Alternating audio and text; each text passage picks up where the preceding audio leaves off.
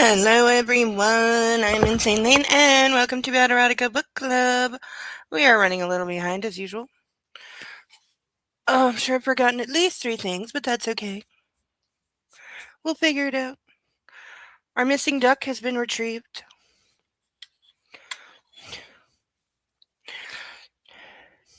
If you were supposed to remind me about Tums, I did indeed forget. I have not eaten any, and I even posted that I was about to, and then I got distracted. But we have all ducks accounted for, which 5 minutes ago I couldn't say that because one of them tried to escape and it rolled under my desk to a place that only kitties can reach. Also, I need a kitty. I need something tiny and furry that goes meow, meow, meow, meow, meow and climbs up my leg. That's okay, Sarah. I know you mean well. I've got the Tums on hand. They are here. So, we actually had a few things happen last week in the book. We had Olga finally breaking up with her sugar daddy, who did not take that well, got in a fight with Dominic, because, sugar daddy wasn't taking no for an answer. And doing it publicly, and apparently only her boyfriend kind of sort of could intervene and beat the shit out of a guy who very much deserved to have the shit beaten out of him. But he's all rich and powerful, so Dominic gets arrested and he might have to sit in jail for a few months. And it's not the first time he's been arrested. Are we surprised? No. But she just can't. Hi, Sethale and all of your dragons! Oh, it's so good to see you. I love that emoji so much. So, Olga's, of course, distraught that her kind of, sort of, maybe, whatever guy she's known for collectively about 2 weeks, maybe, and all they do is fuck in public, even though they have a bedroom. She's very distraught that he's in jail. So she decides to pimp herself out and goes to former sugar daddy and says, I will sleep with you for 30 minutes if you recant your statement and let my boyfriend go. So he agrees, she does. He, I guess, videoed it to try and make Dominic think she's a cheating whore, which she is a cheating whore. But apparently that's not the point we're supposed to learn from this. Oh no, the point is that I guess Dominic showing Massimo, spoilers, an engagement ring, because he's going to get engaged to this absolute whore professional that he has met, and all they do is fuck, and they don't know anything about each other, and he had a side piece before this, that I'm wondering if he's still banging the designer girl, or if we'll ever hear of her again, or if she just doesn't exist in this book. But yes, he gets out of jail, and now Massimo will give his blessing, because he's the head of the family, and I guess that's something he gets to do. He will give his blessing on Dominic and Olga getting married, because she proved that she's willing to do anything for him, and she really loves him, and she did this by what? By prostituting herself to another man in a complete, like, subversion of the legal system, and everybody lying every which way, and yep, that makes her worthy, that she will spread her legs for another guy if it gets her current guy out of trouble that he caused himself. That's the moral of the story, kids. That's as close as we're gonna get. I'm curious if we ever see Laura's parents again. Are they just done now that they've supposedly disowned her for reasons none of us can figure out? Now their mom's all mad. Is that going to be the last we hear of her parents, and now, like, the mob is her family? I suspect it will be something like that. We got to shed some of these characters that we sort of have.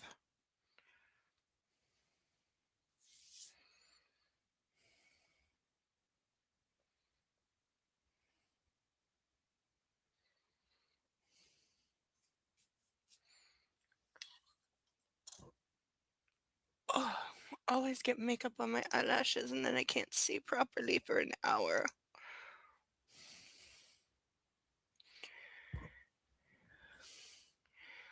we've also been having quite the saga of trying to get the next book because I thought I should get on and order that because we only have 2, maybe 3 weeks max left of this, and shipping takes a while. So tried to get on that, but I will fill you in after our national anthem. So all rise and love a fur baby while you do. If you're still struggling with consent, just imagine instead of initiating sex, you're making them a cup of tea. You say, "Hey, would you like a cup of tea?" And they go, "Oh my God, I would love a cup of tea, thank you." Then you know they want a cup of tea. If you say, "Hey, would you like a cup of tea?" And they're like, I'm not really sure. Then you can make them a cup of tea, or not, but be aware that they might not drink it. And if they don't drink it, then, and this is the important bit, don't make them drink it. Just because you made it doesn't mean you're entitled to watch them drink it. And if they say, "No thank you," then don't make them tea. At all. Just don't make them tea. Don't make them drink tea. Don't get annoyed at them not wanting tea. They just don't want tea, okay? They might say, "Yes, please, that's kind of you." And then when the tea arrives, they actually don't want the tea at all. Sure, that's kind of annoying as you've gone to all the effort of making the tea, but they remain under no obligation to drink the tea. They did want tea, now they don't.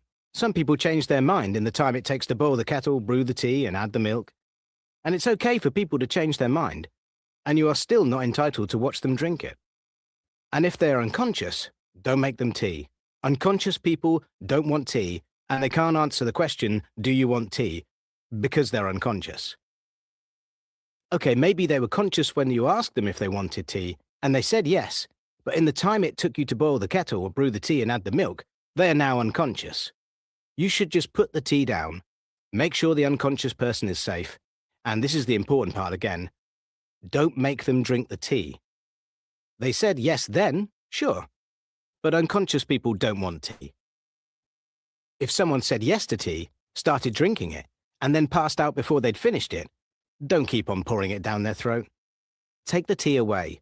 Make sure they are safe, because unconscious people don't want tea. Trust me on this. If someone said yes to tea around your house last Saturday, that doesn't mean they want you to make them tea all the time. They don't want you to come around to their place unexpectedly and make them tea and force them to drink it, going, "But you wanted tea last week," or to wake up to find you pouring tea down their throat going, "But you wanted tea last night." If you can understand how completely ludicrous it is to force people to have tea when they don't want tea, and you are able to understand when people don't want tea, then how hard is it to understand when it comes to sex? Whether it's tea or sex, consent is everything. And on that note, I'm going to make myself a cup of tea.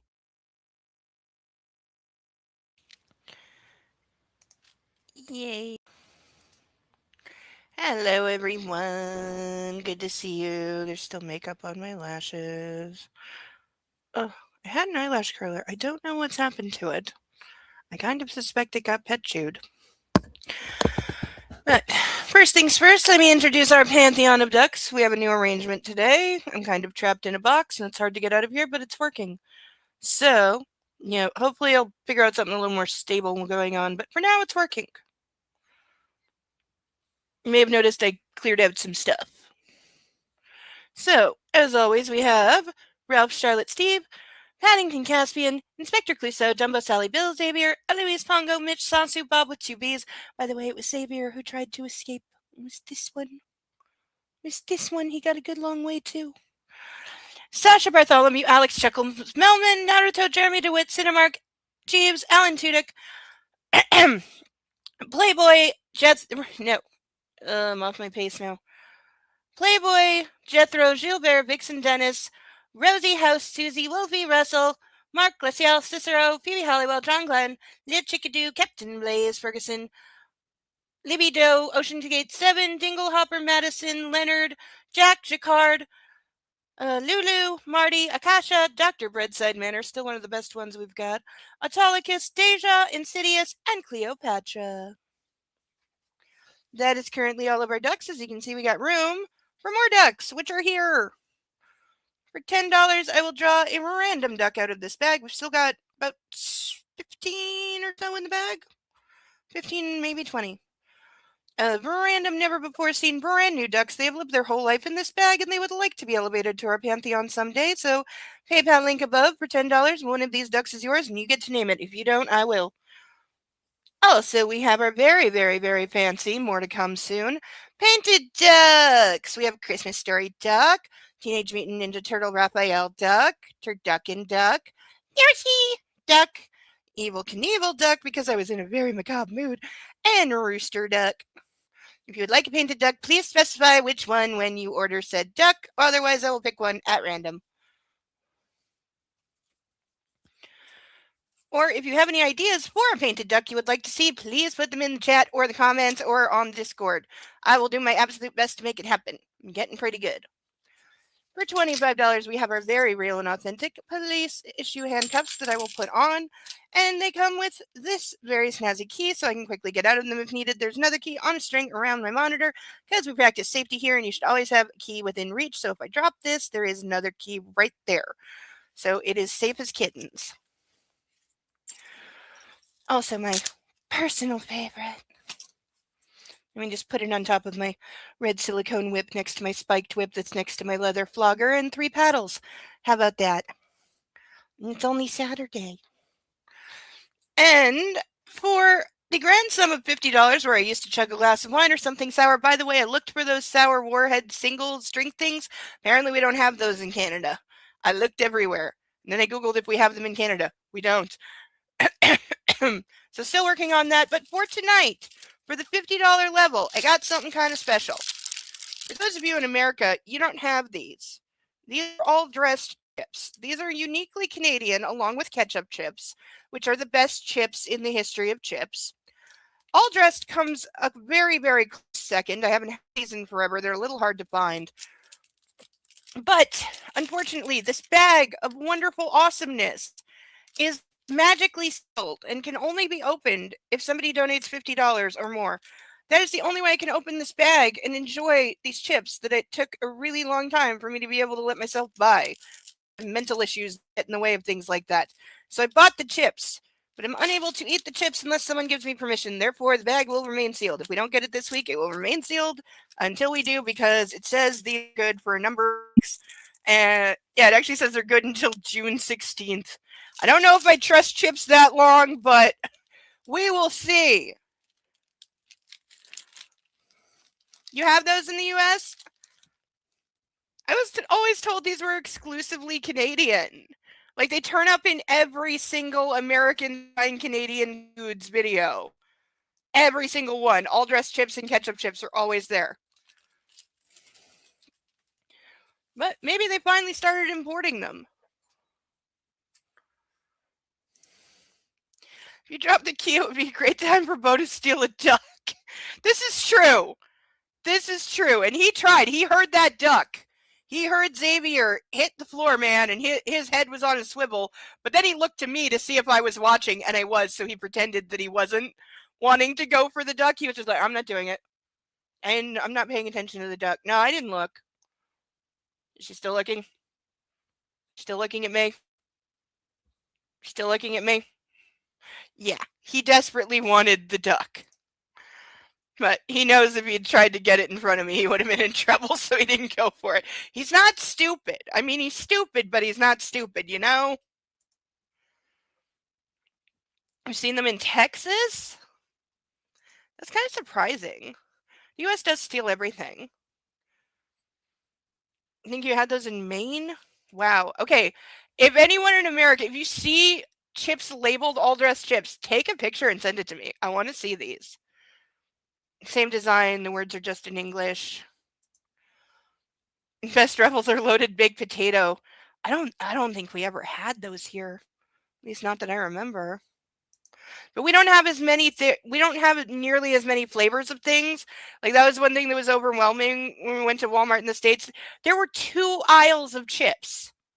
And already the aisles, like one American aisle is probably the equivalent to about 4 Canadian aisles. And there were 2 aisles just of chips. Like there's so many flavors I've never heard of. I don't know know if Ruffles is American or Canadian. No idea. For a long time, Ruffles was the only brand that had all dressed chips. Now there is like a knockoff brand that also has all dressed chips, but Ruffles are the best.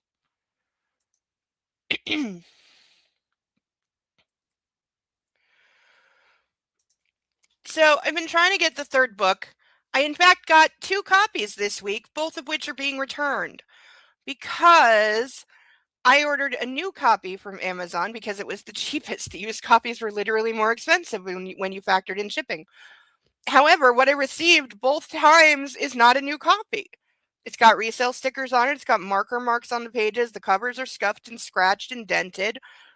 Like, if you told me it was used and it's in that condition, I don't care. But I paid for a new copy, so those are going back. I have ordered a third copy now from eBay, and it should hopefully get here on time. It's already shipped. It should get here in time. If for some reason it doesn't, I will find something to fill in with for a week if necessary. But it really should get here. Barring us having another postal shutdown, which is not looming, I think it will get here in time. And Amazon better not fuck with me about fucking, like, giving me my money back, because you're the idiots that listed it as new. It's not new. Take your shit back. Also, they apparently now offer pickup for returns in my area, which I selected because it means I don't have to take a cab to a post office. And they were supposed to come yesterday. They didn't. They were supposed to come today. They didn't. So I don't know what the hell is going on. But I know Amazon's been told to pick it up. A courier service I've never heard of called Dragonfly has been assigned it. I have a text and an email from them saying they were supposed to come today. Nope. And also, this is not a business day here. Weekends are not business days here.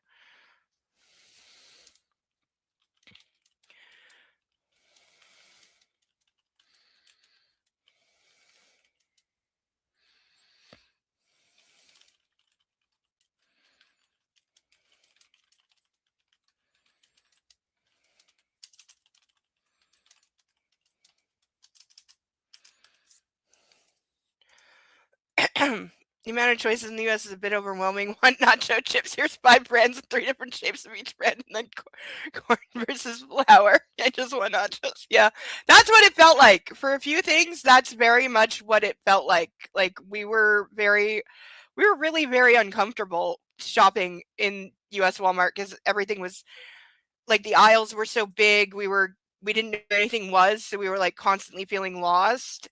The store is way bigger. It's got a completely different layout than what we're used to, because here, like, all Walmarts have the same layout, so you know where all the departments are. But this was completely a different layout, which of course it is. It's a different country, but it was so much bigger. And also, we have tiny child with us. We have an 8-year-old with us who is constantly an ADHD overstimulated 8-year-old, by the way, who's like this. He's walking around like this because he's looking up at everything, not watching where he's going. So we're constantly having to watch and keep a hand on the little one because it's also much more crowded than we're used to. It was very crowded to us. I'm sure to Americans it was not crowded, but to us it was. And we're trying to keep tiny child and like keep track of everything. And yeah, it was definitely an experience. Like, thankfully we only had one child with us, and we had 2 adults to keep track of the kid. Probably. So at least we didn't lose the kid, and he found a whole bunch of sour candies he'd never tried before, so he was one happy kid on the ride home.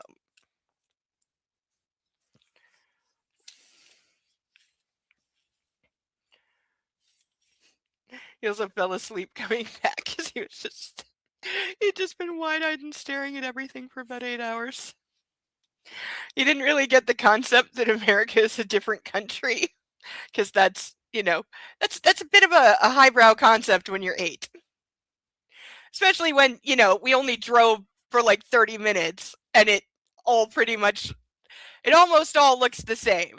The things that are different are not things a kid is going to notice.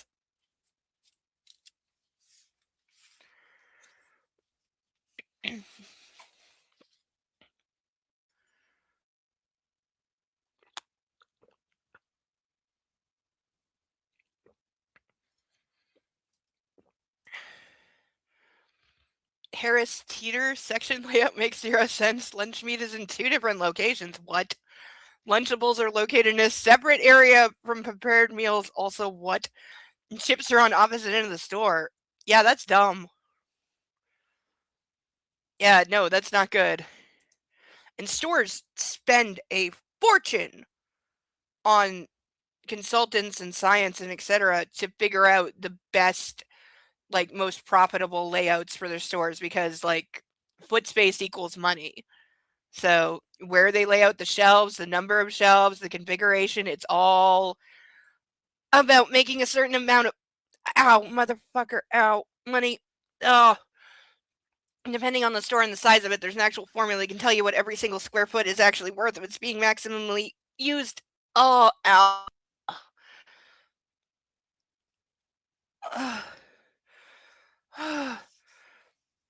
I am ready to be done being female at any time. If somebody could just zap me with some kind of space ray, or if anybody's got really good drugs. Oh.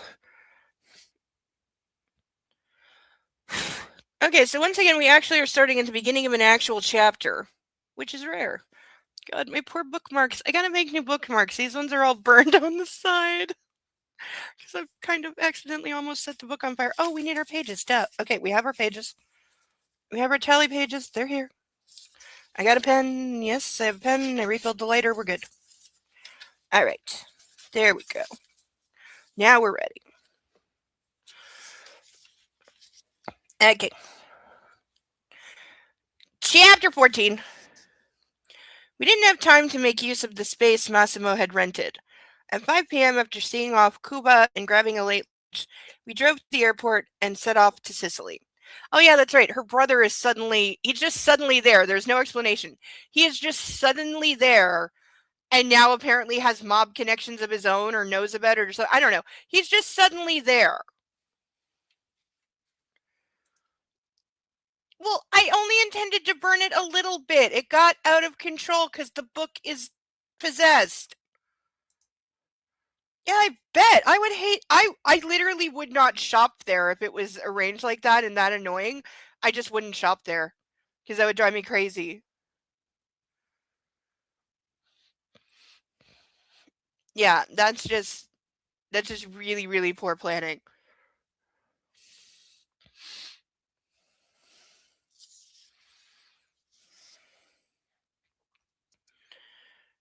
When we were home, it suddenly dawned on me that Christmas was just around the corner.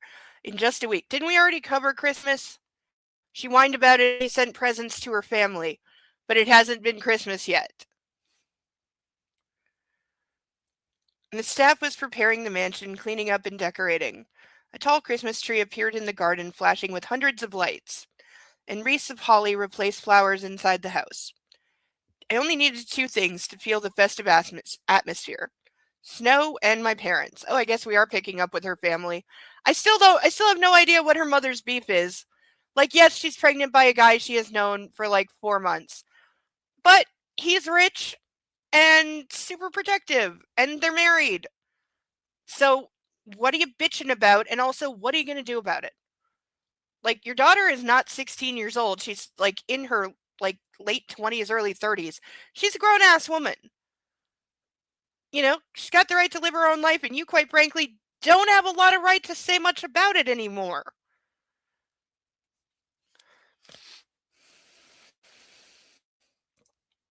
Orthodox Christmas or something similar is at the beginning of December. Oh. Yeah, we don't exactly know what religion anybody is. Like in the movie, he's got Catholic tattoos. But again, we don't know how much of those are real. I know of the actor, the one on his chest that's like a name.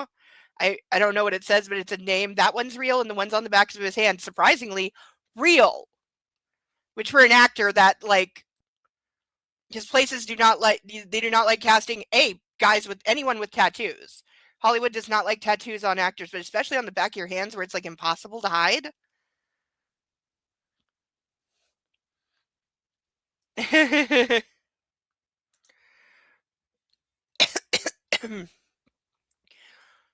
What do you get your kidnapping rapist when he has everything and he would likely kill the shrink? Yeah. Oh god. Yeah, if this book had a shrink in it, oh my god.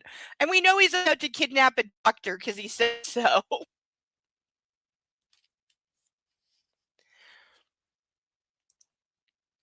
Yeah, I know. What is she gonna get him?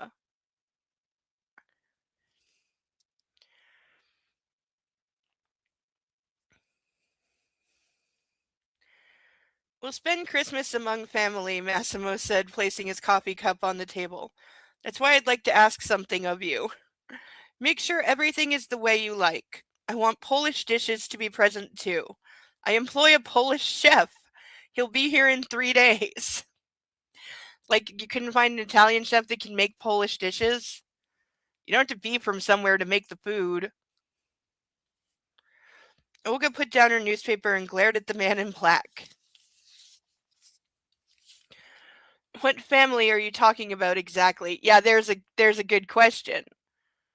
Because other than we know Dominic is his half brother, he's got a strange twin brother who seems to be gone. What other family does he have? She asked as I was about to voice the same query. The mafia family? That's probably exactly what he means. I'm sure there's a mob Christmas party. Massimo chuckled ironically and looked back at the monitor of his laptop. That is not what that word is. I rocked in my chair, stuffing pancakes into my mouth and watching him. He was acting weird since we had returned from Poland. Quiet, subdued, absorbed. He hadn't given in to a single provocation on my part, on my part, and even was civil when speaking with Olga. Oh my god, he's being nice to people. Something's horribly wrong. Something must have happened.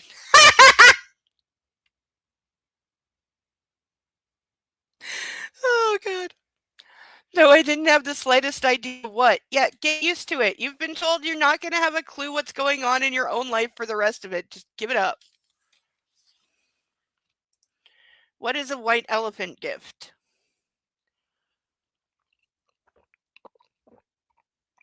Is that like Secret Santa?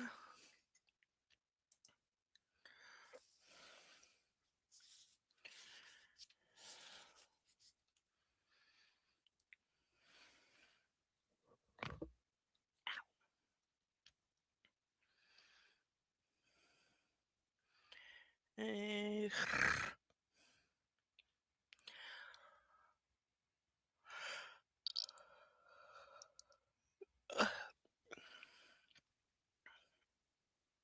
In the afternoon, when Dominic and Massimo locked themselves in the library to discuss something, I grabbed my laptop and went outside to the terrace.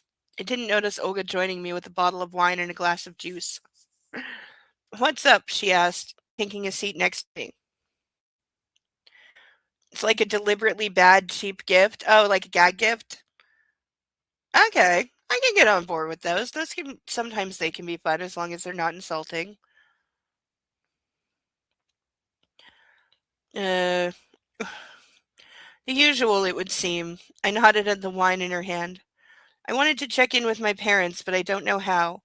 On the one hand, I know mom was right, but she really shouldn't have said all those things. No, your mother was not right. Your mother was being atrocious. I switched on the laptop, and it's not like she hasn't got a phone, right? She could have called. You're both too stubborn. She took a sip of her alcohol and smacked her lips. Shit, this is good.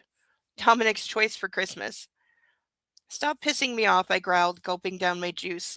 Let's see what's happening on Facebook. I spent nearly an hour looking through profiles of my parents, my brother, and my friends. I checked on my work colleagues and replied to messages that had been sent weeks ago. There had been a time where social media was my world, a time we certainly didn't see. I used to be totally addicted to it. We have never heard this. Now I had other more important and satisfying things to do. I had practically forgotten about social media. More people should. Or it's a regift. I bet regifting something a mod boss gave you does not go over well. Probably not. Something you would sell at a garage sale. Okay.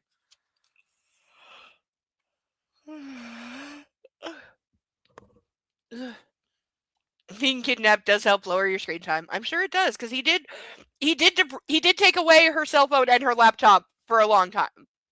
And he still, like, controls when she has access to them. So there is that.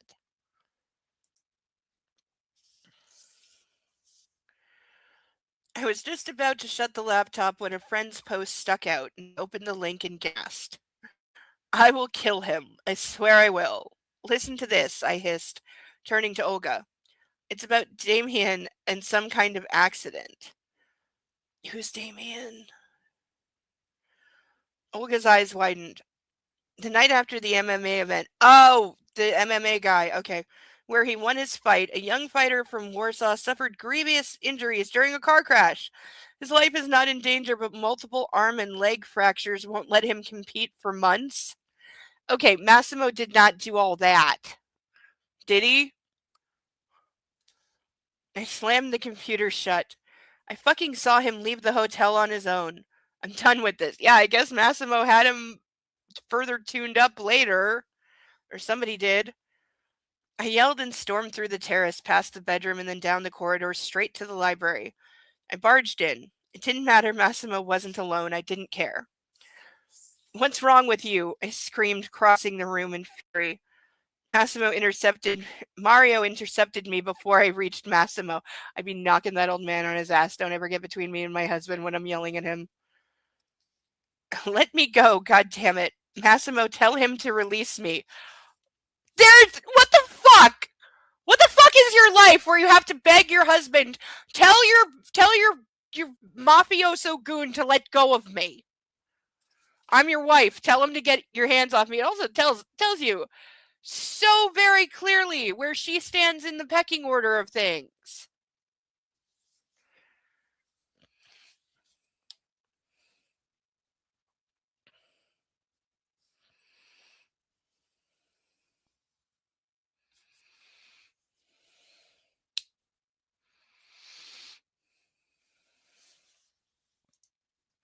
She's surprised that her mob-affiliated kidnapper has violent tendencies. She needs to read the book she's in. This is true.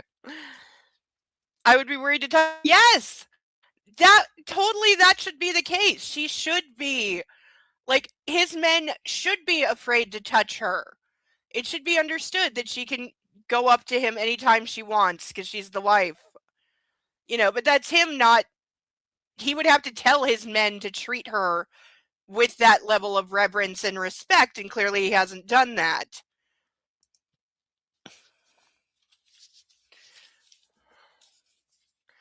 But yeah, Sarah's entirely right.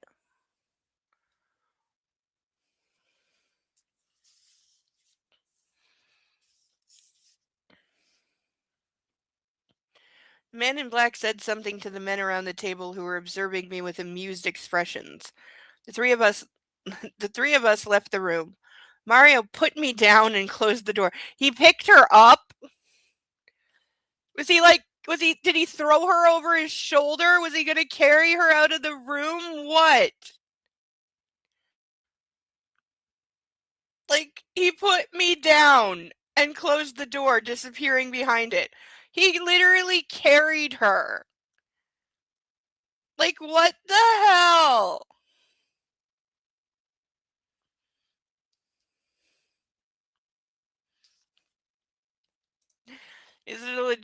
Is a marriage legit when the wife has 365 days to fall in love or die? He didn't say he would kill her. He said he would let her go. That's the super weird thing, partially. Do we believe him? No, he definitely would have killed her. But he did tell her, if you don't love me at the end of a year, I will let you go and, give her, $10 million or something. But reality is she was never leaving. He would never have let her go.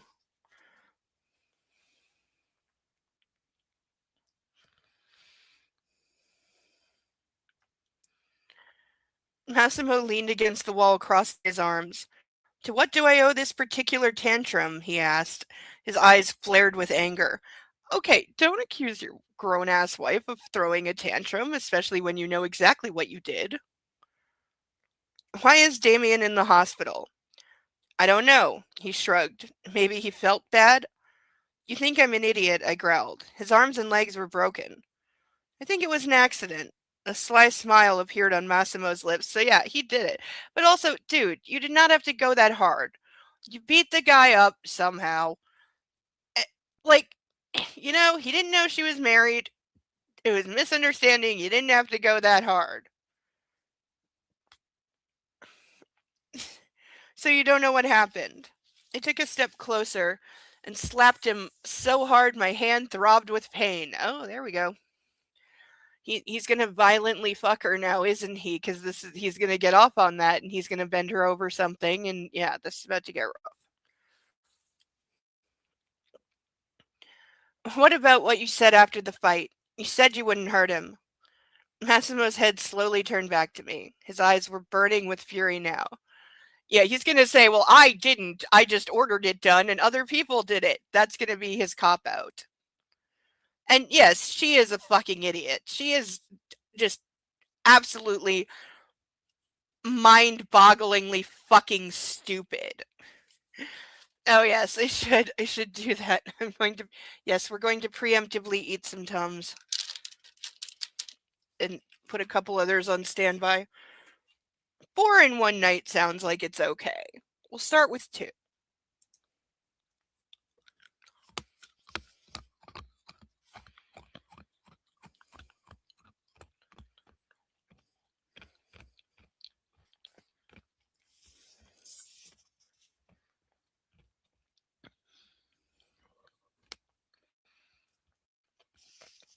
Oh, definitely never eat one of those right after you brush your teeth or you might blow the roof of your mouth off with mint.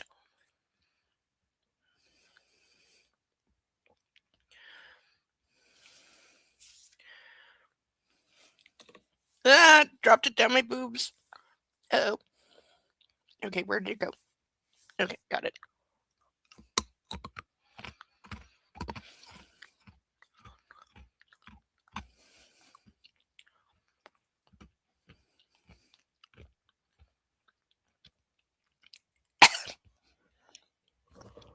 Like, strong. I promised I wouldn't kill him. Oh, there's the loophole. He hissed through clenched teeth as his arms shot out and grabbed my shoulders, pushing me onto a couch. He never once just asks her to sit down. He always shoves her into a chair. And besides, dear, is it on our list? I think it is. Nope. Damn it. We spoke after it happened. Moreover, not everything is as it seems. I tried getting up, but he sat astride me and pinned me down. That's gonna be good out of context.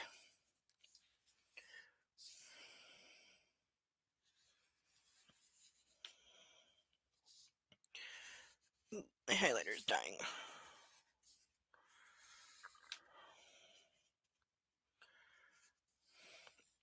Ugh. I miss Grandin Toy. These are actually Grandin Toy brand. There's how old these are. God, I used to love them.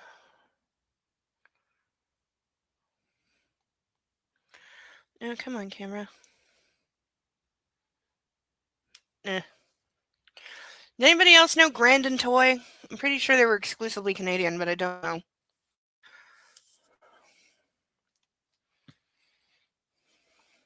Yeah, apparently he was in some kind of meeting. I guess they're waiting. I don't know.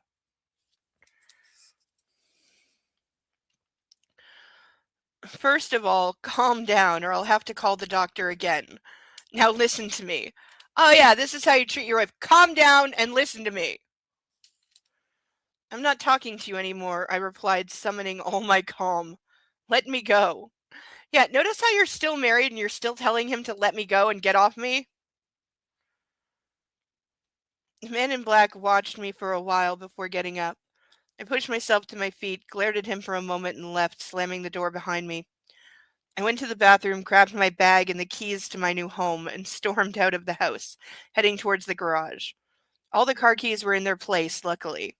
I would have grinned if I weren't so totally pissed off. I snatched the keys to the Bentley and left the property. This is where we're going to get a reveal of the new RFID chip that he had implanted at some point. I wasn't running. Massimo knew where I was, that much was evident. As soon as the Bentley passed the gate, a black security SUV started following me. What I needed now was simply some time alone, away from the man in black, in a place where I could brood in solitude. Yeah, this is great. How many times did she run away from him now? They've been married for what, 3 months, and she spent like 2 months and 2 weeks of that away from him? The drive didn't take very long. In the meantime, I stopped at a gas station where I bought a heap of sodas, chips, cookies, ice cream, and a whole lot of other junk food. I drove up to the door and left the car, lugging the heavy plastic bags. A man jumped out of the black SUV and quickly tore them out of my hands. She can't even carry groceries! I know! And why is she still calling him that? Why did she ever call him that? You know his fucking name. Why? I didn't have time to react. It would make no sense to try and overpower him or tell him to fuck off. He wouldn't listen. So I just followed him inside. Oh, great. You can't even go somewhere to be alone. We'll be outside if you need us, he said, placing the groceries on the kitchen counter and leaving. I unpacked everything, armed myself with a spoon, a gallon of ice cream, a bag of chips, and a pack of cookies, and went to the living room, where I switched the fireplace on, then took my cell and dialed Olga. She picked up after a short while. Where the fuck are you right now, Laura? My new house. I got pretty upset and didn't want to talk to Massimo. What about me? She asked, annoyed. You don't want to talk to me either? I'd like to be alone, I replied. May I? She paused for a couple seconds. Is everything okay? Are you feeling good? She stammered finally. Yeah, I got my pills and everything's fine. The security guys are right outside. I'll be back tomorrow. I ended the call and stared into the fire. Should I call Damien? Apologize? Oh yeah, because that's going to make things better? Your psychotic husband really will kill him if you call him. Was there anything to say sorry for? Yes. After my anger abated, I analyzed the spat and realized I hadn't allowed Massimo to finish before I left. What's he going to say? What's he going to say to make this better? What could he say? He admitted to it. He did it. He enjoyed it. He doesn't feel bad about it. He's going to do it again. Like, what do you want?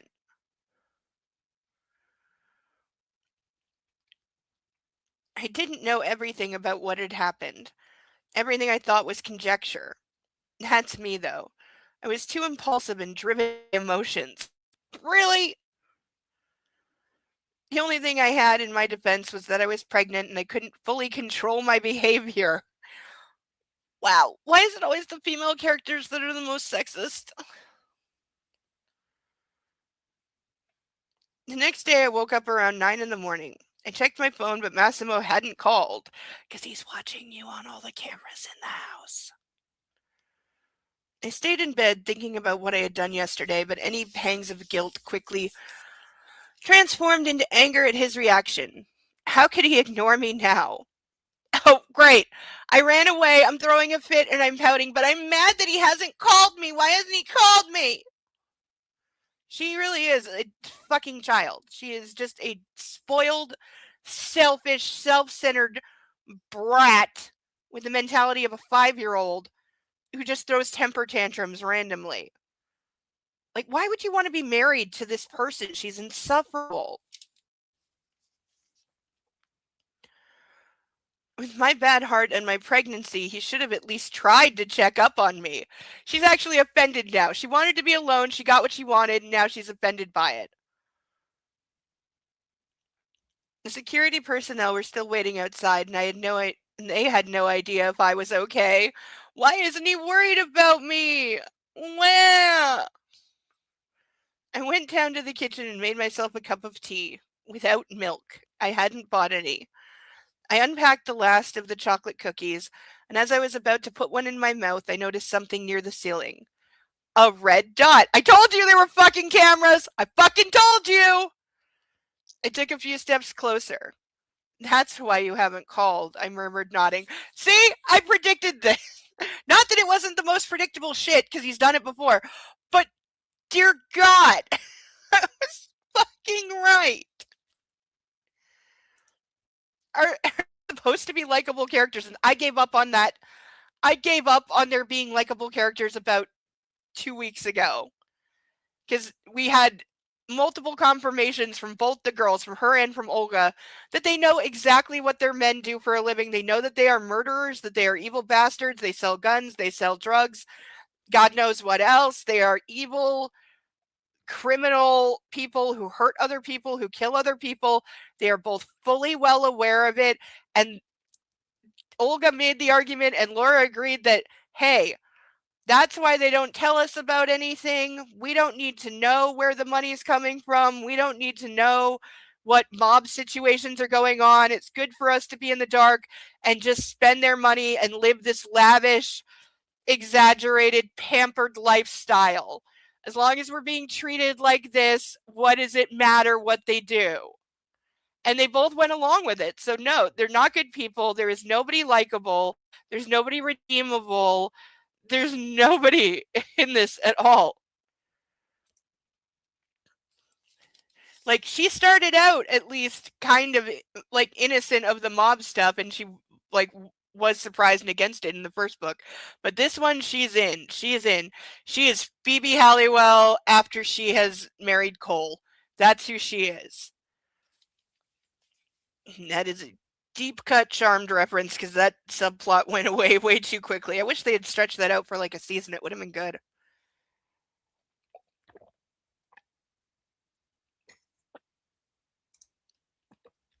It's pretty close. I don't know. Can a woman be an incel? Because this is written by a woman. That's what shocks me the most about these trashy erotica books that are horrible to women and present these horrible caricatures of women and treat women horribly, that they're written by women.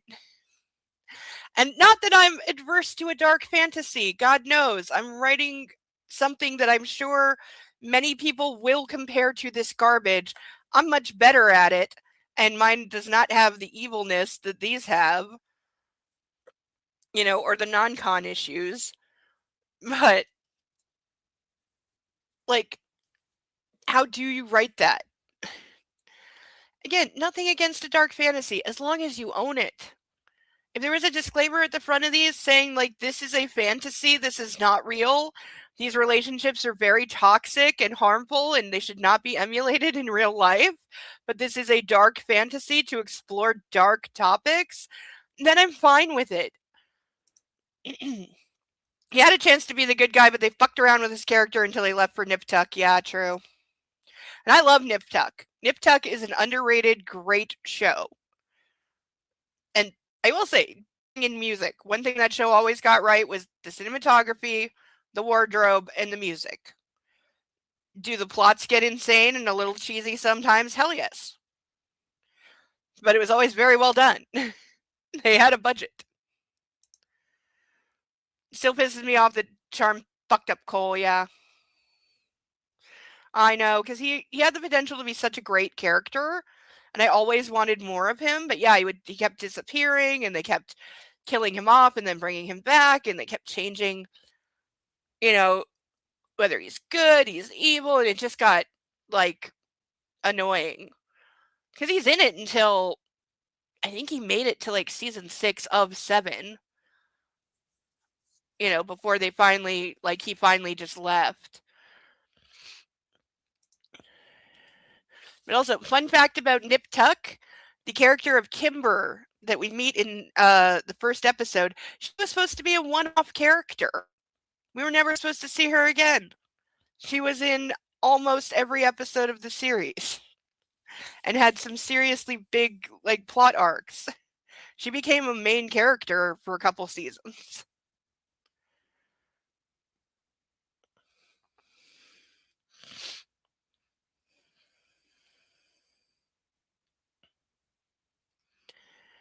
There were cameras all over the house.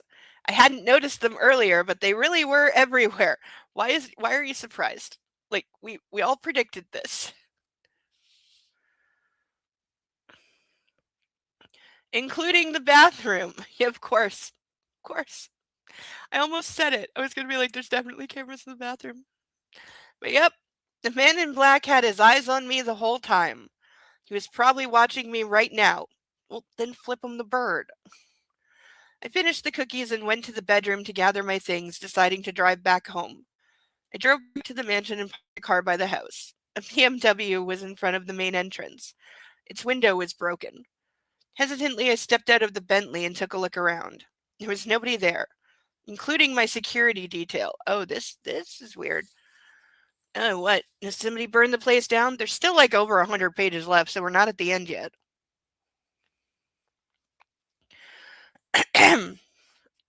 A cold wave of fear washed over me. A few steps closer to the house, I noticed the door to the gym was open. Some kind of noise, a ruckus, was coming from downstairs. I took a couple steps inside, keeping close to the wall, and stuck my head around the corner. It was Dominic. He was half naked, raging, smashing furniture into pieces. Massimo observed him standing aside, flanked by several of his men. The younger of the brothers was clearly trying to get out of the room, but the others were standing in his way. Okay, what is going on? Dominic was thrashing around, screaming at the top of his lungs, punching the walls. Is he on a bad trip or something? Did he get a hold of bad coke? I wish I had never seen him like that before. Wait, where's Olga? Did she get taken? Did somebody take her? Is that why he's pissed? Even that day when he had nearly killed my security guards after someone tried pushing me and my car off the road hadn't been that bad. I showed myself, but this only stoked the inferno of Dominic's blazing fury. Massimo sent me a quick look before rushing towards me. Go upstairs, he ordered, pushing me to the stairs. Did somebody mistake Olga for her? Which I did predict that would happen. Did somebody mistake Olga for Laura and take her? What's going on? I gave you an order. He roared in my face. Wow, if I wasn't gone forever already, that would do it. Oh, Persnickety could be right. He found out what Olga did. Yeah, that's he didn't know. That's entirely, yeah, he could have found out. And seen the video, and now he wants to kill someone, and he's being told no.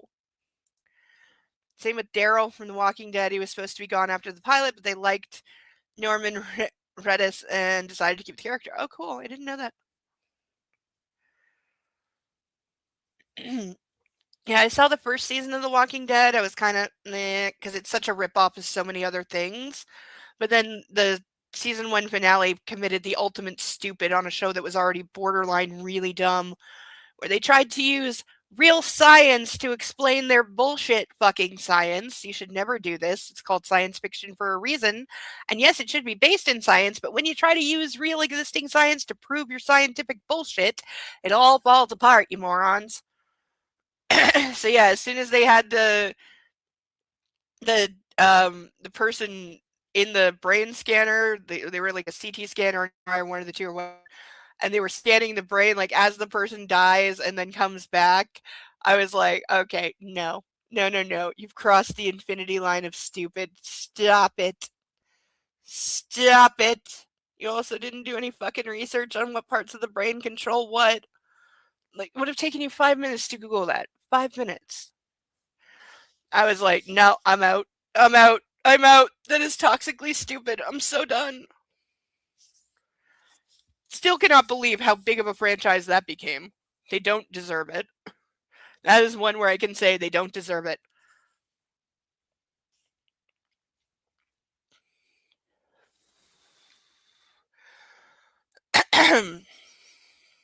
I ran straight to Olga's bedroom and tensed in shock as soon as I crossed the threshold. The bedroom was completely devastated. The bed was splintered, the cupboards toppled over, and the windows broken. I fished out my phone and dialed Olga with shaking hands. Her phone chimed from somewhere beneath the wreckage. I scanned the room again, making sure she wasn't there, and went to the library. As soon as I left the bedroom, one of the security guards appeared and escorted me. Why are you following me? I asked after about 15 minutes, when it became clear the man wouldn't leave me alone. I'm not following you. I'm making sure you're okay, madame. I frowned but kept silent. A long while later, the door opened and Massimo entered. His hands were all scratched. He looked as if someone had dragged him out of bed by force. He stopped in front of me. My eyes teared up. I couldn't help it. The man in black took a seat and pulled me into an embrace. Everything's fine. Don't cry. Oh, yeah, several rooms are destroyed. Dominic's having a Hulk rage moment, but everything's fine. Your best friend is missing. We don't know where Olga is. We haven't seen her yet. So, where is she? I pulled away, tears streaking down my face, and looked into his eyes. Everything's fine? Olga's room is completely wrecked. Dominic looks like he lost his mind, and you're saying everything's fine? Massimo took a deep breath and got up, leaving me on the couch. He walked over to the fireplace and propped his hands against it. Oh, we're doing that pose again. Dominic saw the recording. Yep, he saw the video. Yep, called that. So where is Olga? Is she hiding somewhere? Did she run away? Did he kill her and bury her in the garden?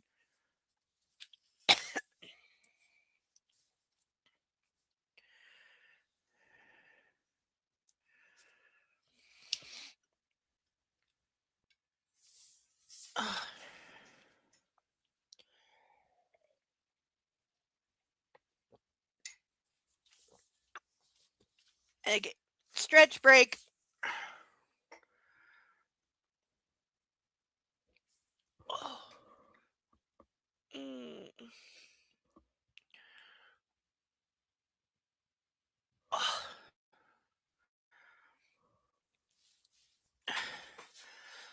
I cannot wait to make some food after this. I'm always so hungry. I know exactly what I'm gonna make. Broccoli, potatoes, and chicken. Yum, yum, yum, yum, yum. You know, unless, of course, I get to eat some chips first. I did get the large bag. Also, they sound like they're all broken, though, which has me worried, because I don't like broken chips.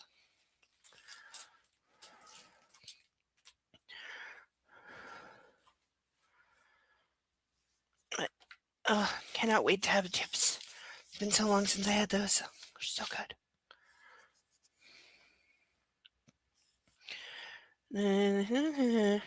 At first, I didn't understand. He went mad. They started arguing.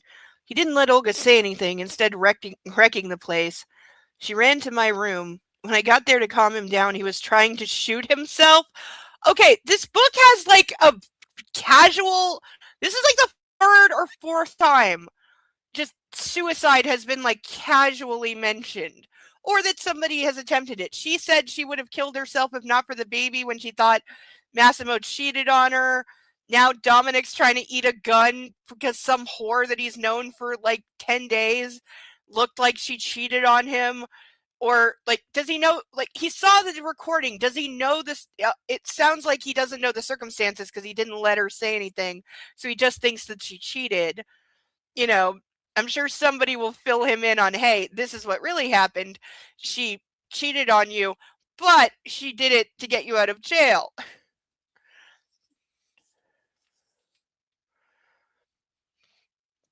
What? I exclaimed. He might not look it, but my brother's a very sensitive man, an artist at heart. Yeah, really, really fucking, so fucking sensitive. It's very hard for him to survive another betrayal. Okay, at some point we're gonna hear about the first one. I don't. Oh my god, that recording! I whispered, "What the fuck do you think he was talking?" She really is so stupid. Hiding my head in my hands, it finally dawned on me what this was all about. Where's Olga? She left. What about the BMW in the driveway? She tried taking it, but it made him even worse. He tried stopping her. He broke the window. So, yeah. So, he should be back in jail. My men took him downstairs. It's soundproof. I locked him in there. Olga's safe. Don't worry about her. I'll take you to her as soon as things die down a little. Oh, of course, I can't just get her on the phone or something. No. I shook my head listening to his story. How could this happen? Can you explain all that once more? I asked. Really? You need to be told that again? You need to be told this again. Really? I asked, wiping away the tears and focusing my entire attention on my husband. We received a parcel this morning. Olga was still asleep. Dominic always gets up at 6, so he collected the package himself. He went to the study, played the recording, and went on his rampage. He ran to her room, she ran to mine, I ran downstairs. We fought a bit, and I took his gun.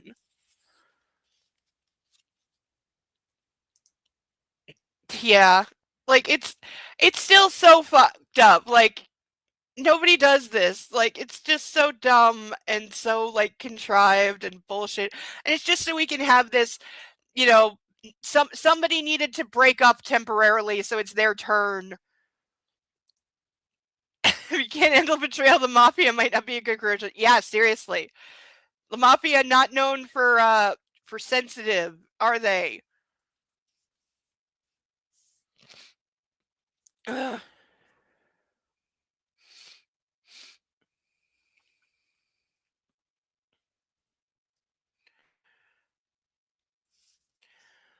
He shook his head. That's when Olga joined in, shouting that she did it for him. But then Dominic had no idea what she was talking about, so he went even more mad.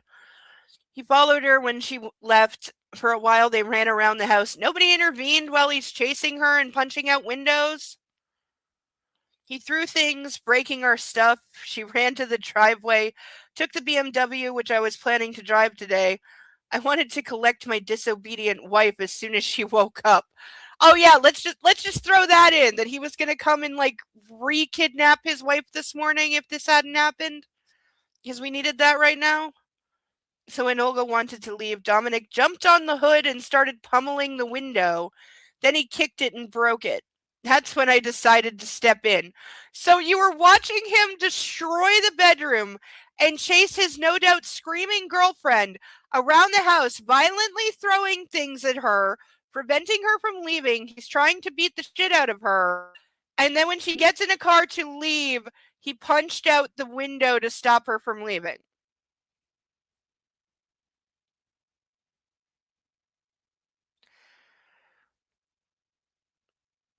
Yeah, I really wish Mark was here so he could list the crimes that covers, because it's a lot.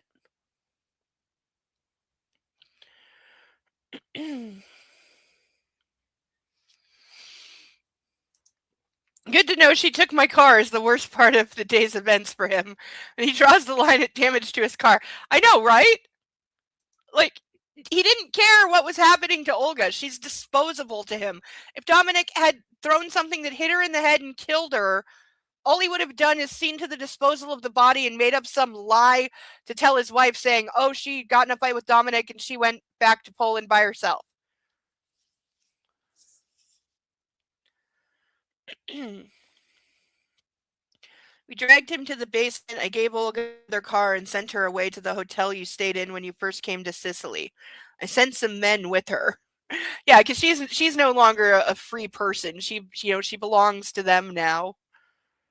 Wait a minute, I broke in. You said another betrayal. When was the first one? I asked, confused. Massimo sat down again and stretched, pressing his back into the sofa. What an absolutely draining morning. He covered his eyes and yawned. Let's grab some breakfast. We can talk there. I want you to eat something healthy. You can't keep binging ice cream, chips, and cookies forever. It isn't good for my son. Here's what I'd throw something at him. He took my hand and led me to the dining room. We sat at the massive table laden with food, but the room felt empty. I couldn't remember having breakfast without Olga and Dominic. Will they make up? I asked, nibbling on some bacon. Massimo raised his eyes and shrugged. If he starts listening and allows her to explain everything, I'd wager they will. But will she want him back after what he did? He pushed his chair away from the table and looked at me. No normal woman would take a man that keeps wrecking stuff and trying to kill her and himself. What is this line? Did they put that in to be like, we really know that none of this is normal or acceptable. We know, but these are crazy people. That's what that line feels like. That's what I'm thinking too. Yeah, no, I totally, yeah, I've thought that from the beginning. It's gonna be a boy and a girl. Absolutely. Absolutely. Doesn't care his brother's distraught and suicidal. Nope, brother damaging his car is still the worst part. Can't imagine having breakfast without these people she's known for 6 weeks. I know.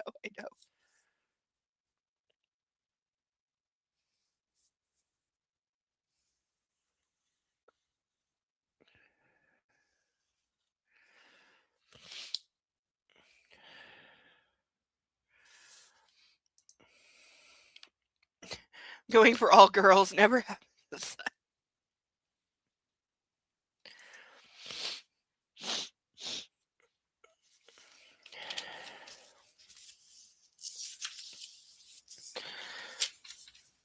Oh, really? I asked sarcastically. And how about a man who kills people, shoots their hands through, or breaks their legs out of jealousy? That's a completely different matter, he replied. Oh, really, asshole? Oh, fucking really, is it?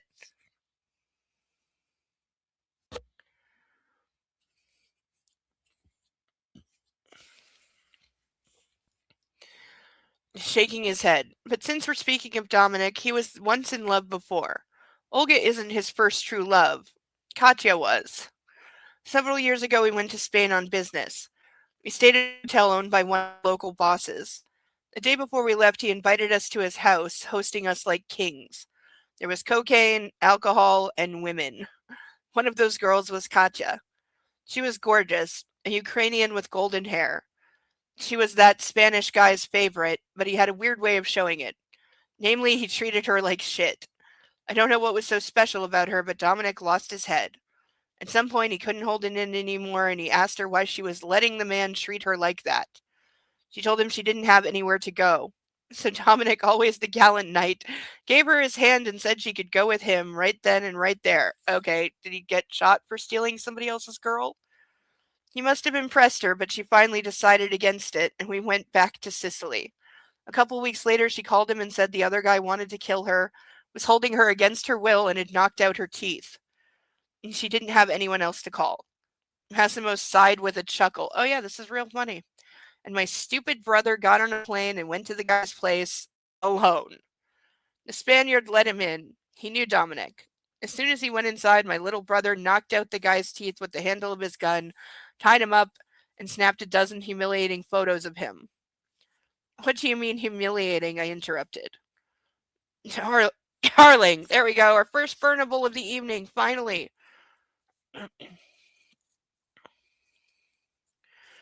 Darling, he replied with a laugh, putting a hand on my knee. I'm struggling to put it into words. For a while he considered how best to put his meaning across. An amused smile flashed across his face. Well, to be blunt, he put his dick in the man's mouth so it looked like the guy was sucking him off, and he said that if the Spaniard ever went after him, he'd hang one from each lamppost all across the country. Then he took Katya and flew back to Sicily. Really? I was gonna say he like the guy's pants down or something, like just show him naked or something like that, or like maybe I get to like he peed on the guy or something like a wolf, but literally putting your dick in somebody else's mouth. Why this guy didn't bite him, I don't know. But no, the humiliating thing is that like because this has got a case of the not gays, which is the thing when same thing when Laura was demanding her submissive time from Massimo and she tried to put a finger up his butt and he went mental. Like we saw that coming. It's the same thing. Because yeah, in certain cultures, and certainly the mob is one of them, being gay is not okay in some circumstances. Or if you're not gay, if you're the head of the family and you're straight, being seen to do gay things is like the most humiliating, embarrassing, blah blah blah blah.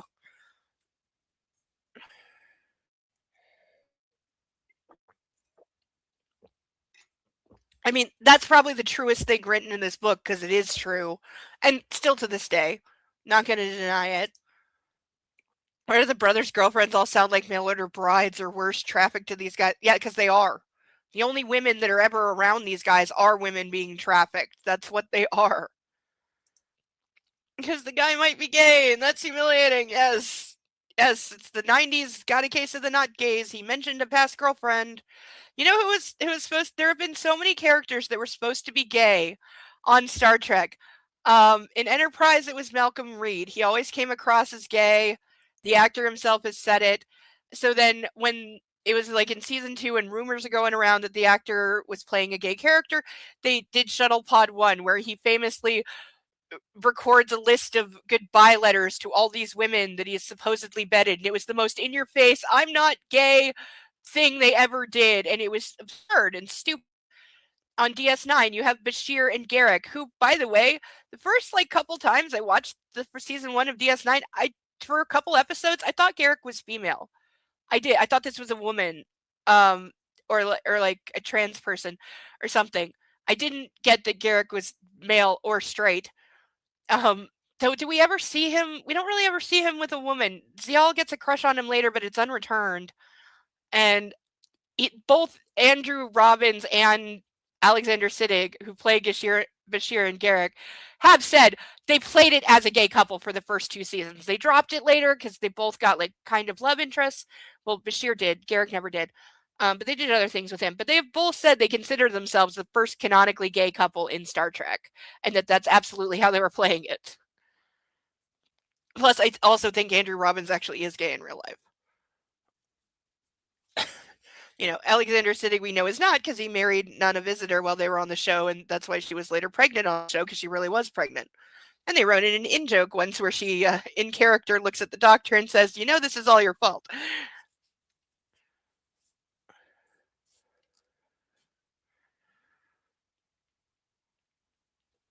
Why are there sirens? It's because it's Saturday.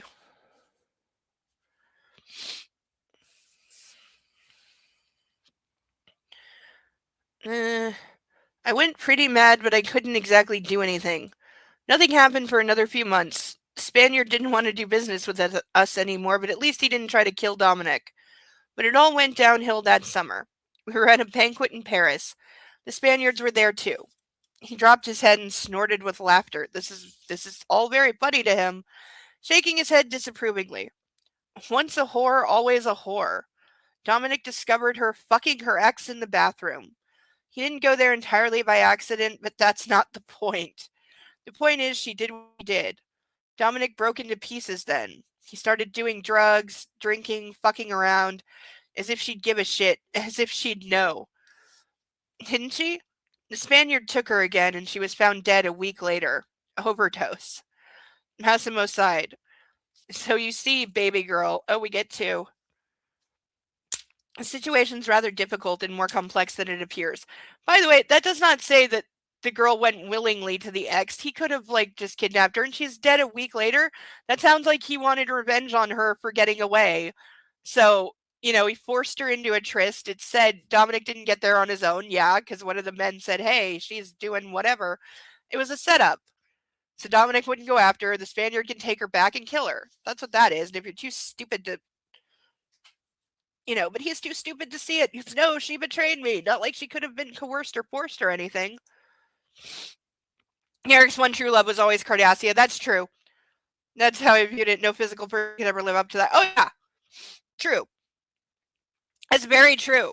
Never more so than during the Dominion Wars, where, and again, the number of times he could have betrayed Cardassia to make his own life better. The things that he must know. He was an intelligence operative for decades. He still had connections during the show. He still knew what was what. He was still up on what was going on. Imagine the information he could have traded to Starfleet, to the Romulans, to the Klingons, to anybody, to get himself a very cozy, very wealthy life in a minute. But he would never do it because that would be betraying Cardassia, and he would never, ever, ever do that. I know, doesn't he sound so great? He probably did. Game of Thrones. Tyrion's father, because he fell in love with a whore, and what did his father do? He, took her to a group of his men and got them all to fuck her in front of Tyrion because she's just a whore. She's just doing it for the money. So that's probably where this came from. That's probably where this backstory came from. It's probably from Game of Thrones. Because nothing in this is original. It's all lifted from somewhere. But we can play with fire once. Then I have to read the back of the page. Okay. Trying not to set my hand on fire. Oh, I didn't mark either of these. Dumbass. Okay. Your first baby girl of the evening, and darling. So, for the first time this evening, fire, fire, fire, fire, fire.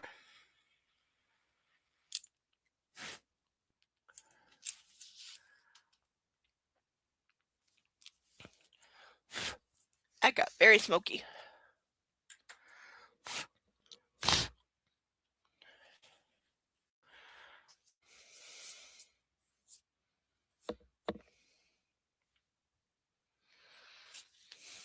Mm. Smells good.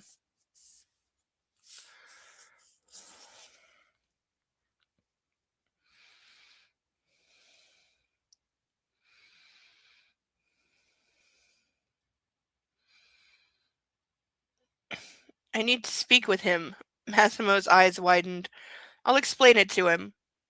Okay, but do not make me untie him. Excuse me? You tied him up? He nodded with a smile. He tied up his brother. You're sick. Come on. I walked down the stairs. I asked Massimo to stay on the ground floor. He agreed but stayed on the mezzanine to hear what was being said. I entered the rec gym and looked around. Dominic was sitting in the middle of the room tied to a metal chair. That nearly broke my heart. Why are we doing this? Why is any of this here? I walked over to him and took his face in my hands. He was calm now, or exhausted. I'm going with exhausted, and probably very sore. He raised his eyes, red with tears, but wasn't able to say anything. My God, Dominic, what have you done? I whispered, stroking his cheeks.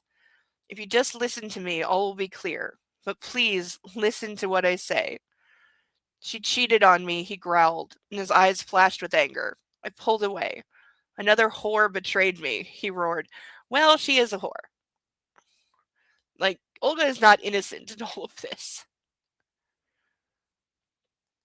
Thrashing on the chair, I jumped back, shocked. Dominic tried to break out of his ties, but Massimo was a master at tying people up. I knew from experience.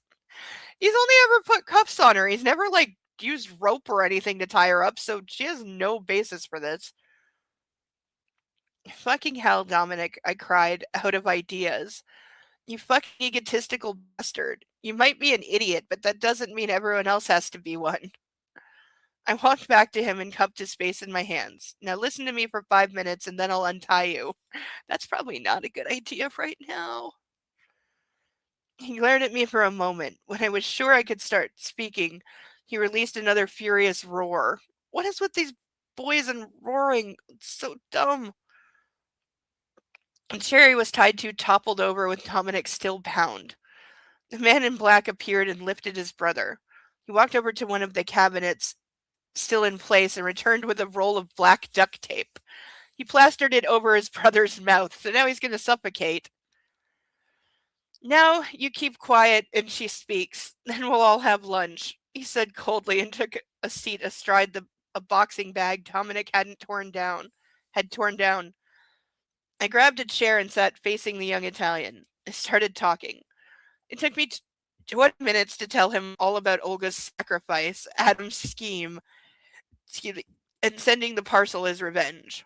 Massimo confirmed my story, and we ripped the duct tape off Dominic's lips. The man in black untied him. The young Italian crumpled to the ground with a dull thud and started crying. Massimo knelt by his side and picked him up, hugging his little brother. It was the most touching scene between the two I'd ever witnessed. I decided to stay. With each passing minute, I was feeling more and more like an intruder. I went upstairs and stopped halfway so they couldn't see me. For a long while, the two men stayed still, arms wrapped around each other. They spoke in Italian, and I didn't understand a word. Let's go see her, Dominic said, getting up. I need to see her. Take a shower first, Massimo suggested. And I'll tell the doctor to dress those bruises and cuts. He's been waiting for an hour now. I thought we'd have to tranquilize you, to be honest, he said with a smile. That may have been a good idea a couple hours ago. I'm so sorry, Dominic sobbed, dropping his head. She won't forgive me. She will, I said, walking upstairs. She's seen worse. Yeah, this is true. I know, right?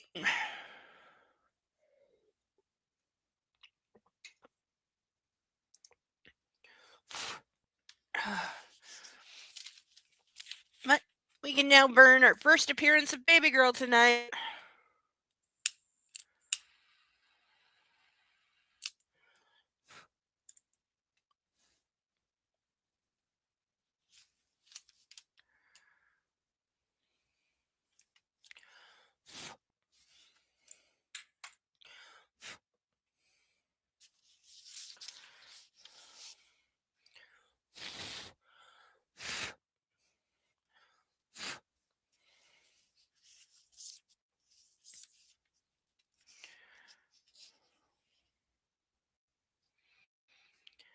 I stopped at the door to Olga's room and turned the key in the lock. Back in the car, I had decided to talk to her alone first, before Dominic made his own attempt. I crossed the threshold in the short corridor, reaching the living room. Olga was nowhere to be seen. I went deeper inside, finally finding her on the terrace with a bottle of vodka clutched in one hand. I'm like, we're gonna find her passed out drunk, right? Tastes like shit, she replied, not looking at me. He's here, downstairs. Fuck him. I want to go back to Poland, she growled, turning to face me and put the booze down. He fucking threw a vase at me. She glared at me as I fought to stifle my nervous giggling. Why is everybody laughing right now? I failed and burst out laughing. Shit, I'm sorry, I stammered, putting a hand over my mouth. Olga sat still, confused, watching me with rising anger as I tried to compose myself. He tried to kill me. This is true. With what? A vase? I laughed uncontrollably again, raising my arms. I'm sorry, but that's just hilarious. Okay, she's officially the worst. She's officially the worst. I cannot think of a worse way to handle this. Or a worse thing to say. Like, what the actual fuck?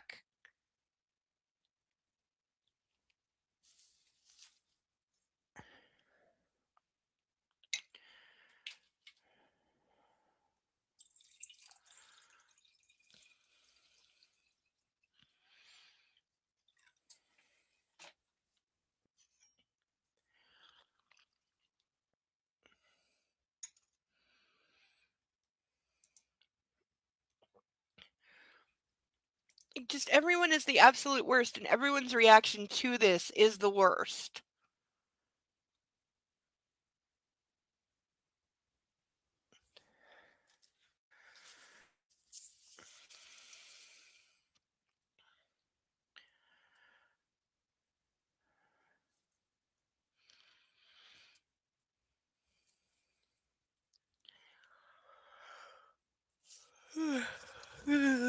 Ugh.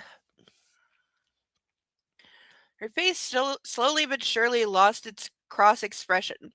After a while, she finally joined me in laughter. Yes, she drunk. Fuck off, she managed between spasms of cackling. Attempted murder with a vase is still attempted murder. Yes, it is, and none of this is a laughing situation. He wrecked the car, the gym, and the bedroom, and finally Massimo tied him up in the basement. Good for him. She crossed her arms. You should leave him there to rot. I put my hand on hers. Hey, he was right to react that way? No, he wasn't! No, he wasn't right to react that way. Nothing was right about the way he reacted. Yeah, domestic abuse is hilarious. He tried to kill his girlfriend. It's not the first time she's been the victim of shit like this. But everybody, like Massimo and Laura, they're both just laughing their asses off about this.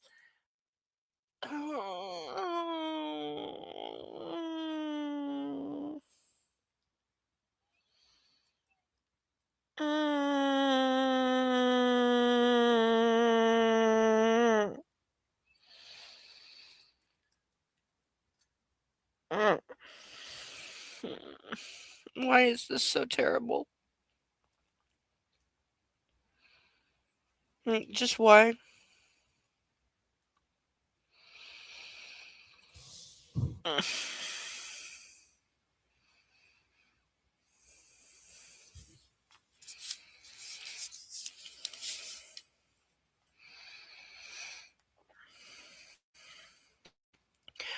Olga narrowed her eyes, still looking at me. You know yourself how that recording looked. What was he supposed to think? Maybe you two should talk it over right now. I don't care if she really was cheating on him. That doesn't give him the right to react the way that he did.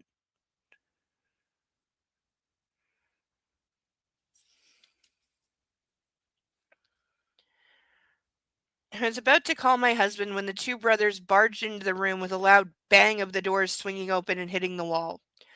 I raised my arms, capitulating. Olga slid the terrace door shut with an equally loud noise, staying outside.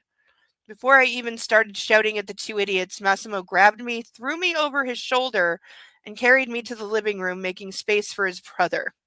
Okay, can't just say, like, come with me or we'll wait outside. No. Again, for the second time today, she's being physically picked up and thrown over someone's shoulder and carried out of the room. Dominic stormed across the room and went to his knees at Olga's feet. He's going to propose, isn't he? And she's going to say yes. Let them talk it out, Massimo said, kissing me with a roguish smile. There's certain words that should never appear in these books. Roguish is one of them. I took a look outside and froze, dumbfounded. Dominic was kneeling down, holding a ring in his outstretched hands. He was proposing to my friend. Yep, there we go. So predictable. Olga's face expressed total and complete surprise. She clasped her hands to her face, pressing back into the sunbed. Dominic spoke to her. Seconds passed, but it felt like hours. Then she did something I hadn't expected at all. She got up and crossed the room, saying nothing, disappearing into the corridor. I released my hold on Massimo and followed her. I caught her in the elevator. We rode to the ground floor. I'm leaving, Olga said, her eyes tearing up. This is just too much. I'm out. This probably makes her the smartest person in the room. Like, this definitely probably makes her the absolute smartest person right now. What do you bet? What do you bet that she doesn't leave? I'm betting she doesn't even make it to a car. I hugged her and broke down crying. I couldn't make her stay. She'd already done too much for me. We got into the car and drove back to the mansion where she quietly packed her things. An hour later, Massimo appeared in the doorway announcing that the plane was waiting at the airport ready to take her to Poland. I cried all the way to the airport. What would the future hold for me now that I was completely alone? Olga left. Yeah, she's going to come back. End of chapter. I mean, at least there's a little bit of unexpected because I wasn't expecting her to say no or to leave. But I'm betting that is very short-lived. Yeah, I'm with Persnickety. They'll be married within 10 pages. I'm right there with you. I am right there with you. Yeah, he got over it real fast. What do you bet we hear in the background that guy turned up dead? I mean, I hope that guy turns up dead. He's one of many people in this book that needs to die, but okay, brief stretch break because I gotta learn to sit up better. Oh, but also round 2 of shameless self-promotion. Reminder that to help a girl out and help the channel keep going and mostly to help me pay off my bills, etc. and, groceries and stuff like that, all of which is good while I'm still very much looking for a job. I must have applied to 50 things in the last 2 weeks. And I swear, the recommend, like, we found this job and thought you'd be a good match, they're not getting any better. They're getting dumber. The last one was for operating a sheet press at a metalworks factory. There ain't all even remotely on my resume that would indicate that I am qualified to do this. Ever.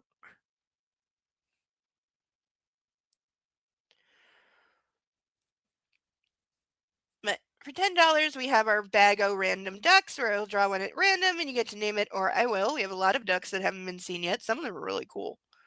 There's some very interesting takes on ducks in here. Or we, of course, have our very illustrious painted ducks. I can't believe Turducken Duck is still here. I really thought that would go, like, immediately because it's super cool.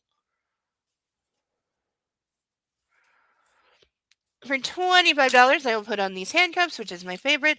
I really got to get ones that leave better marks, though. Like ones that have edges or spikes in the middle or something. I don't know. I don't know, but I will look into it. because I'm sure there is a something. Very funny persnickety. But these are a personal favorite because they get good and tight and they leave marks for at least a while, and you can feel them for a couple days, so that's good. I like this. This pleases me. Or, of course, for $50, that is the magical threshold, and we will open the magic bag of chips, and I'll finally get to eat the all dressed chips. Not entirely on stream because I know it'll make a lot of noise, but magic bag of chips waiting to be opened.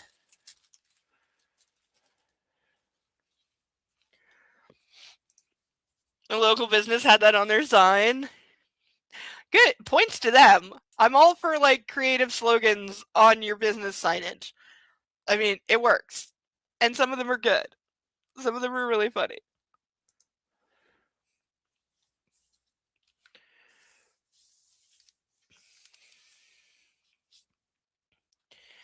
Chapter 15. Where's the puppy? No, he's under his puppy bed being a puppy.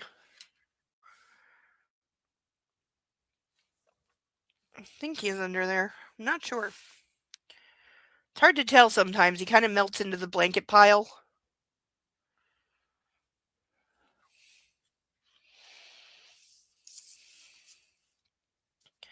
Two days until Christmas Eve. I cared very little for the holiday season spent without family, friends, and most important, Olga. Dominic vanished as soon as she left, and Massimo didn't seem to care at all. He worked, hosted various guests, and came up with the weirdest tasks for me to keep my mind off my loss. I accompanied Maria in picking decorations for the house and tested Christmas dishes with the new chef. Massimo even sent me to Palermo to shop. None of that had made me happier without Olga. So Massimo's gonna go behind her back and arm twist her into coming back. We made love every day and every night, as if that could bring me some solace. It didn't. Slowly, I started realizing my true circumstance. I was completely, totally, absolutely alone. When normal people marry, they usually only lose their freedom to have sex with anyone. In my case, the loss was a lot greater. I had lost my entire life. Yeah? One of the job offers I got was for construction supervisor, which required 8 different certifications that were not listed. Yeah, no, I get that every day though. It's every day there's something that I'm horribly not qualified. Or again, yeah, things that require certifications. I get a lot of things saying, "Oh, we think you'd be good as a real estate agent. You have to be licensed for this." Or selling insurance. Again, you have to be licensed for that. I am not licensed for either of these things, and yet I get at least 5 a week for both of them, and it's how do I tell it to stop?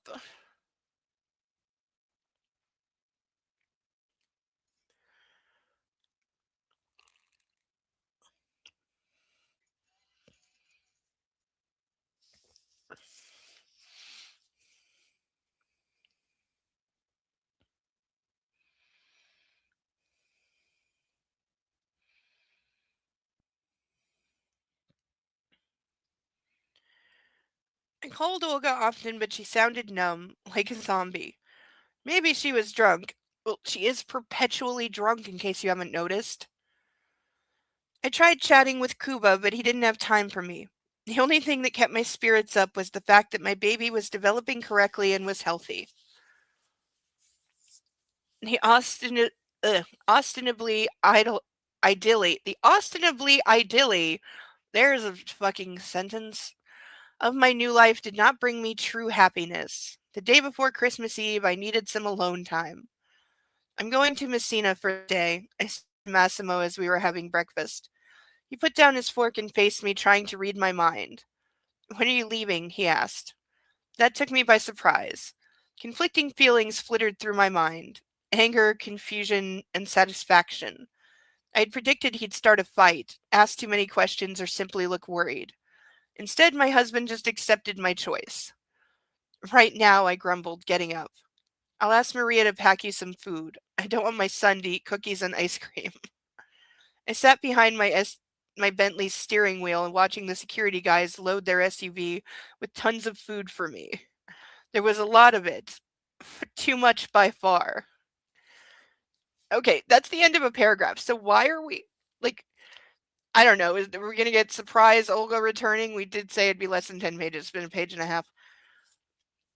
But, like, seriously, how much food do you need to take for, like, a day of probably shopping? And also, there's restaurants and stuff. You don't need to do this.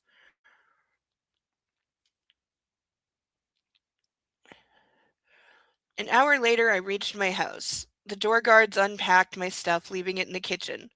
When I waited on the couch in the living room, I stared at the ceiling, the fireplace, the Christmas tree with rising ire. I had to talk with someone. Anyone. I grabbed my laptop and switched it on, scanning my friend list, searching for someone I'd like to talk to. There was no one that came to mind. I was just about to slam the computer shut when I had an idea. There was another person that I could and should talk to. I typed the name into the Facebook search bar. It popped up immediately. That is not how Facebook works. We were friends, it seemed, for a while. I tried to remember how that might have happened, but since nothing came to mind, I pressed the message button. What should I write? And should I even contact the man? Oh, great. So she's contacting a man, so hubby's gonna love this. Was it only a subconscious need to talk to provoke my husband, or did I really want to talk to Damien? Really? The guy the guy that your husband had his arms and legs broken. You think he wants to hear from you?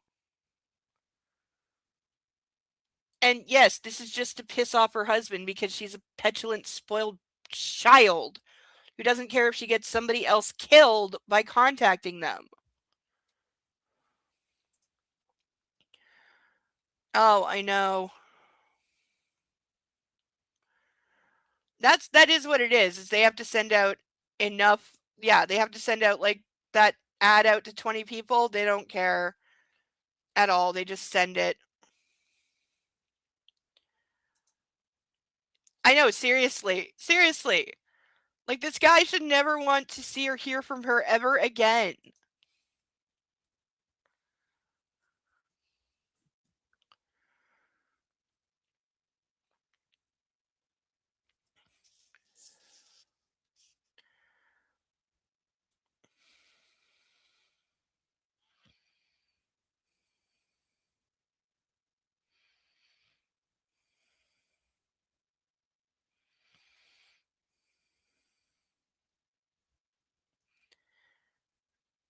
My finger slipped, sending a single random letter.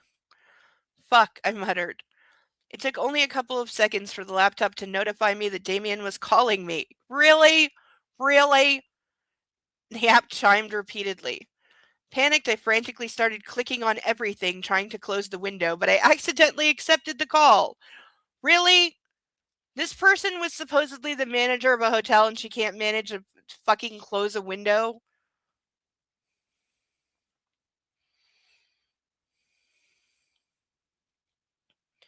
Everything all right? Damien asked, looking right at me. I didn't respond, dumbstruck, gaping at him. Wasn't I supposed to be the one asking that question? Yes! Despite all the bruises on his face, he still looked good. His thick lips were even thicker now with the swelling. He was resting on a white pillow, watching me closely. Hey, everything cool, he repeated when I didn't reply. Hi there, warrior, I stammered. How are you feeling? He smiled and shrugged.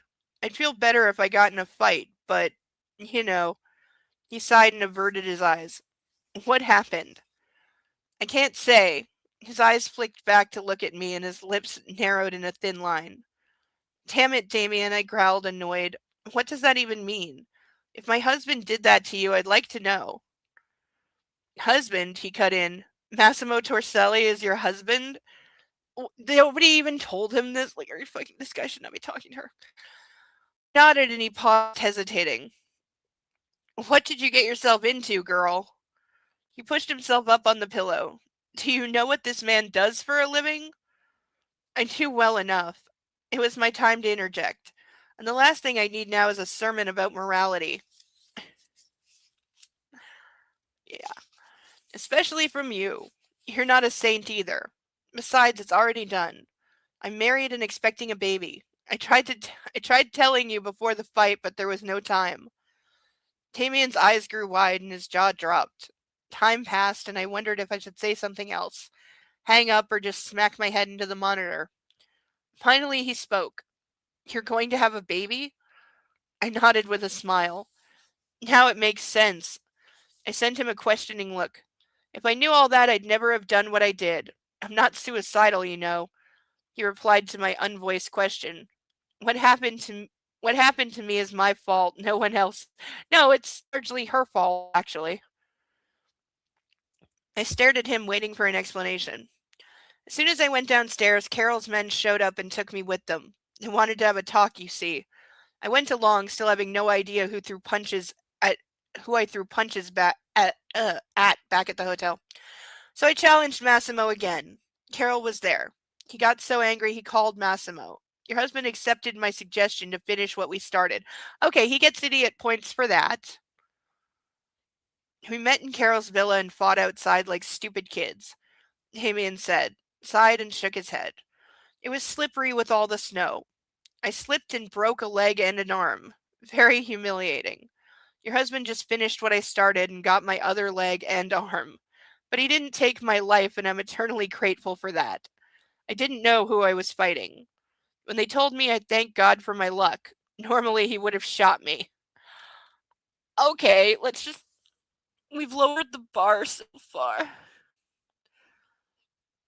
This is also exceedingly stupid. Like, my brain hurts.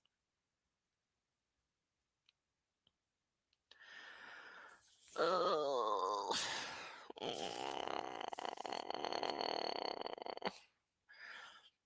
Can I hang this up and make food yet? No. Puppy, where are you? I need a cuddle pup. Bo! Where are you actually? Bo! Bo! Oh, I see a tail. Okay, he is under the puppy bed. I wasn't sure. But the tail has moved, so now I know he's under there. He always forgets to tuck his tail in. Come here, you silly boy. Come here. Yes, I see your tail. Yes, I see your tail. Come on. He's going, but I'm very warm under here. Come on. Come to mommy. I know I'm waking you up, and that's mean. Come on. Come on. I want to rub your belly. Come here. He's very sleepy. He'll come over in a minute. Just let him wake up. Come here, you silly boy. Come here. Come on. Remember, you have feet. Come on, you. Come here. Come on. Come on, my good boy. Come on, you're my good boy. Come on. Okay, stay there in a puppy ball then.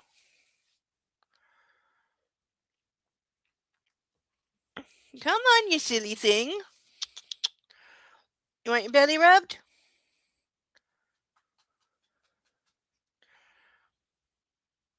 You just gonna lay there? Apparently, yes, he's just gonna lay there. Okay, you don't want cuddles. Oh, that got him moving. He knows that word. Come here, you. Come on, cuddles. Cuddles, cuddles, cuddles. Come on. That's my good boy. Come here. Come here, my good boy. There we are. Oh, come here. Yeah, come here. Okay, there we are. Hi. Hi. Wow, you stink. Yeah, that's why you're getting a bath tomorrow, because you stink. Yes, you stink. Yes, you stinky. But that's okay. I have paws. You have hands. Please use them for me. Yes, I know. I know. He's so cute. Oh, he's all warm and sleepy. I know. I'm a bad mommy for disturbing you. I know. But I needed a puppy cuddle. Yeah, I needed a puppy cuddle. Oh, and I am looking for treats that I can feed him So hopefully next week we will have a $5 option to give the puppy a treat, a very small treat. So he doesn't get too fat.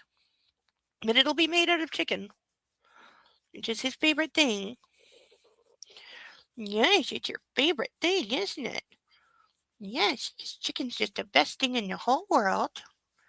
Yes, and you're so sleepy.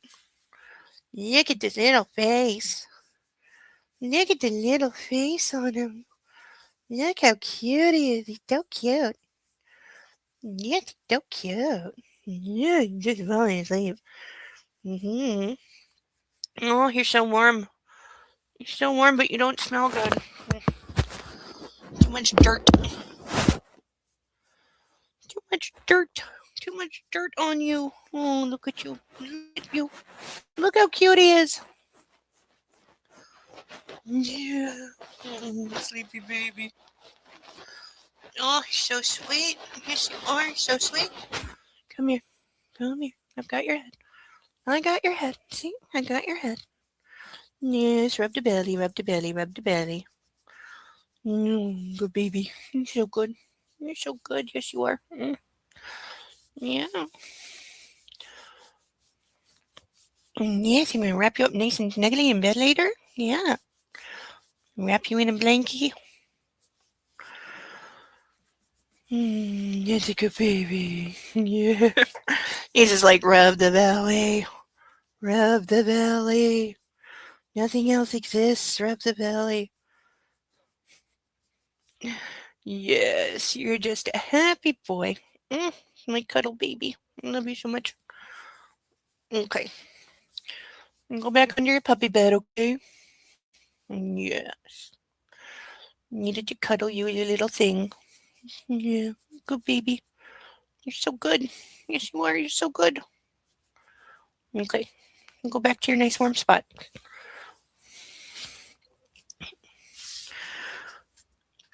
There we go. Good baby. He's such a good boy. Hey, Deacon.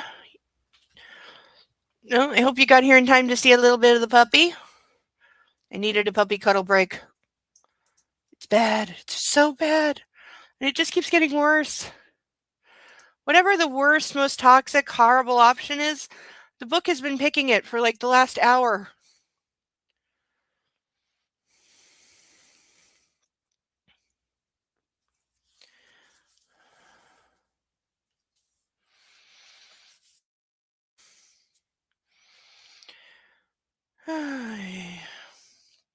Oh, also, since we know that Massimo is watching her on the cameras in the house and he's going to see her talking to this guy on a video call, what do we bet he breaks down the door any minute?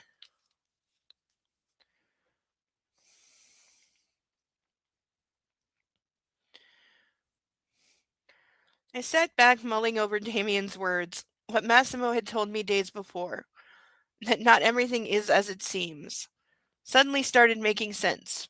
I didn't know if I was more angry with Damien or Massimo, or maybe I had no reason to be mad at all. Damien's voice brought me back to reality.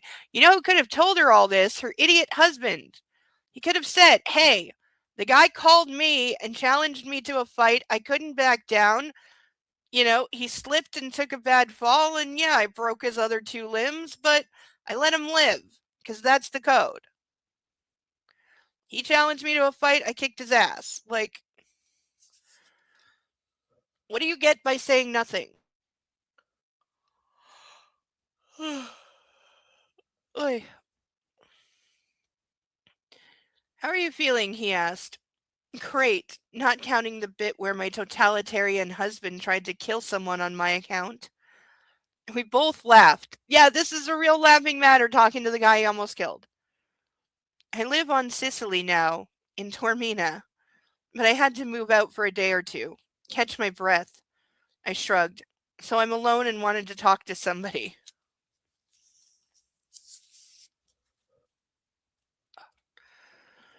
Care to show me around? He asked, crossing his arms behind his head with a grin. He was just too gorgeous to say no to. She really is the worst. I grabbed the laptop and turned it around so he saw the house. I passed through rooms showing him the property, finally reaching the garden where I sat on one of the big white sofa chairs. I put on my shades and uncorked a bottle of alcohol-free fizzy wine I had grabbed back in the kitchen. So that's that, my humble abode. Well, my humble retreat where I go when I want to be alone, but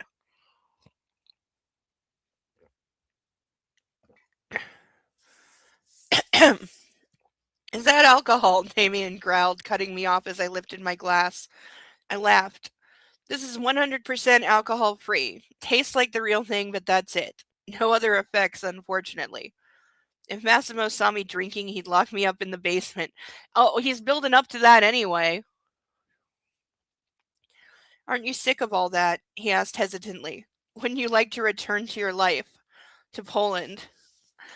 No, because she doesn't seem to have had much of a life there to begin with.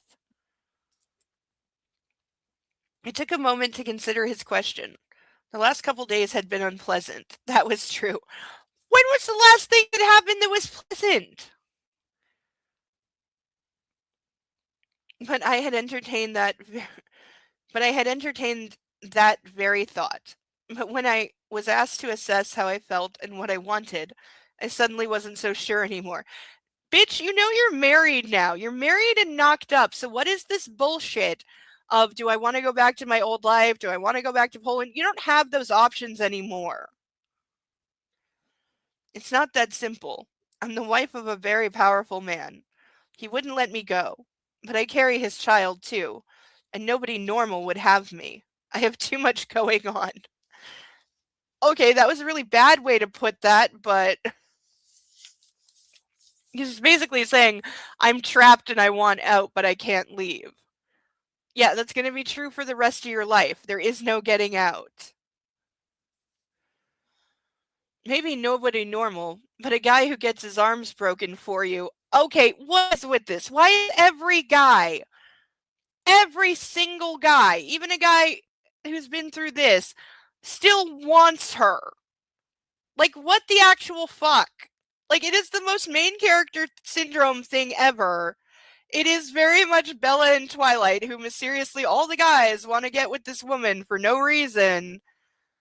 Like, this is so much fucking bullshit. Can we have one male character that is not obsessed with her?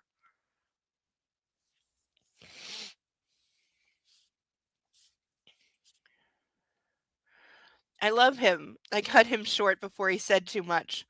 I'm madly in love with him, and that's my biggest problem. But let's talk about you, or rather what you're doing for Carol. I fixed him with a stare, crossed my arms, and waited. Time passed, but Damien only fidgeted uneasily in his sheets. To be perfectly honest, I'm not doing much at the moment, he frowned. You know how it is. I was young when he asked me to work as a bouncer in one of his clubs.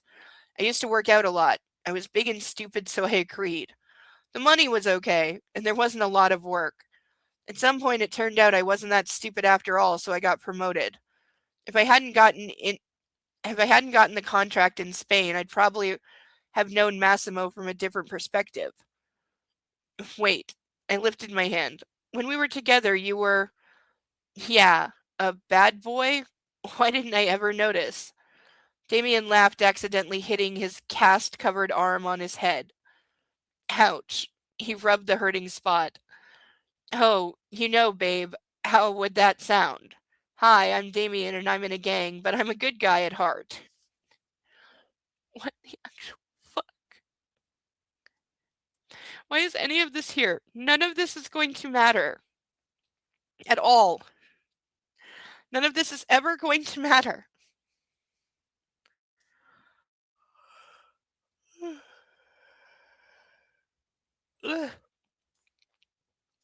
Wait a minute, I interrupted, seeing Rocco and Marco, my identical twin bodyguards. What? We have more twins? Why did we need more twins in this? Sprint across the garden towards me. They shot nervous glances around, and then I stared at them, raising an eyebrow and sipping on my wine. Don't speak now, I warned Damien, turning the laptop around so the camera caught the two security guards' confusion. See what I have to cope with? It's because Massimo is there, because he's furious. I asked in a whisper and switched to English. What's going on, gentlemen? Are you lost? My sarcasm elicited a snort of laughter from my ex. Madam, the cameras in the garden haven't been connected yet. Can you return inside? I sent them a disbelieving look and scoffed. Get me my husband, I ordered, pointing my chin at the phone Rocco was holding. He dropped his head. Right now. I took the offered smartphone. Aren't you overreacting a bit, Massimo? The day is warm and I needed some time in the sun, I said before he managed to open his mouth. Your son needs fresh air. Tell your goons to scram. Silence was his only reply. For a long while he said nothing but finally spoke. They won't be able to see you when you're in the garden. Maybe let Rocco stay around. So he literally is not letting her out of his sight for a second. Ever. Which is like a whole other level of creepy. I glanced at the monitor. The window showing the view from Damien's camera was minimized, but I was certain the bodyguard would report my conversation to Massimo. Like he doesn't already know. How does he not already know? Darling, there we go. There's 3 for the evening. I said softly, knowing this was the best way to change his mind. If I wanted company, I would have chosen yours. Trust me and let me be alone now. I'm feeling great, I'm okay, and I'm going to eat lunch in a minute. I can report in every hour if you like. Can you imagine having to fucking live like this? It'd go insane. No matter how, like, expensive everything was or how pampered, it'd still go nuts. I'm about to have a meeting. It may last until the evening. He paused and sighed after a while. The security guards will check up on you every so often. I nearly clapped my hands in glee. I love you, I whispered. I love you too. See you tomorrow. Now give me Rocco. I breathed out with relief and passed the phone to the man, flashing him a wide smile. He responded with a grim stare and left, barking something into the receiver. Okay. Ugh. Yeah, goes somewhere to be alone, feels lonely, and calls another man. I know, like, uh, Deacon, go fully southern. I have no idea what in the world I just read. No. Nobody cares about any of these relationships. They're all incredibly fucked up. They make no sense. Nobody in them makes any sense. Nobody acts like a normal person or responds normally to anything at all, ever. But I need the ladies' room, so 2-minute break. Talk amongst yourselves. Check out the ducks. Consider adding to our ducks, especially the painted ones, because I need to make more room on the thing to paint more ducks. So, no, puppy went right back under the puppy bed into his spot. Aww.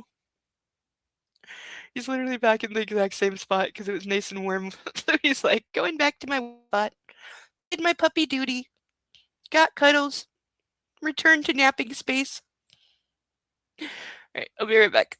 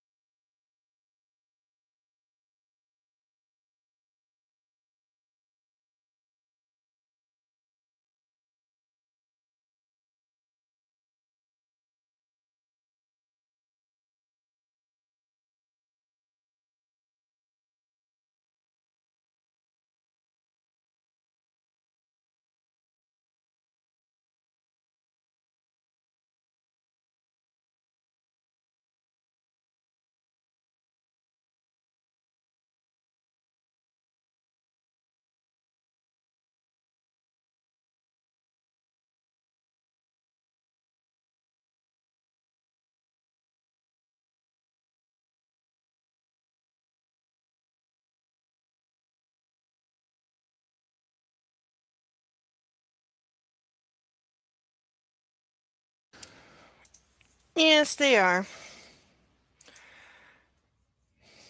Don't think I know that game.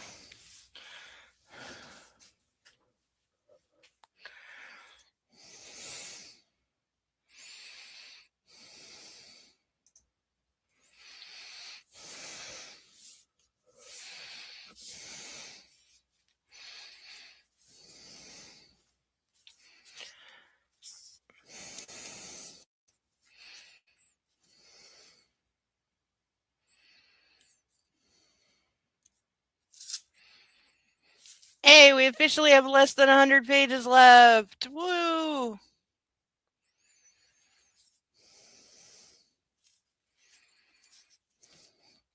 And the next book is slightly shorter than this one. I don't remember the page count, but it is a little bit shorter.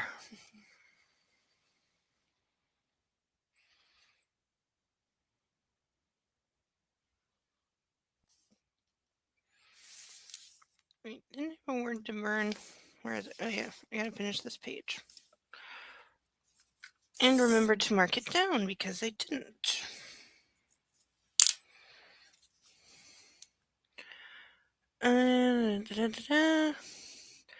I'm back, I said, opening the window with the conversation.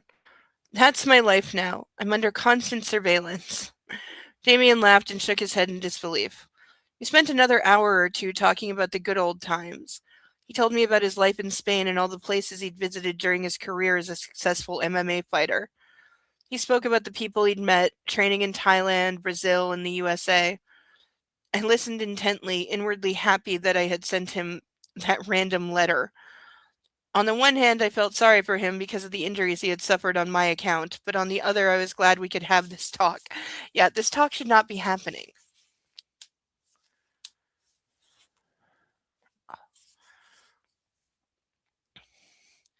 I gotta go, he said as the microphone registered a noise in his room. Sebastian is here with my food. I smiled, looking at him with fondness. Will you promise me something? Damien asked hesitantly. You know I hate questions like that. I don't know what you're asking for. Promise me you'll call me once in a while. I can't call you.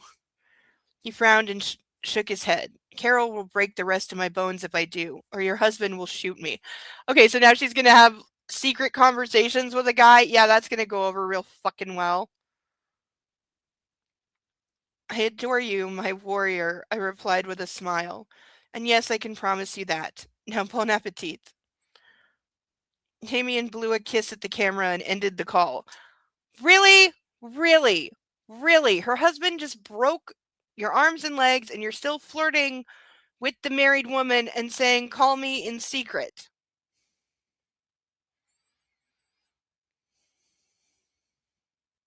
Like, she's not just stupid. She has no sense of self-preservation and no sense of, like, trying to protect others. This happened to this guy entirely because of her. And he apparently just doesn't care.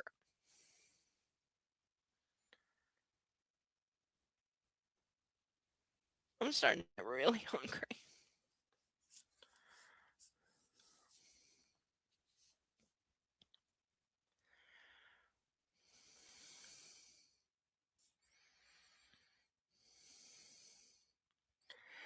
I was getting a little nauseous after drinking all the fizzy wine. I hadn't eaten since this morning.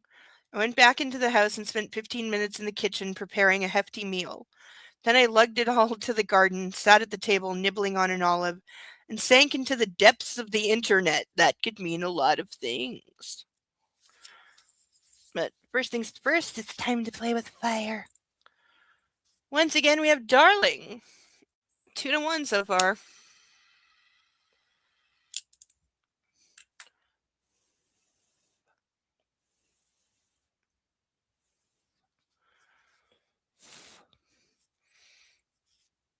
Smells pretty good.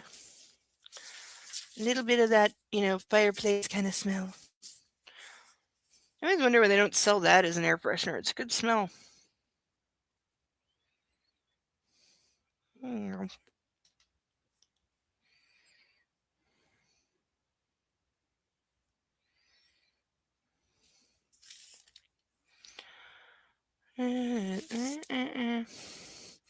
Madame Torricelli. I jumped to my feet, clutching my heart. I'm sorry, I didn't want to scare you. I lifted my eyes, shielding them from the sun with one hand, and saw a man. He edged closer, stepping into a spot of shade and flashing a friendly smile. His head was bald and angular, almost square-shaped. His chin was covered with a light stubble that surrounded his wide mouth. The man offered me a hand,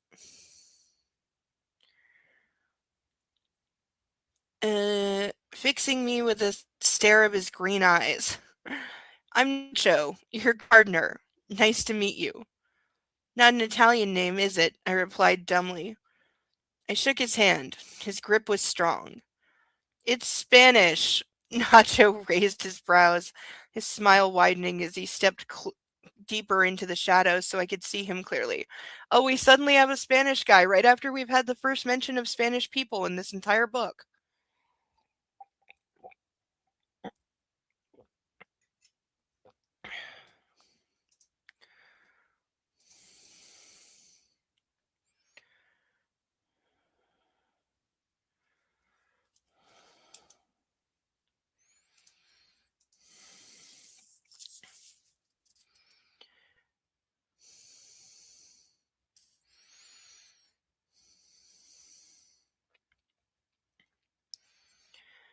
I nearly cried out loud seeing his body for the first time. It was entirely covered with colorful tattoos, forming something akin to a long-sleeved shirt on his skin. They began around the wrist and ended at the neck. It was evident the man was accustomed to physical labor. His body was perfectly toned, with not a gram of fat visible anywhere.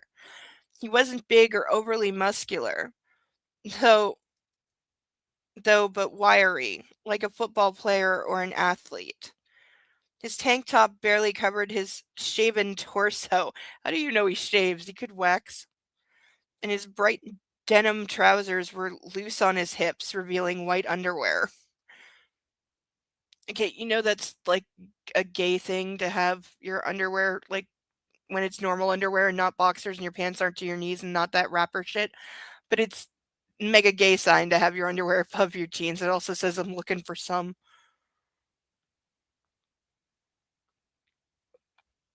If not for the tool belt, they would have slid even lower, uncovering an even more interesting spot. I gaped at him. I might have drooled a little. I slapped myself hard, though, only in my mind, to shake myself out of my daze.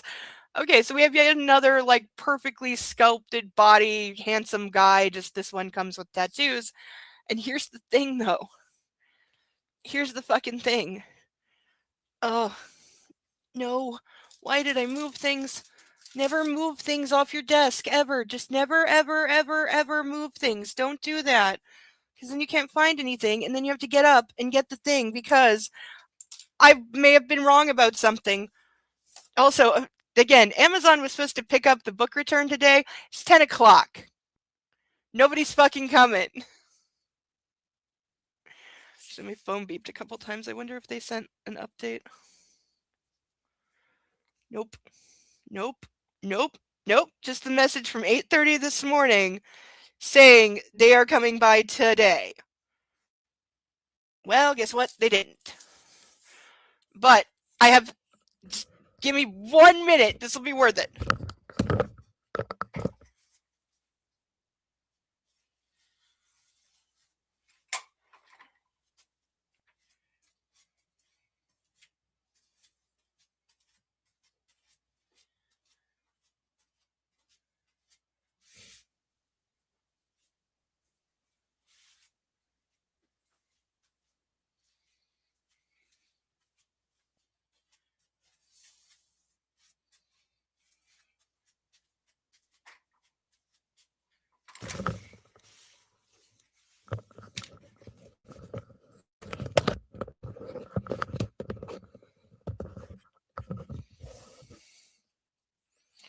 Okay, so as I said, I ordered 2 copies this week of the third book that are both going back because they were not as described and I don't like being ripped off. However, it was my first time seeing the cover. Where once again, we have half a face. If the first book is Massimo, the second book is Laura. I thought that this guy was the eviler twin because he looks like Massimo. So I thought this guy was the eviler twin and he was going to be the main bad guy of the third book. However, look here. Look, colorful tattoos up to his neck. So is the gardener that we're being introduced to on page 309 of a 403-page book, is that who is on this cover? I haven't read the back because of maybe spoilers, so I haven't read the back. But look at the tattoos. I thought this was eviler twin, but she would recognize him, obviously. I mean, she's dumb, but he looks like her husband. It would, he's not going to pass for somebody else. So we're saying this random gardener character. And by the way, we did note the gardener is Spanish right after we got a whole backstory dump of Dominic, getting into it with the Spanish guy and stealing the whore, and then the other guy steals her back and murders her. Like, is that going to come up again? Is that why we suddenly had mention of Spaniards and now this guy is Spanish? Like, look at the tattoos. So his character we are meeting more than halfway through the series going to be the central guy in the third one? This is the book they were supposed to pick up and take back today because, as you can see, it's like scuffed, it's scratched, there's a marker on the bottom, and it has a real resale label on the back. So it's definitely not new. I only care if they had said it was used and it was in this condition, I wouldn't give a fuck. But they said it was new. I'm not accepting a book that is not new. They get to take it back and give me my money back.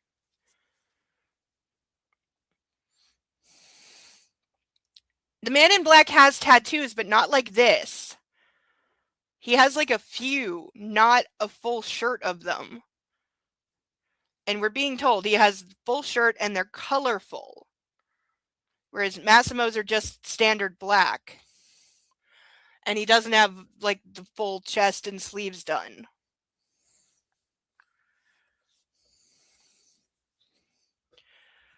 Yeah, a lot of characters in this have some tattoos, but a full shirt that's colorful, is that or is that just an oversight? Or is it just an AI generated cover?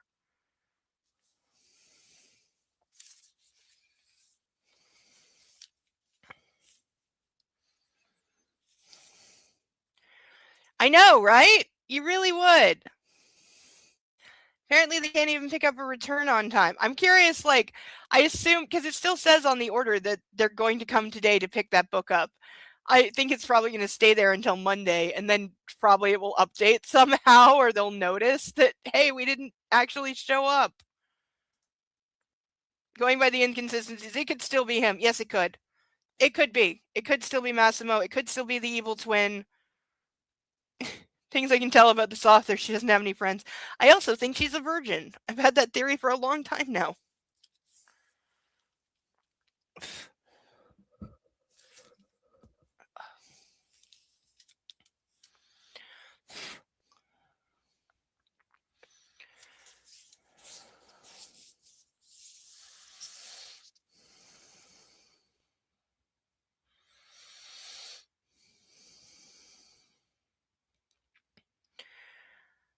Are you thirsty? I asked, batting my eyelids.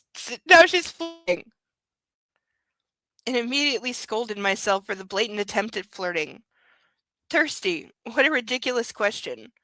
I shook my head angry at myself. The only person who's thirsty here is me, I thought. Okay, girl, fucking control your horniness.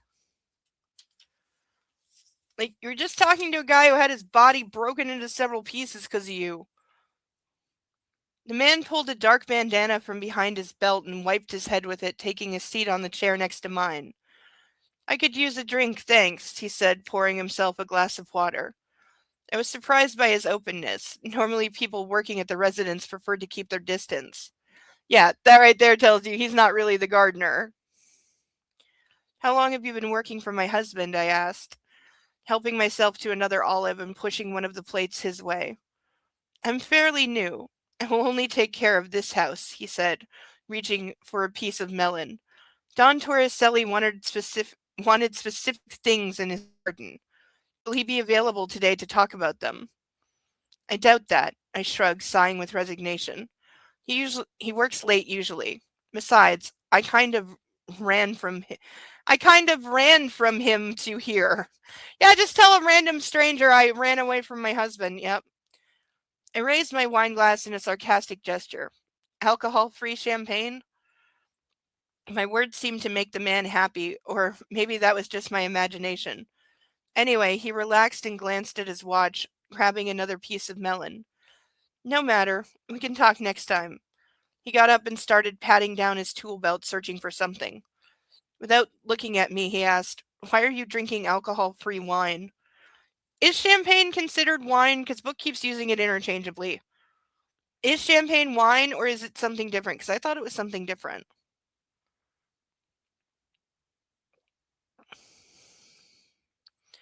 I'm pregnant, I replied immediately. He nearly spat out his melon, his eyes widening in something that looked like panic. Yeah, because he's been told to kidnap or kill you and he didn't know you were pregnant and now he's got issues. He quickly zipped up one of the pouches fastened to his belt and his hands fell to his sides. Was he about to shoot her? Massimo Torricelli will have a child. Nacho's behavior was unsettling and his questions and direct manner were disquieting. Bitch, when are you gonna fucking figure it out? This is not the gardener, for Christ's fucking sake. Everyone in this book is so horny. This is true. This is true. Everyone in this book, every single character is perpetually horny. These friends she can trust. I don't think she's a virgin. Something within the family. Yes, freely given intel. Like, girl, like, they need to school her on shut your fucking mouth and don't tell random strange things. And, like, you know you're under constant security threat. Has nobody taught her that, like, information is incredibly valuable and should be protected? Shut up.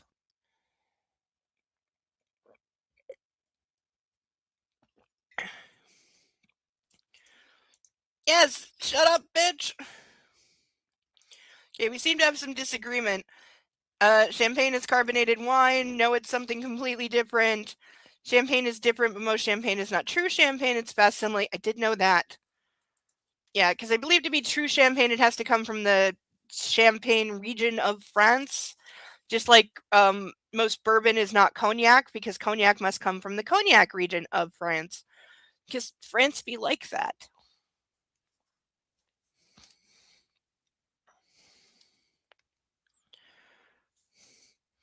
Does this change anything? I asked. For the garden, I mean. Why would it? For the garden, Laura. She didn't tell him her name. No, but it does for you. And for me, too. A bit. My sister is pregnant, too. This changes a lot. Wait, is his sister the Massimo's former girlfriend, Anna? Is it her? Yes. Have a nice afternoon. Okay, so somebody just says that to you. Would you not immediately freak out? Like, he literally just said, for the garden, Laura, no, but it does for you. And for me, too. A bit. My sister is pregnant, too. This changes a lot. Yes. Have a nice afternoon. I'd be screaming for security immediately. And telling them, like, don't let this guy go. Find out who the fuck he is, what is going on, get my husband on the phone. This is creepy. What is going on?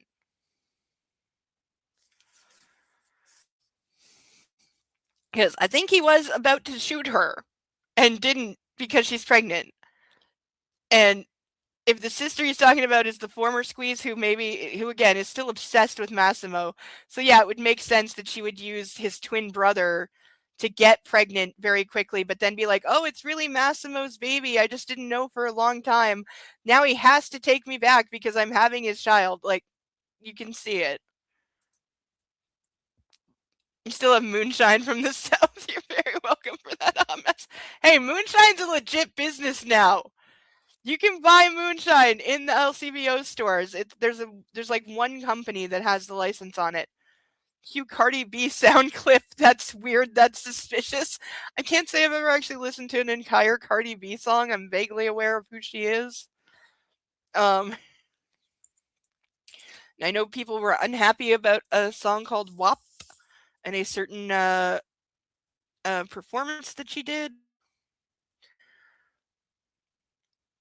What a strange man. I thought about the new gardener returning to my meal in my Facebook. He was probably a junkie, or maybe his plants had some narcotic effects on him. This is what you. Yeah, he's just high.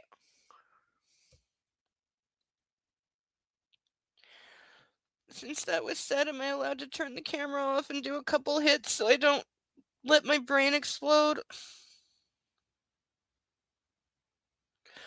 I do in fact have my bowl filled. I gotta get a new pipe. Mine is so old and it's impossible to clean no matter what you do. I've literally like dunked it in boiling water. It doesn't come fucking clean. So I need something that can be taken apart. I found what I want. I just haven't ordered it yet because it's hard. Whenever it's something I want, I struggle to actually do the buying, even when money's not an issue, which it always is. But on little things, it just as soon as I want something, it becomes a big no in my head because bad things will happen if I give in and buy something that I want. Lightning will strike the world around, there'll be an earthquake. I don't know, but bad things will happen.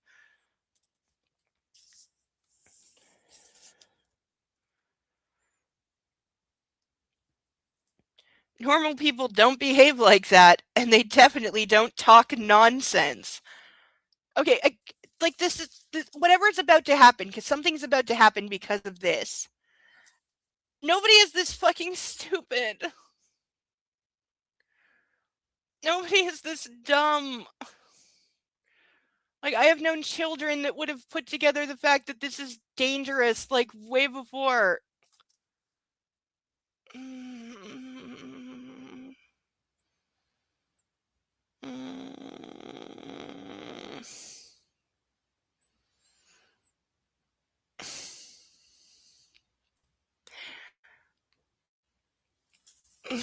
End of chapter, by the way. End of chapter. The chapters are getting shorter. It's always a sign you're getting to the end of the book. Chapters get shorter.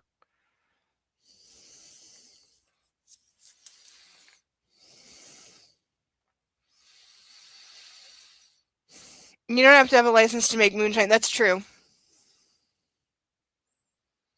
Yeah, that's true here as well. As long as it's for personal use, the only way you get into legalities is selling.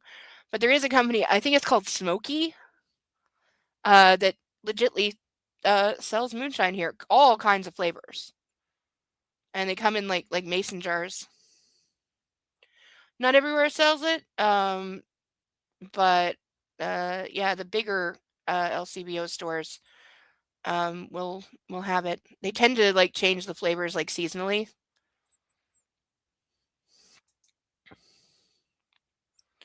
Yeah, a few. You really see it in bars here because it's so. I think. Oh, that's right. They can't serve it in bars here. I knew I got this from. I knew it was in the back of my head. Yeah, they can't serve it at bars here because the alcohol content's too high. And it would break the law because there's a limit on how much both alcohol content and volume you can serve someone. Both within a whole night and then within an hour. There are different limits. That's why when I tried to order a double Cosmo, I was informed they can't actually serve you a double Cosmo because it has too much alcohol in it. And they would be over the serving limit for both for one drink and for within an hour. There is a limit on how much alcohol can be in one drink. We don't do like fish bowls or shit like that like they do in the UK. It's either 1 or 2 gallons and what? Okay, I know it's true in the States, but it still is unbelievable to me that you can buy booze in gallon form. Like, that just sounds wrong on so many levels. Like, the biggest bottles of alcohol you're going to find here are 1.5 liters. So I think it's 4 liters to the gallon. I think. I might be wrong on that.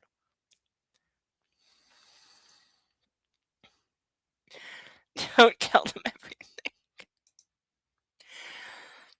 I mean, if you want to tow a gallon of moonshine around, there's nothing stopping you. This is true. Yeah, that's why it's not served in bars here, because it's too strong. You can't do that.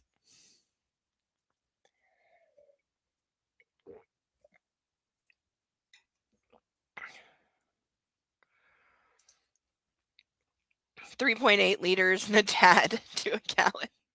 That's pretty close, actually. That's not bad. Correct, 4 liters to a gallon. Yeah, it's pretty close. I'm sure it gets rounded all the time. So, yeah, you'd have to buy, like, some bottles. And if you're buying vodka, that's like $50 a bottle. So for $150, you can have a gallon of vodka. I'm guessing the actual gallons of vodka sold in the States are considerably cheaper than that.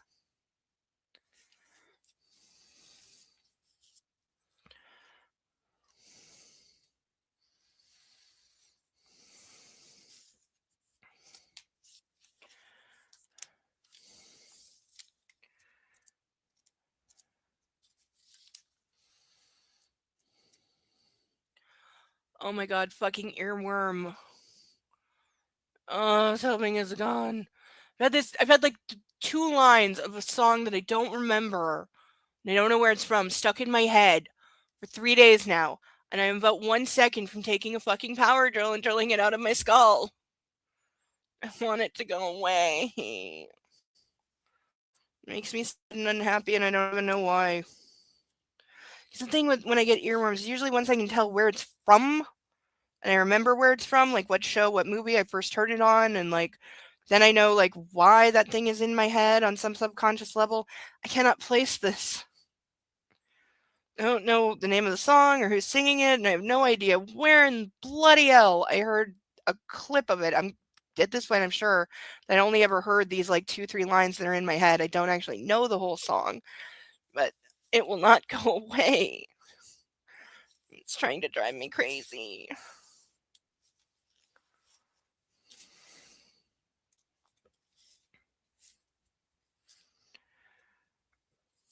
Oh, we're actually doing okay on page count.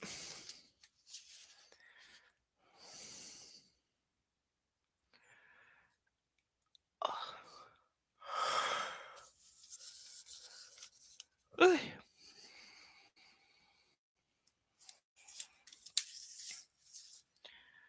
So, if anybody knows how to get an earworm out of your head, I will try anything up to and including a lobotomy at this point.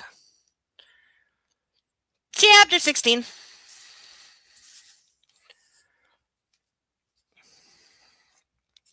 I woke up at 11 a.m. on Christmas Eve. The sun shone through the window, bathing the bedroom in bright light. I chided myself for not closing the blinds. I crawled out of bed, oblivious to the time. Italians didn't celebrate Christmas Eve. Their holiday started a day later. Massimo had decided to change that tradition for my sake. I went downstairs and was surprised to see a large box perched on the kitchen counter. I opened it and rummaged through. There was a red envelope inside with a short letter saying, "The car will come for you at 3 in the afternoon." I shook my head and returned to digging through the contents of the box. The word Chanel written on the top side of a box confirmed what I was expecting to find in the bottom. A black satin and velvet jumpsuit and a pair of beautiful black round-toed stilettos. A satin and velvet jumpsuit? This sounds ugly as hell. What is with all the fashion in these being horribly ugly? And yeah, you want to give your pregnant wife stilettos. That's a really good... Can she beat him to death with them, please?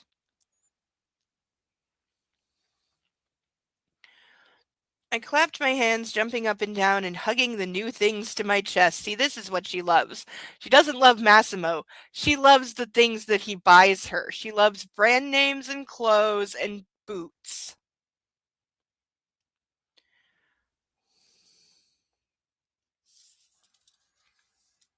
The jumpsuit had a wide neckline that kept the shoulders bare, while its wide sleeves were topped with an elastic belt that kept everything in its place.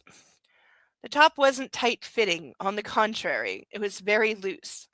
The waistline itself was narrower. This allowed the pants to spill down the buttocks in a very sexy way without stretching over them, but beautifully accenting all the right curves at the same time. It was perfect. I really hope they tried to show this. They tried to show this in the movie because I want to see an ugly jumpsuit. I snatched up my cell phone and dialed the hairdresser, booking him for 1 o'clock. I put the jumpsuit on a hanger, ate breakfast, and took a shower. 15 minutes before the appointed hour, I was ready. Surprised, I discovered that the car was already waiting. I took my seat in the limousine and plucked my smartphone from my clutch bag, intending to call my mom. But what was I going to say to her? I'd have to apologize. For what? For what? Or keep quiet, waiting for her to begin. I stared into the screen, hesitating, finally tossing the thing back into my bag. The car stopped at the driveway of the mansion, and I saw Massimo waiting for me at the door, leaning against the wall. The day was sunny, but not as warm as yesterday. In fact, it was cold. The thermometer had shown 51 degrees Fahrenheit in the morning. That's not cold. Seeing the car, Massimo set out for the limo. He opened the door for me and offered me his hand. Overwhelmed with sudden emotion, I threw myself into his arms, with my face pressing into his sweater. I could feel him smile as he stroked my hair and kissed my neck. Oh, yes, because she's going, thank you for the stuff, because that's all that matters. Thank you for the stuff that you bought me. I will be affectionate now because I'm so grateful for the stuff, because that's all I care about, because I'm the most vapid, shallow, useless, gold-digging whore in the entire world. Yes, exactly. And like 4 to 5 months, her balance has got to be crap.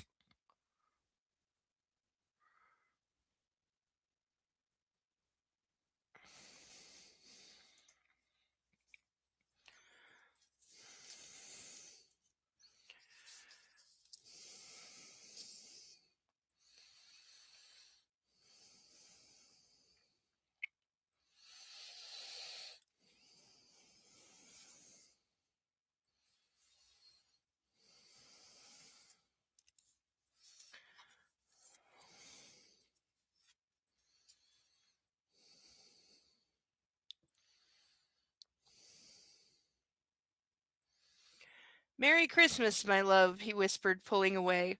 Now come, before you freeze to death. I raised my eyes to look at him, and my legs buckled. He was so beautiful. What the actual fuck?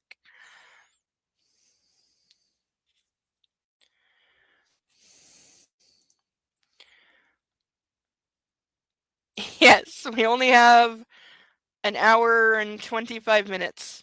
So I'll remind everyone that ducks, handcuffs, and letting me eat my chips are all available at their respective prices of 10, 25, and 50. But Sarah Bellum has found something. Oh, she found it! Okay, I was wondering if this was real. It's close enough. Yeah, this is I knew it had to be based on a real outfit. I was gonna look for it later, but you beat me to it. But yeah, she found a picture. It's in the Discord in the general. That is definitely the outfit being described.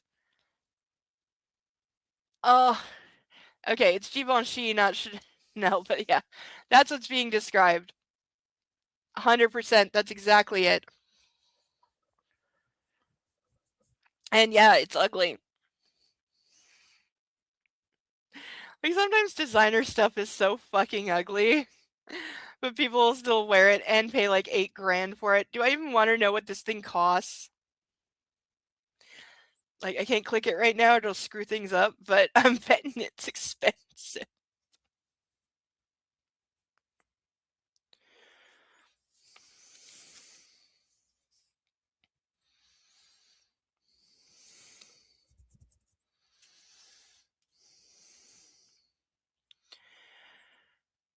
Slowly, slowly, I ran my fingers through his hair, pulling him into a passionate embrace. I was greedy as though this were our last time. I wonder if the book is foreshadowing something. Is it gonna end with another fake out that she might die like the first one? Are we gonna try repeating the thing that didn't work?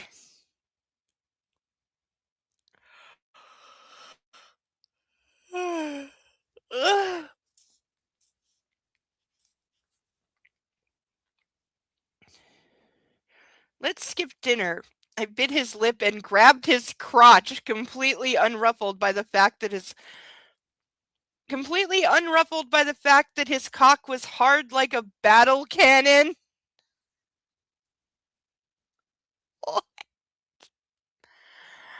How about a Christmas fuck, Don Torricelli? Oh, we're not getting out of this without them fucking, are we? No.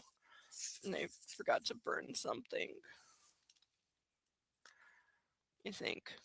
Didn't I? Didn't we have another one? Did I forget to burn it, or did I?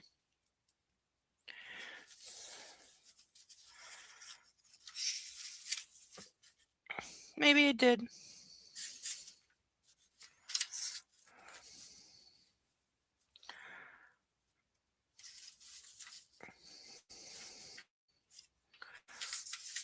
It's not. I'm seeing things now. That's great.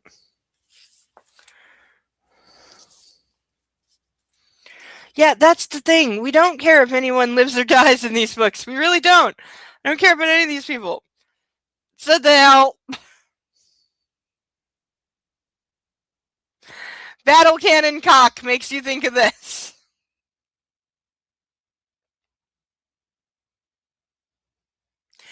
I suppose you had to do it. Yeah. It's got my stomach turning a little bit. Oh, Cerebellum with the internet ninja skills has actually found. Oh, come on, phone. Discord is so slow on my phone.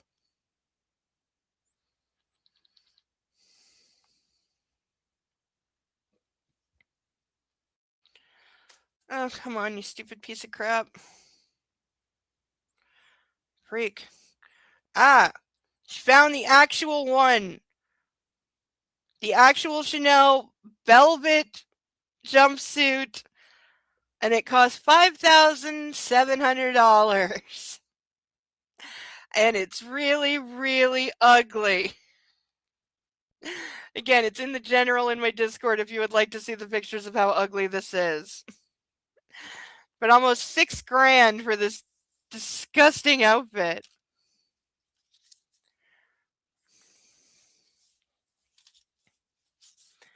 Okay, small sips so it doesn't come back up when I have to read a blowjob scene.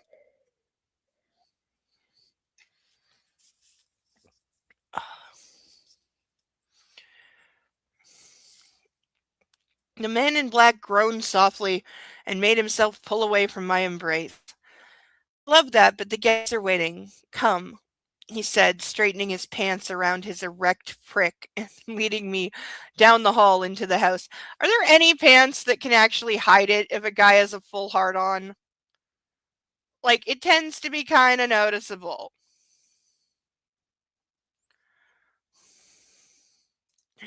Don't forget the $1,000 delivery fee. It has a $1,000 delivery fee. Like, this doesn't surprise me, but Jesus.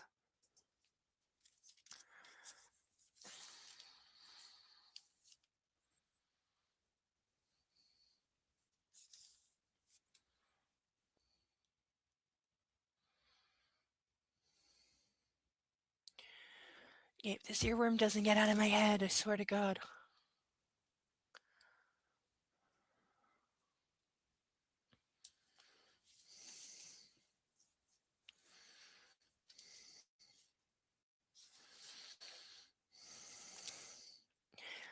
It really does, and that's not even including tax. So this is like a probably $7,500 outfit.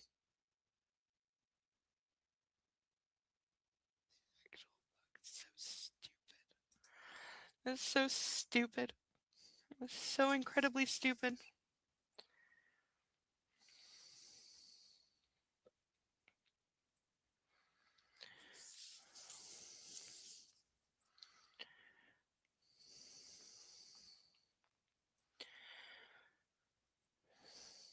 There were voices coming from the main dining room, conversations, laughter, and the sounds of Polish carols.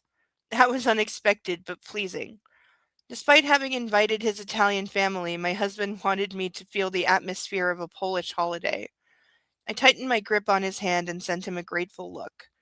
He halted and spun on his heel right in front of the main door. Then he placed a gentle kiss on my forehead before revealing the room.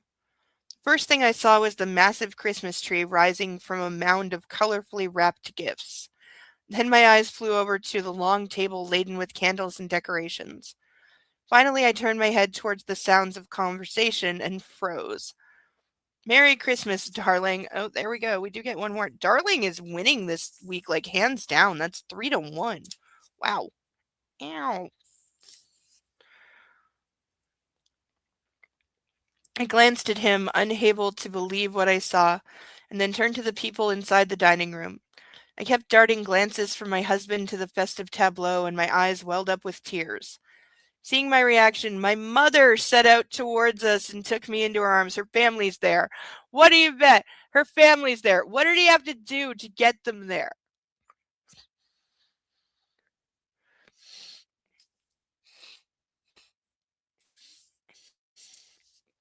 It was a pre-owned dress. The jumpsuit is pre-owned. So it originally cost more. Jesus.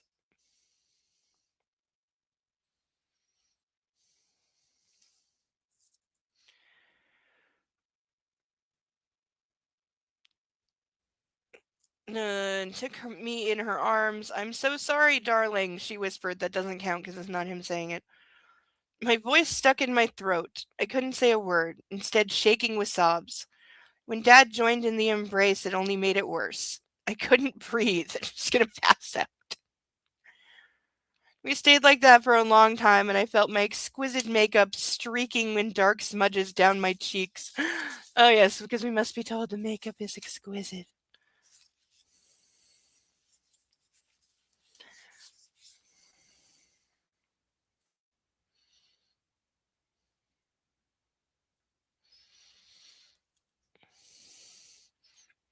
Don't cry or the kid's gonna end up a wimp. That was my brother. Okay, punch the brother. Like every time they mention the brother, he just gets worse and more cringy. Somebody hit him.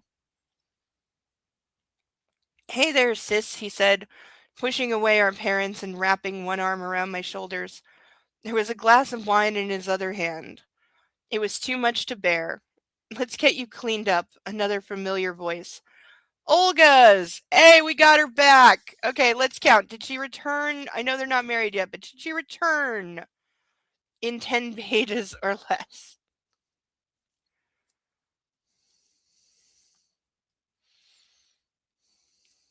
No, I don't think she did. She left on page 299 and has returned on page 316. So she went away for a whole 17 pages. I still bet they're married before the end of the book.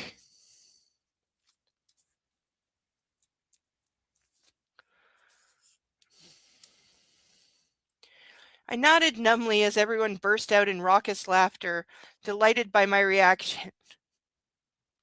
Everyone is the worst. Everyone's just the worst.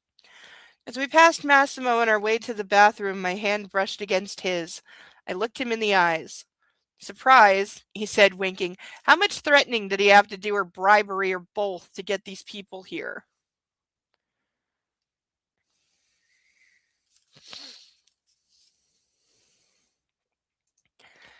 Some people you can tell haven't gotten popped in the mouth one good time. The brother is an example.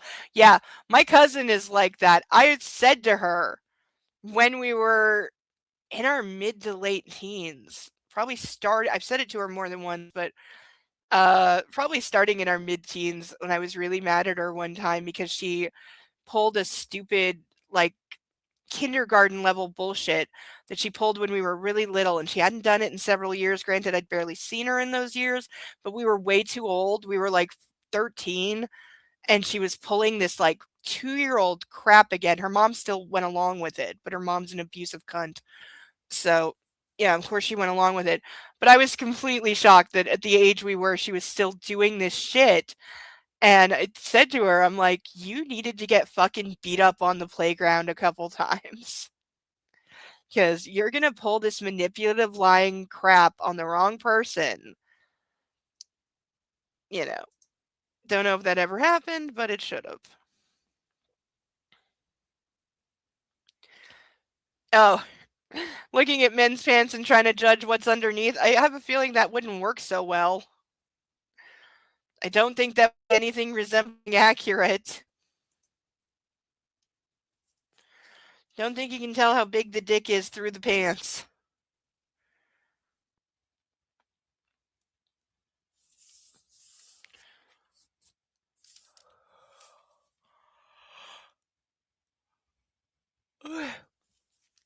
Ugh, really need some food. Need energy.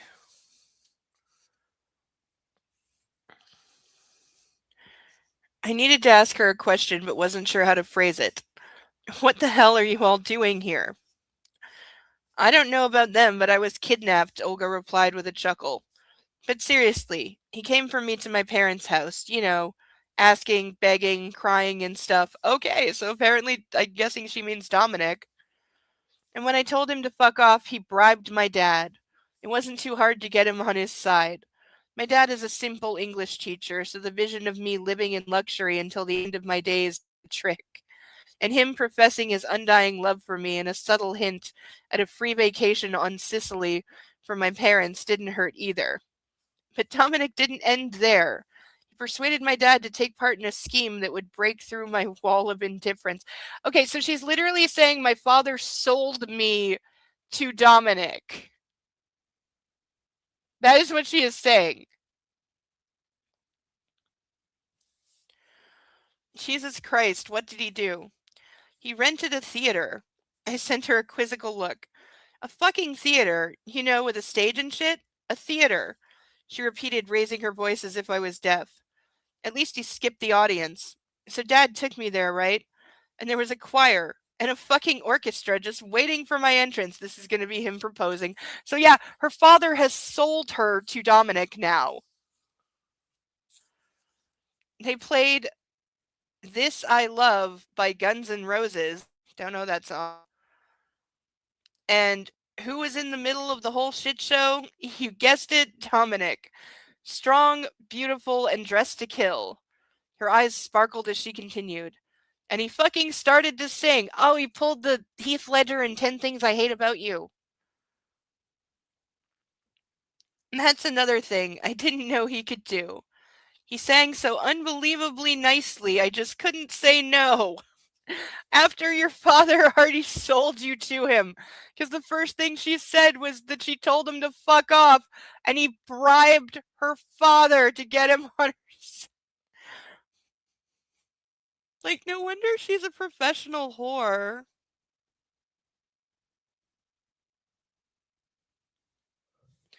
Again, I have no problem with that, but, like, keep your relationships in check.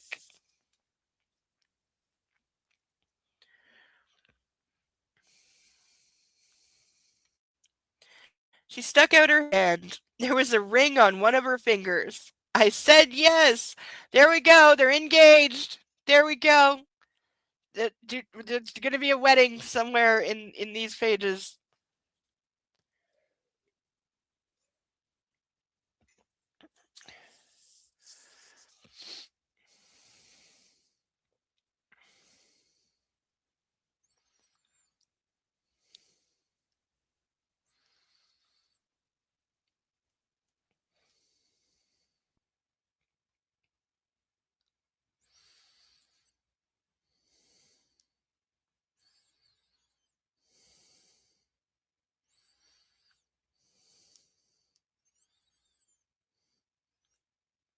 I sat in perfect stillness, my eyes darting from the massive diamond to Olga's face.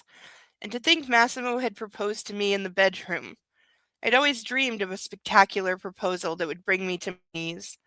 It took me a while to recover, but as soon as I did, I trapped Olga in a great hug. In all that scheming and planning, did he mention to your parents that he was a mobster? Yeah, that was the opener, she chuckled. He also added that he tried to kill me, demolished a whole house, and wrecked a really expensive car. But you know my dad. He's pretty flexible about stuff. He doesn't worry about dumb shit. Like somebody trying to kill his daughter. That dumb shit. For a no doubt massive amount of money, the man is willing to overlook that this guy tried to kill his daughter, that she ran from Italy to Poland back to her family to get away from him, and now he's shown up to claim her, and her father has sold her to him. Knowing that he is a violent, abusive, attempted murderous type person.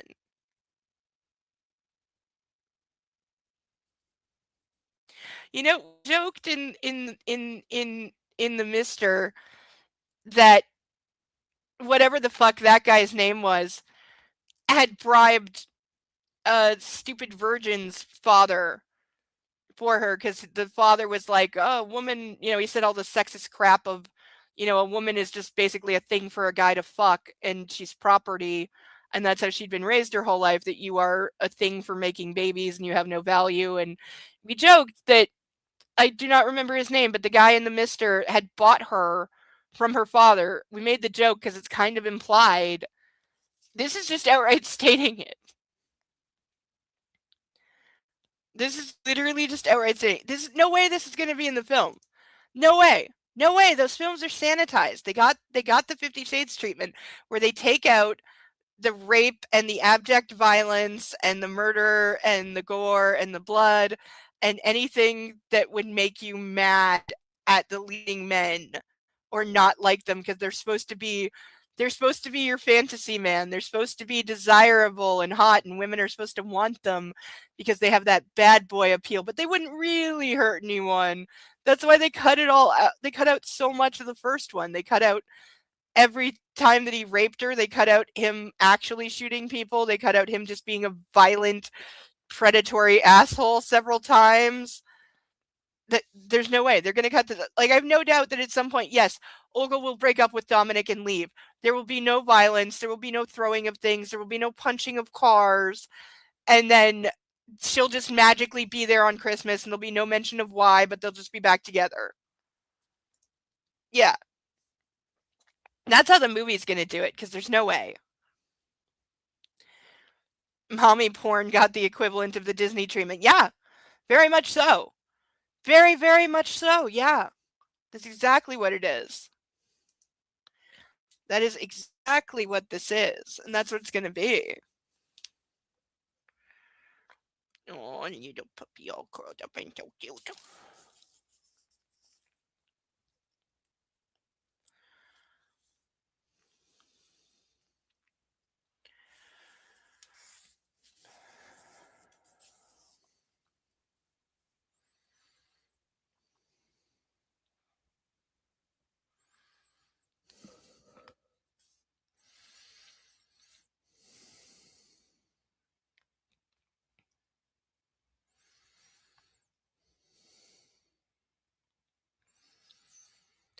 She paused and scoffed. Are you kidding me? Dad thinks Dominic is an artist. An Italian gentleman.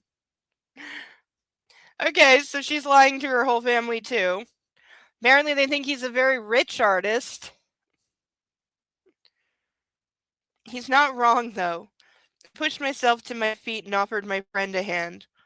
Cool stuff. Let's get back to the others. We returned to the dining room where my whole family was deep in conversation again. As soon as I appeared in the doorway, Mom stifled a yelp. Her eyes watered. I walked over to her and begged her not to start crying or I might follow suit. She calmed down, wrapped by Dad's arm, and wiped the tears away with a napkin. Why did she suddenly burst into tears? There's no reason for this. You already saw her. Night, Deacon. Cuddle Butters for me. Tell him I know he'll get that treat duck. I'm rooting for him.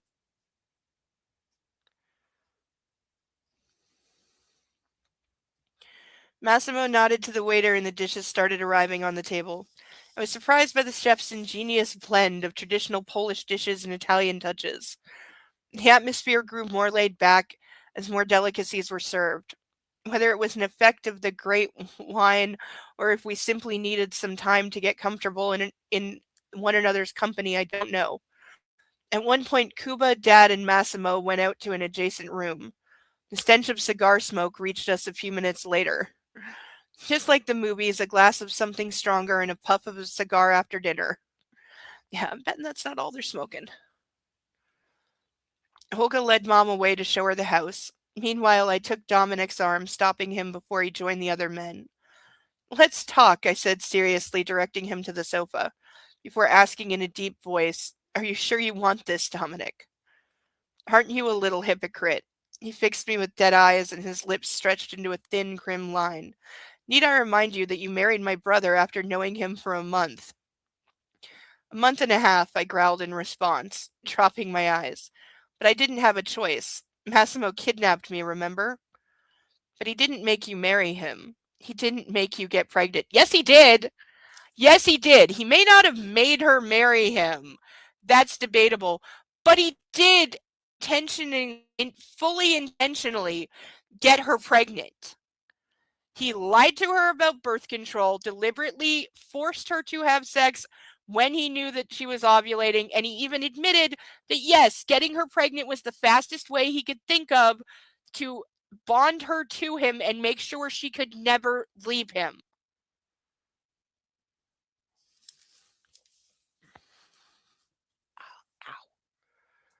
If you're married, you should be comfortable together. Yes. Here's the thing, though. They had 6 weeks before they got married. How much of that did they actually spend together? He was gone for weeks at a time. Like when she went back to Poland, she was alone for 3 weeks. So already that's 3 weeks gone. That leaves us with 3 weeks before they got married, of which he was gone a lot of that time. So realistically, they probably spent maybe 10, 15 days partially around each other, like a couple hours a day. And they got married, went on a honeymoon of a couple weeks, and then as soon as they got back, she thought he was cheating and fucked off to Hungary for 2 months. So they've known each other a collective, I'm going to say 5 months at this point, but 3 of those months minimum, they were completely separated with no contact. And of the remaining 2 months, he's probably been away at least 50% of that time. Yes, all of the red flags. Yes, I still have our red flag. It is not forgotten. It's here. Our shiny, beautiful red flag. I should just wrap it. I should just wrap it around the book. Okay? That's what you should do. Just wrap the book in the red flag and then burn it. Except I don't want to burn my flag. I worked too hard on this.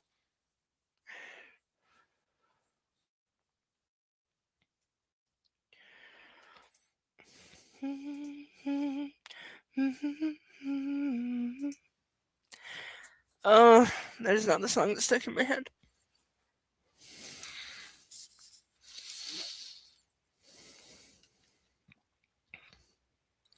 There's gotta be something you can take to get an earworm out of your head, right?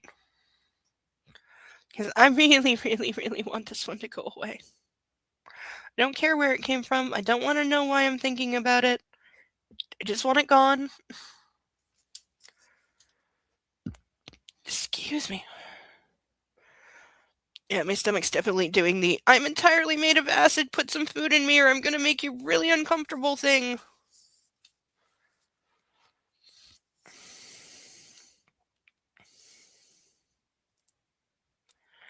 I sent him a scornful look. Well, okay, maybe the baby is his doing, but understand me. What am I supposed to wait for? I'm in love. I want Olga to be with me. I'm not losing anything. There's always the option to divorce later, but that's not the point. I know she's the one. Okay, at least they admit divorce exists. Yeah, and again, dude, this is a chick you've collectively known for about a week. His fists balled and his eyes flared with anger. And what she did for me proves she feels the same way about me. No, it doesn't. Her pimping herself out does not prove that she loves you. Like, that's so stupid. So stupid. Oh, I've thought of that. I thought of because also, yeah, that does help if you just listen to the song in full. Sometimes it scratches that itch and it goes away. I don't remember what the song is. I don't think I know. I think I just saw a clip of it. And I have this creepy image in my head that keeps popping up that maybe is from wherever I saw it, or my head is just generating creepy imagery. I don't know. But I've only got like two, maybe three lines of it. I don't know what it's called. I don't know who it's by, and I don't know where I saw it. And I know it's super old because I can tell it's coming from like the way, way, way, way, way, way, way back part of my brain. So this is something I probably saw 20 to 30 years ago. I'm guessing closer to 30. I think I was quite young when I saw this, and that's why I don't remember. I saw or heard this. I can't get it out of my fleeting head, and it's driving me crazy. The first day when it popped into my head, every time it would start playing, I would start bawling. I would just start crying, and I'm like, why the fuck am I crying? Because this is creepy. It's a creepy, sad song, like, whatever. But it literally, like, made me bawl like, multiple times. It's like, what the actual fuck? And, like, I'm well aware that my PMS as well as PMDD are in full goddamn swing right now. And I think that is contributing to it. Because it feels like it is. Because that's the only time I randomly burst into tears for no fucking reason. But, like, can hormones cause an earworm? Will it go away in, like, 5 to 10 days when they go away? Will they take it with them when they leave, please? Because I want this out of my head. Like, it's disturbing. Like, musical cats, memories type set? No, worse. Way worse.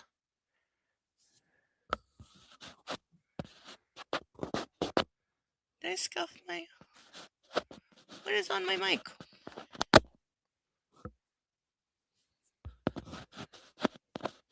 Okay, not sure what that was.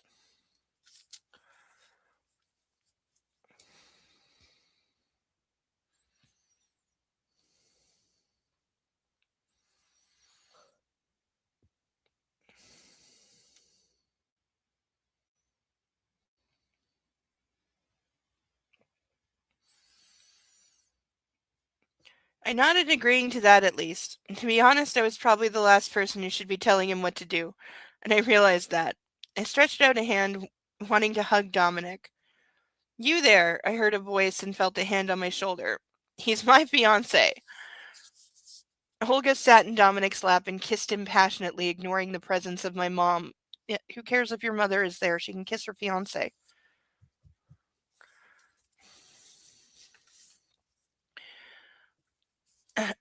Where are your parents? I asked. They couldn't come. They stayed with Grandma. She shrugged. We spent the rest of the evening by the fireplace singing carols. Me and my family, the Polish ones, and the Italians their own, and opening presents. Olga got a car, a beautiful red convertible Alfa Romeo Spider. I've heard of that. I've actually heard of the car. I don't know what it looks like, but I've heard of it.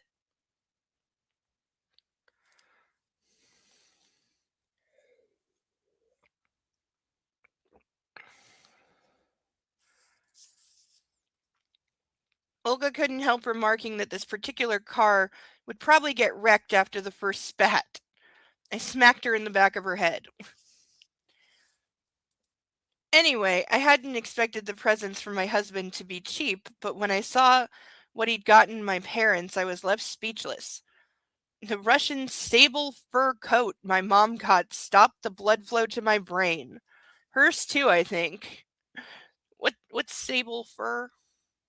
SABLE dash FUR.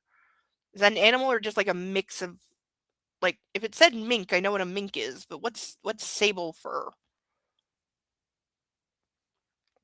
Meanwhile, Dad discovered that he was now the owner of a sailboat parked at the Missourian Lake District in Poland. He nearly broke down crying. He had always dreamed of one. I sent Massimo a disapproving look, shaking my head a little. Isn't that a bit too much? I whispered in his ear. Nobody expected such expensive gifts, and we can't get you anything remotely this great in return. The man in black smiled lightly and kissed me on the forehead, pressing me against his chest. Weasel? It's a sable fur is a type of weasel? Okay. I'm similar to a mink. Okay. I'm guessing that just means it's a very expensive fur coat. But shame for giving a real fur coat. I wouldn't wear a real fur coat.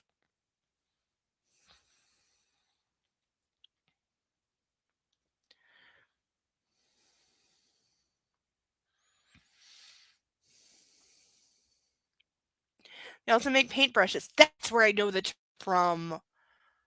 Yes, because I do know a number of animal furs are used in paintbrushes. Like, I don't own any, but I certainly know of them. I'm fine with synthetic brushes.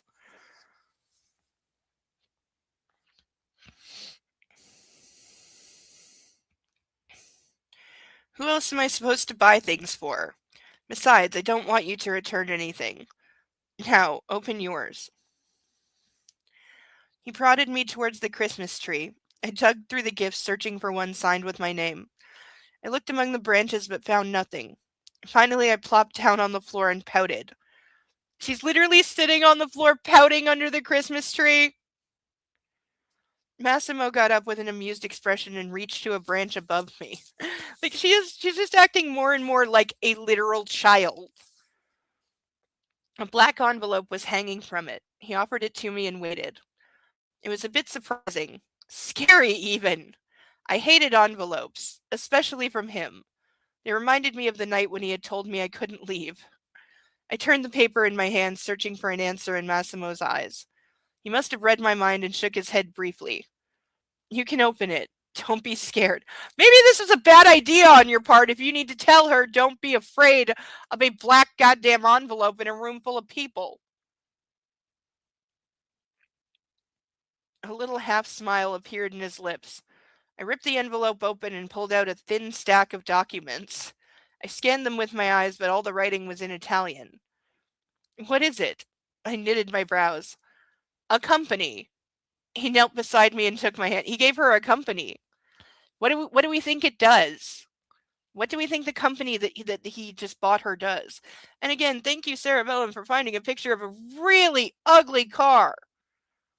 Jesus. What is with these books and all of the ugly cars? The fashion's ugly, the cars are ugly. This thing just looks stupid.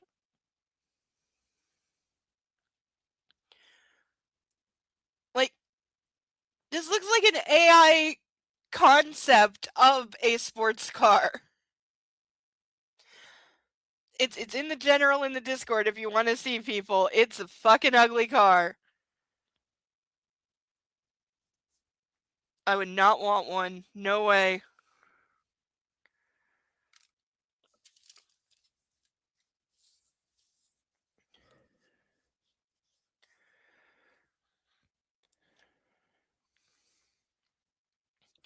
I wanted to give you some independence, but still allow you to do what you love. We're going to create a clothing brand for you. I almost said it would be clothes. So now he's like telling her to like design a clothing brand or something. Like she doesn't know how to fucking. I was speechless. You will have an atelier in Tormina. Emmy will help you with picking the designers. You'll be able to. Hey, that's Dominic's former hoe, so I guess she's still alive. How's she gonna react to him going, oh, by the way, I'm marrying somebody else, so we won't be fuck buddies anymore? Well, unless they are, you know. I didn't let him finish, instead throwing myself into his arms, toppling him to the ground. I fell onto him and shut him up with a long, fiery kiss. Massimo's hands found my ass and clamped around it. Even my mom clearing her throat loudly didn't disturb us. Yeah, maybe don't start doing it in front of a room full of people. This was the greatest gift I'd ever received. It was something I couldn't have expected. A job. Yeah. No, no, no. You're a figurehead, honey. You're not. No, no. You're not actually going to work there. You're going to give orders that other people will do things. You're not going to do a fuck all. Like, do you have some delusion that you're going to go into an office every day or some shit? Because you're not. I thought I forgot to burn something, and I did. Ha! Almost got away. There's been way too little fire tonight. I am displeased.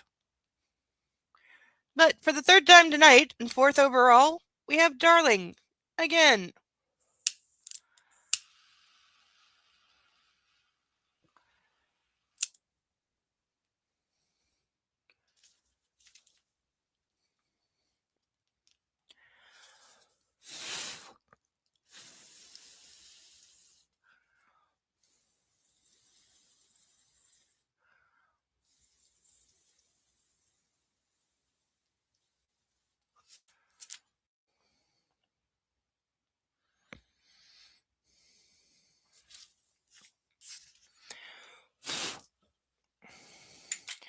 I feel a little better now. A wired review of the Spider. This is not a practical car. It's not a daily driver and is not meant to be. There's so few places you even could drive it. And the weather has to be perfect and dry because it doesn't have a fucking top. I mean, it's not as zero clearance as some of the other sports cars. It's got a couple inches, I'll give it that. But, like, oh my god.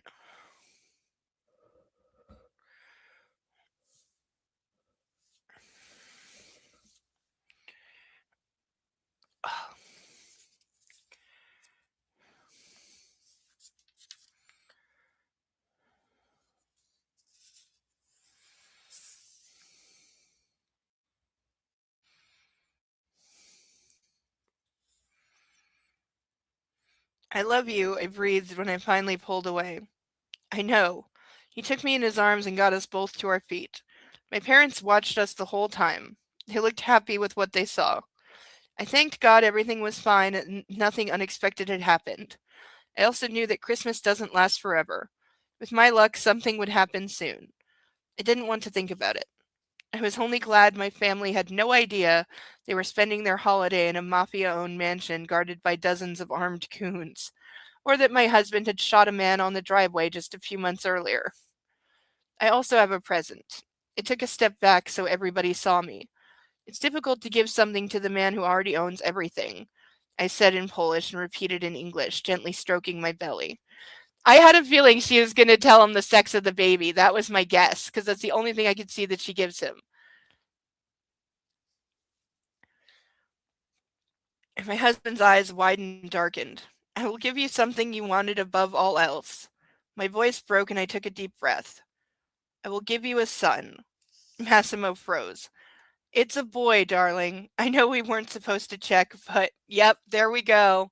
There we go. I knew it. I knew it because it's the only thing and it's so cliche and so dumb. And is she even far enough along to reliably know the sex? She's somewhere between 4 and 5 months. Can you, like, is that enough?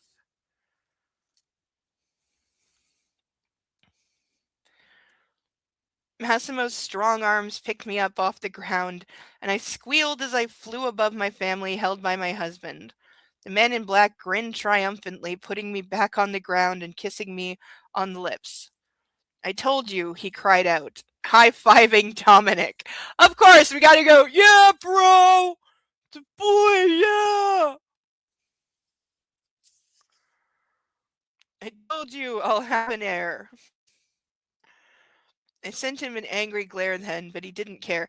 Hey, they said girls can be the head of a mob family too, so either way you would have had an heir, you fucking sexist pig. But he didn't care, focusing on receiving congratulations. An heir, I thought. Another mobster. Over my dead body. Yeah, quite likely. Yeah. What the fuck did you think? What the fuck did you fucking think when you're gonna have a kid with this guy? What do you fucking think? Of course your child is going to be groomed to take over the family business or at least be very high up in it. Like, why would you ever think otherwise? And you think you have some say in this? Are you kidding me? I'm willing to bet when the kid is between 3 and 5 years old, it's going to be disappeared without her permission, probably to Britain, because Massimo said him and his brothers were sent away when they were little and they were raised and educated in Britain because it's safe there. because it wasn't safe for them to stay in Italy because other mob families would have gone after them as children. That's what's going to happen to her kid. It's just going to be gone one day because he's not going to tell her. He's not going to ask her. She's just going to wake up one morning. The child is gone. He will tell her, like, this is how it is. This is how it's going to be. We'll go over to England, 4 times a year and visit. They'll come home for Christmas. That's it. That's how it's going to be for the next 15 years. It's 20 weeks. She's kind of in the zone. She could be in the zone. Boys can sometimes tell earlier because of male anatomy and function. Yeah, true. Like, it'd be easier to see there is something there versus, like, there's not something there, but there still could be in a couple of weeks.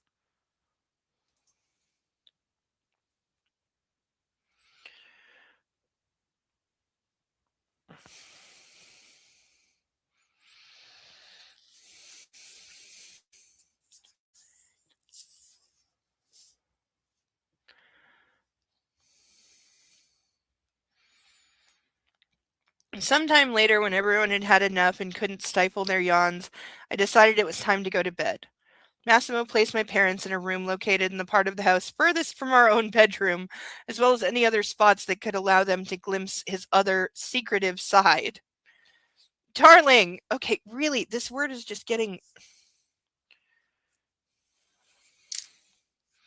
I said, placing a hand on my husband's cheek, as we went into the dressing room to get rid of our formal outfits.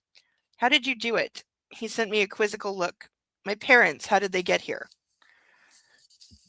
Massimo's arms closed around me as he chuckled heartily. You remember when I had to deal with something when Dominic got arrested? I nodded. I met your parents then. I explained some of our current predicament and assured them of my feelings for you. I apologized for everything and took all the blame. I also promised Clara another wedding party for her daughter. I didn't tell them about what I do for a living, of course. You are going to have to tell them something. Like, you have a Mob McMansion and, like, enough money to buy a fucking sailboat and a fur coat. They're going to want to know where the massive amount of money is coming from, or are they as shallow and stupid as their daughter, where as long as everyone's benefiting from it, they don't care where the money's coming from? Because that seems to be the theme in this book. Just don't ask questions and accept the lavish gifts and lavish lifestyle, but never ask where it comes from. Don't think too hard about it.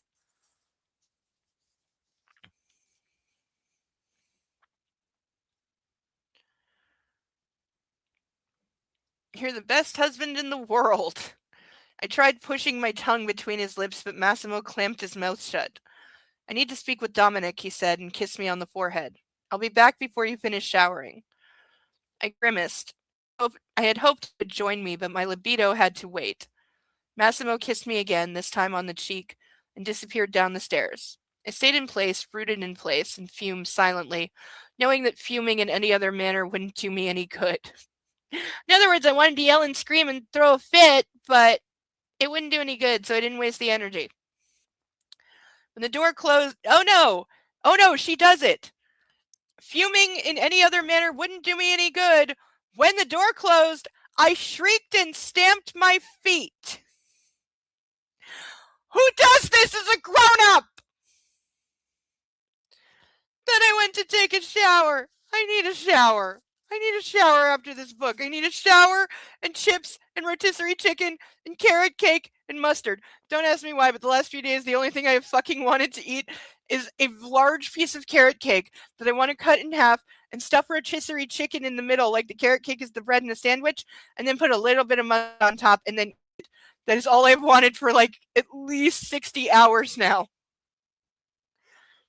I'm blaming the hormones for the crazy cravings, okay? If they can do it to pregnant women, they can do it to not pregnant women. It's the same thing. It's just a question of degrees. So I'm blaming the hormones for the crazy craving, but that doesn't make me want it less. I still want it really bad.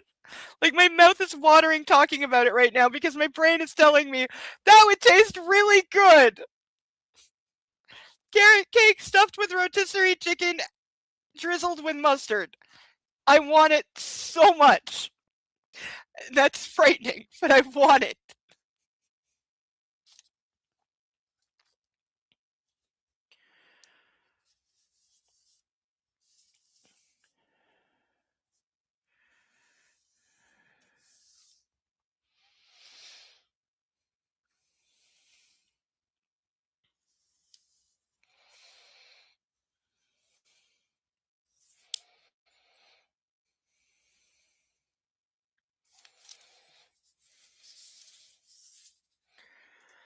Yeah, that is so true.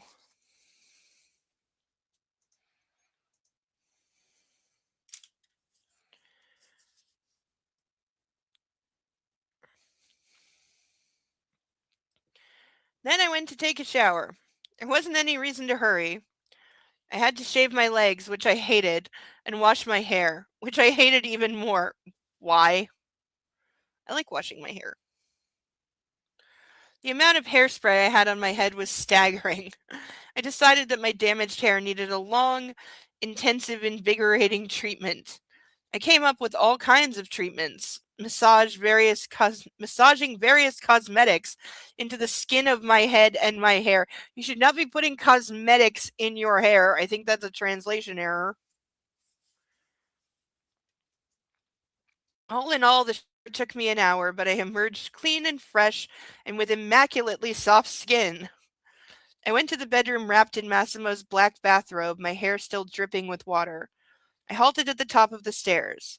My husband was occupied with tossing logs into the fireplace, sipping on an amber-colored liquid. Why the fuck does this author always just say amber-colored liquid? Pick one. Scotch, whiskey, rye, what is it? Why can't you commit to what the fuck this guy drinks? Hearing me, he turned, eyeing me hungrily.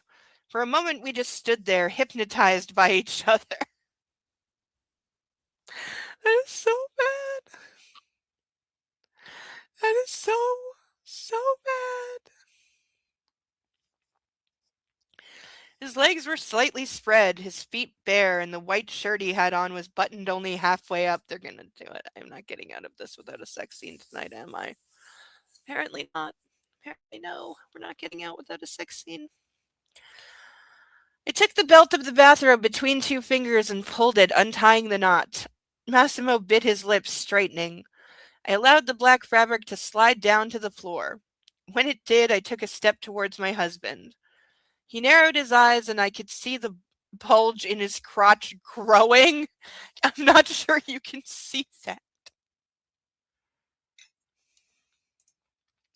Because she drinks wine and vodka, she doesn't know the amber stuff. This is probably true.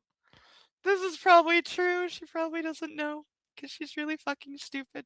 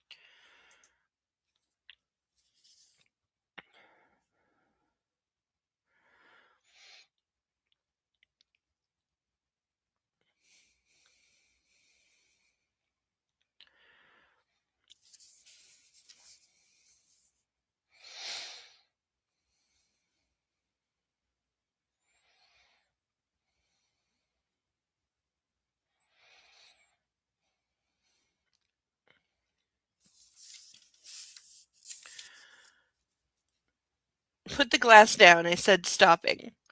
Obediently but slowly, the man in black did as I told him, bending over the coffee table and carefully putting the crystal glass down. I covered the distance between us, halting just a few inches short of the man I loved. Slowly, carefully, I started unbuttoning his shirt, unpinning the cufflinks, and finally taking the shirt off and caressing his bare skin. Massimo stood still, his lips slightly parted, as I kissed the scars on his shoulders, his chest, and his abdomen. The kisses formed a trail leading down until I knelt facing him, my face level with his zipper. Why does she always go for the blowjob? Why? Why? Why? Ugh.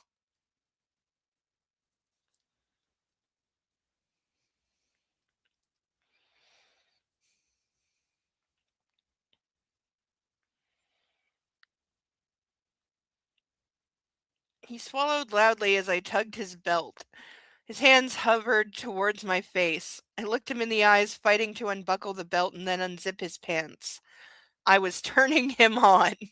I, I don't think you need to put any effort into that. Before the zipper fully slid down, Massimo's massive erect cock slipped from his pants. So the zip's not even all the way down. He's just boing.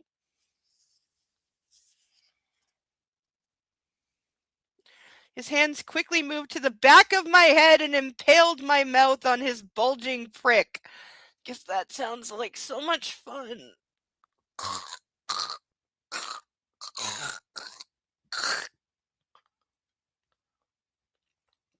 I resisted, which seemed to surprise him, but he released my head and allowed me to pull his pants all the way down. Why aren't you wearing any underwear? I asked, feigning anger and rising from my knees. Why do you care? Since when do you care that he, does things roughly and without consent? And what do you care if he's wearing underwear? Why does this matter? He shrugged with an amused expression and grabbed the glass he had just set down. I turned and slowly walked to the sofa, sitting down and spreading my legs wide. What, she want to suck him because he's not wearing why, I don't care. Come over here, I commanded, pointing to the place on the floor between my legs. Okay, so I guess she's like, hey, your turn. The smile on Massimo's face took on a roguish quality. Stop using that word! He downed the liquor and went to his knees in front of me. I gripped a handful of his hair, balling it in my fist, and looked deep into his eyes before I started to pull him towards my wet snatch. There we go. There we go. One of my most hated words in the English language. There it is. And I've lost it. There it is. Okay.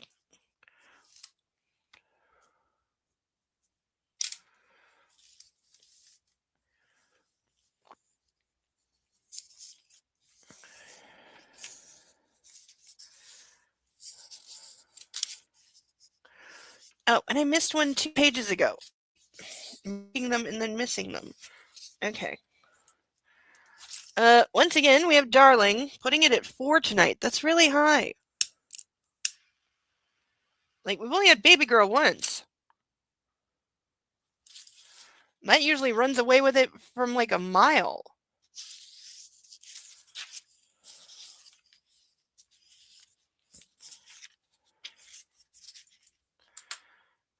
Oh, and I can burn this because we already read the back of the page. So, yeah, we get 2 for 1.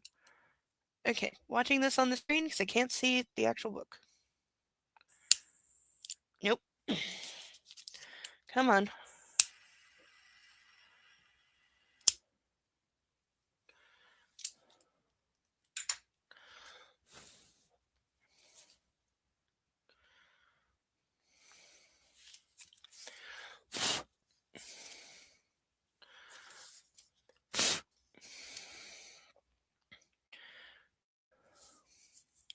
Oh, and maybe I should have finished the paragraph first. I burned away some of the words. That's okay. I'll make something up. His eyes flared with fire and his parched lips parted.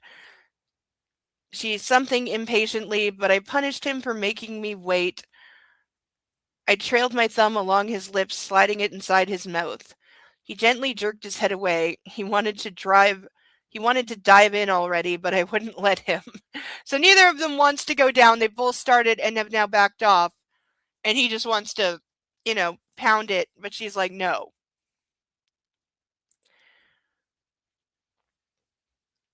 Suddenly he had enough. His arms shot out and clamped on my thighs, pulling me down the couch so that my clit was right in front of his mouth. Predicting an attack on my part, he grabbed me by the neck and pinned me to the sofa. You really want to be strangling your pregnant wife. That's a really good thing to be doing right now. And, you should not be using the words attack and punished during sex unless you are doing BDSM the correct way. But with them, it's like they're always fighting and being violent during sex, always. Which again, you do you if that's your thing, but they never have the conversation about boundaries and safe words and what's okay, what's not, because she's clearly not okay with some of the things sometimes. With one fluid move, his tongue slid between my wet, glistening pussy lips, and his lips clamped greedily onto my clit. I cried out, digging my nails into the surface of the couch. Massimo latched onto my sweet spot with his mouth sucking. I nearly came right then and there, before he began in earnest. This is not counting as began. He spread my labia further and again reached the most sensitive point, relishing the way my body squirmed and twisted in ecstasy. I tried looking at him, but the view turned me on so much I had to close my eyes and bite into the plush pillow under my head. What the actual fuck? The torture only intensified as his fingers joined in, as he pushed them inside me in one swift move. He just swallowed a piece of ash. I moaned, writhed, and arched my back under his expert attentions. As his slender fingers impaled me harder, a wave of heat, something inside me, and then a massive shiver went down my entire body. The orgasm came so abruptly I didn't have time to take a breath. I exploded, my hold tightening around his fingers, but it only made his movements faster. As soon as the first orgasm died down, another washed over me. After the third one, I'd be kicking him. I had to push Massimo away. I couldn't bear a second more of his exquisite agony. The man in black pulled me a couple of inches towards himself, planting my feet on the ground, before impaling me on his cock. Why is it always impaling? Why? There are other words. He slid inside me without any friction at all. I'm amazed you can still feel anything. My snatch, there we go. Again. We get it again. Fire. Was so wet with his saliva, his massive shaft could easily penetrate it. I was half conscious by that time. Accurate? Massimo's hips started their slow dance, picking up the pace by the minute. His still wet fingers pinched my nipple. I need to feel you better, he breathed and pushed a thick pillow under my waist. My back arched. That's perfect, he said, satisfied, and started fucking me so extremely fast and hard I couldn't even cry out. There's something very wrong with that statement. The dying embers of the previous orgasms were stoked into a roaring fire with the thrusting of his hips. My eyes snapped open, meeting my husband's wild stare. His lips were parted and his jaw clenched. He was an animal. When is he not?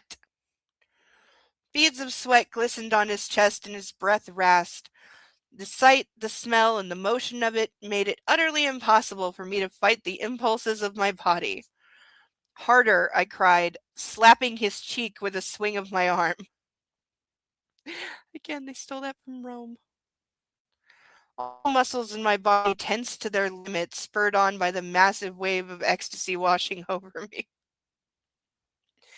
My strike made Massimo roar like a wild beast. Please tell me in the movie he actually roars. Please. I will die laughing on the floor. Please tell me he roars in the movie. I need this to happen.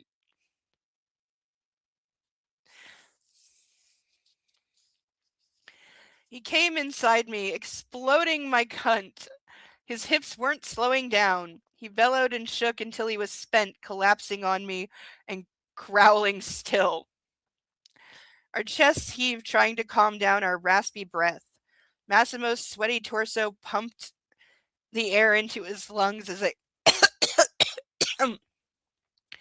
I ran my fingers through his hair and kissed his face, my lips brushing against his ragged jaw.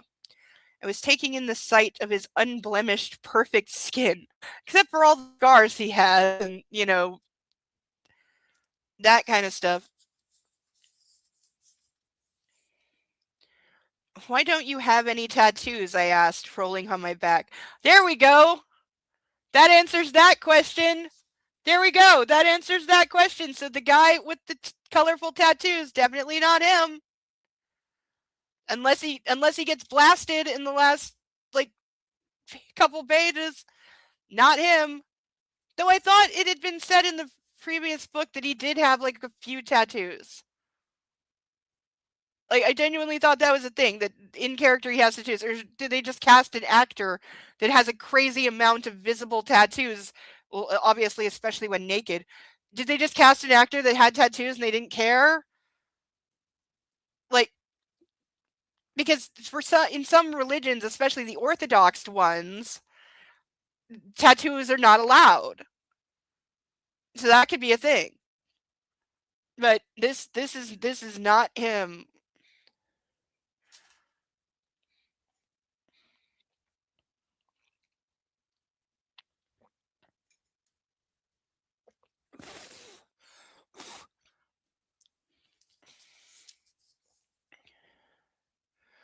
Why don't you have any tattoos? I asked, rolling onto my back. I don't like tattoos. Why would I scar my body with them? He shot me a strange look. And I'm a bit conservative when it comes to that. Tattoos are the domain of criminals. Really, you fucking ass? I wouldn't want to be reminded of the perspective of going to jail each time I looked at myself in the mirror. Wow, that's incredibly dated. Unless she likes the tats, so he gets them. Yeah, that's possible. This is possible. Maybe.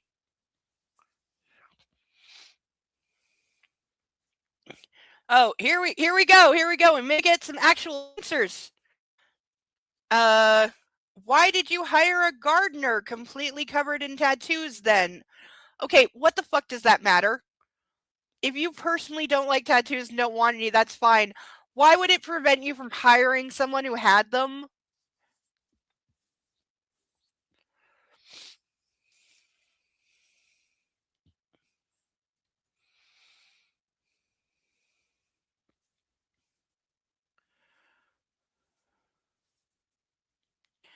Gardner, Massimo cut in, the mirth momentarily disappearing from his eyes. I frowned, confused by the sudden change. Nacho, our bald, tattooed Spanish gardener at the new house, he asked for you yesterday. The man in black inhaled sharply and swallowed. He sat up and gripped my shoulders, turning me towards himself. Tell me everything that happened. Don't leave out any details, he said calmly. But I felt a deep undercurrent of tension in his voice. Yeah, he doesn't work. He's not the gardener. He was about to shoot you, you fucking moron. And only stopped because you said you're pregnant. I was getting scared. I pulled away, shrugging off his hands, and got to my feet, starting to pace around the room. You tell me first, what's going on? Well, maybe you should tell him what happened, and then he might be able to fill you in. He stayed silent for a while, but his eyes followed my every step. He bit his lip. I haven't hired a gardener yet, he said somberly, getting up. Now tell me everything about your meeting with that man. My legs buckled. What did he mean he hadn't hired a gardener? I had talked to the man myself. She is too stupid to exist. This is a grown-ass adult who has survived living on her own for at least 5 to 10 years, and when he first met her was supposedly the manager of a very expensive hotel. She is not smart enough to do either of these things. The nice, handsome, a bit quirky guy with tattoos. Completely harmless, right? She's too stupid to live. I sat on the couch and Massimo knelt at my feet listening as I recounted yesterday's events. As soon as I finished, he grabbed his phone and dialed a number. He spoke in Italian for a few minutes, shooting me nervous glances. Then suddenly he slammed the phone into a wall with such force that the device crashed into 1,000 pieces. Fuck, he cried in English. I cringed on the couch, afraid of his unexpected fury. He was fuming, shaking with anger. I got up and closed the distance between us. What's going on, Massimo? I put my hands on his shoulders. He was breathing heavily but didn't reply. He was thinking, trying to figure out a way to tell me something without scaring me. Yet too late there. The man you spoke to is Marcelo Nacho Matos, something. I'll make up a name for him later. A member of the Spanish mafia and, He paused, trying to find the right words. I wouldn't like what he was about to say. Lara, my love, the man you met yesterday is an executioner. Yeah, see, he was gonna kill her. Like, we all knew it. We all knew it. We all saw it. She still doesn't fucking see it. What do you mean? You really need that fucking translated for you? A hitman. His jaws clenched. I have no idea why he spoke to you. Why are you even... He trailed off and I shivered. Alive? I sighed. That's what you wanted to say, didn't you? That you're surprised I'm still alive. Yes! Yes! He was clearly about to shoot you until you said you were pregnant, and now he can't shoot you because he can't kill an innocent baby.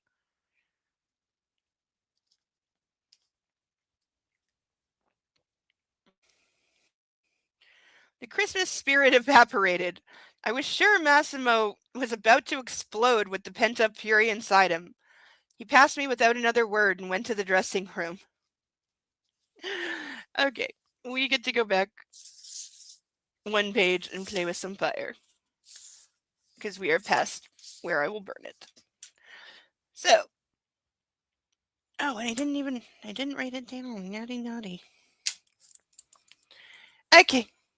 6th time tonight.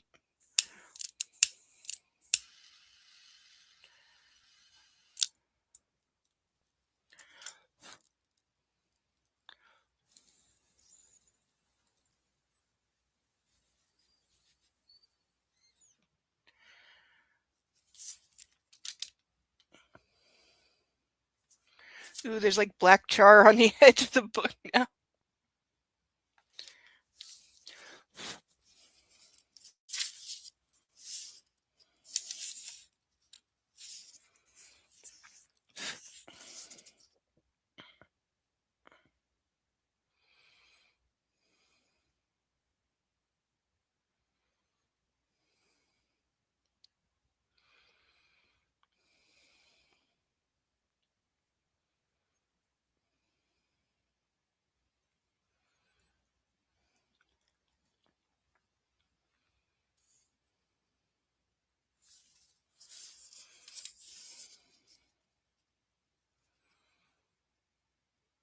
A moment later, he returned wearing a dark sweatsuit.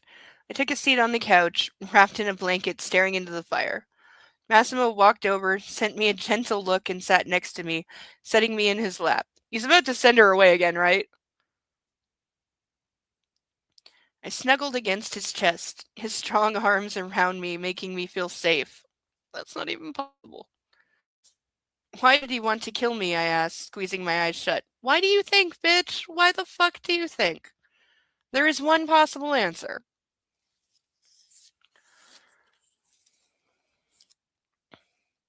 If he wanted to kill you, you would be dead. I think he might have wanted something else. No, he changed his mind when she said she was pregnant. Listen harder. His arms tightened so hard I yelped in pain. I'm sorry.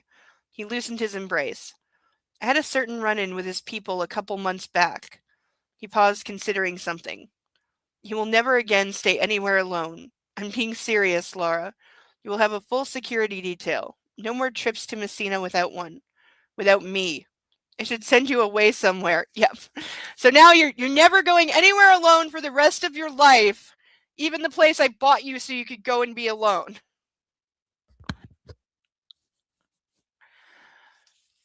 This is also nice. You have to be kidding, I cried out. Your people won't be able to keep me safe. Nothing ever happened to me when I was with you, and each time when you leave me, something bad happens. She's not wrong. I'm not going anywhere. I tried freeing myself from his embrace, but he kept his arms tightly around me. She still thinks she has some fucking say in anything or any autonomy whatsoever. Like, you have not figured out how this works yet. The man in black inhaled loudly. We will take the Titan tomorrow, all of us, and when they return to Poland, Carol will protect them. I promise you I'll take care of them. Oh, I missed a line where she said, what about my family? But yeah, because of course, her family's all targets now too. His tone was deadly serious. They're safe. They're not hunting you. The Spaniards only want to hurt me. The only way to do that is through you. He turned my head and looked me straight in the eyes. I promised you I'd rather lose all I have and sacrifice my own life than allow you or our son to be hurt. Oh, I'm really, really, really, really, really feeling nauseous. But in that, like, heartburn, need food kind of way. That calmed me down a little. Dominic knocked on our door and said a few quiet words in Italian. Massimo left the room. I went to bed, plagued by waking nightmares featuring the sexy Spaniard. Bitch, you don't know what fucking waking nightmares are. Stop using words you don't understand. I know what waking nightmares are. And they're called something else. Why is my brain failing?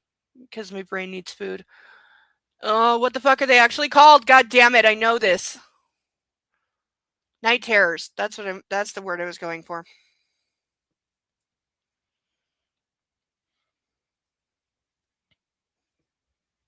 Still actually remember the conversation where I got told what those were. I was describing to my therapist what was going on. She went, "Oh, that." And I was like, "What the fuck is that?"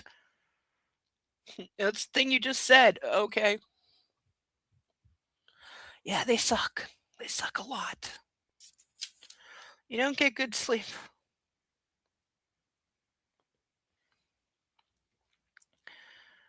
I couldn't understand how this nice man I had talked to in the garden could be a hired killer. You talked to him for 5 seconds. Why are you so hung up on, oh, he was such a nice guy? Not really. You thought he was on drugs. His sparkling eyes were so full of life and so happy. I analyzed our meeting, recalling his movements and his words, but no conclusions came. Why didn't he kill me? I asked myself over and over. She's getting dumber by the page. She's just getting dumber by the page. And we're saying that this guy we've never heard of or seen before, who is returning on page 329, he's going to be the main bad guy for the last book. Somebody that is just coming in now, more than halfway through this series, almost 2/3 through the series. We're just getting introduced to the final boss.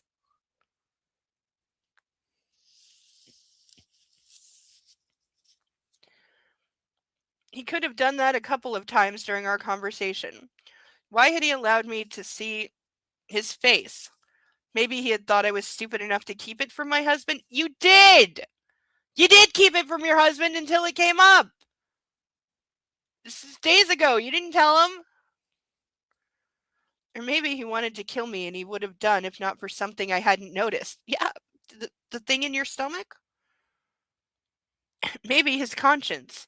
Or what if he just really liked me? Again, she's getting dumber. Tired with brooding over all that and of hearing noises that weren't there, I finally went to sleep.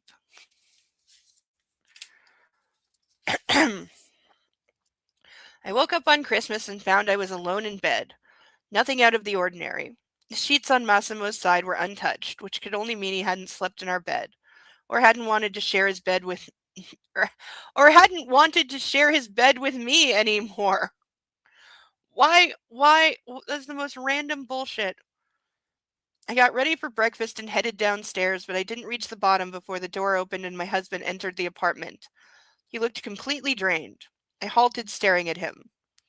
I had to plan out the new security procedures and check the entire mansion, he muttered. Personally, when it comes to your safety, I do everything myself. He walked past me and disappeared upstairs. Give me 30 minutes and I'll join you for breakfast. I went to the dining room where all the guests were already gathered at the table. Everyone looked happy. They were talking agitatedly in at least 3 languages. When I entered, all attention turned to me. Mom started piling food on my plate, and Dad began telling the story of Mom's pregnancy with me. For the 7th time. I had to listen to how she used to crave chocolate in the middle of the night. That's just being female. And how difficult it had been to get chocolate in communist Poland. Wait, when did communism fall in Poland? If we're assuming Laura is somewhere between 25 and 30, and this is set in 2021, was there communism in Poland in like 1998? Is she making fun of the Mr. series that thought that Albania had communist rule 25 years after it didn't? Are we making the same mistake or making fun of the mistake? Like, now I need to Google what year did communism fall in Poland? Because I think it was well before her mom would have been pregnant with her.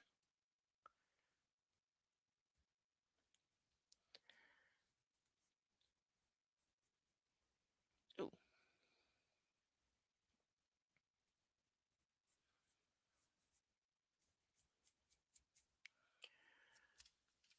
1989?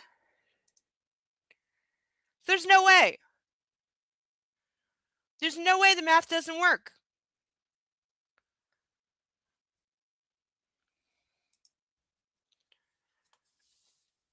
Like, why can't people fucking Google when communism fell? This is the second time.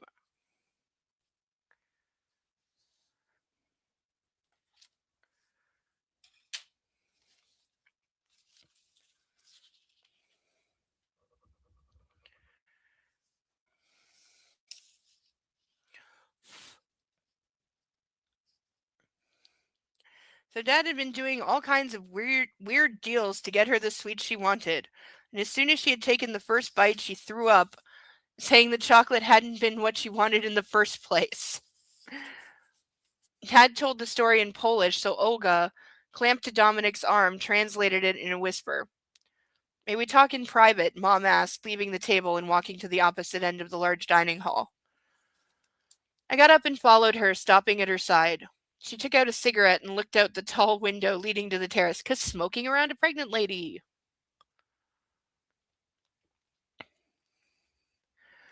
Who are those people? She pointed to 2 security guards patrolling the path to the beach and 2 more posted in the garden.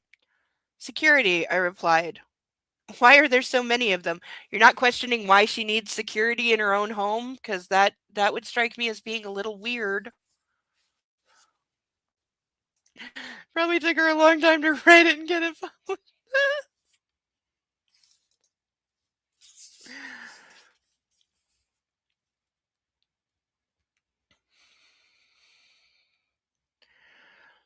There's always that many, I lied, avoiding her eyes. Massimo's a bit paranoid. Besides, the property is huge, so there's not really that many.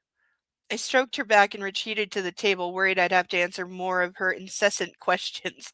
It's not incessant when this is the first time she's asked you. Jesus Christ, I thought, taking a seat. These 2 days will be the death of me. I was seriously worried my parents would connect the dots and discover who Massimo really was. You're assuming they would give a flying fuck. And even if they do, because I'm sure eventually they will, even when they do figure out who he is and what he is, what are they going to do? What the fuck are they going to do about it?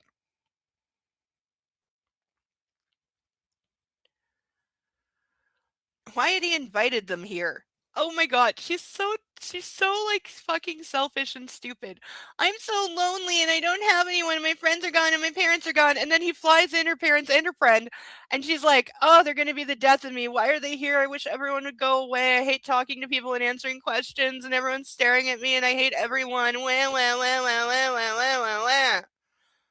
Like, that's all she has been this entire night, is just whiny, selfish, spoiled, brat, stupid bitch.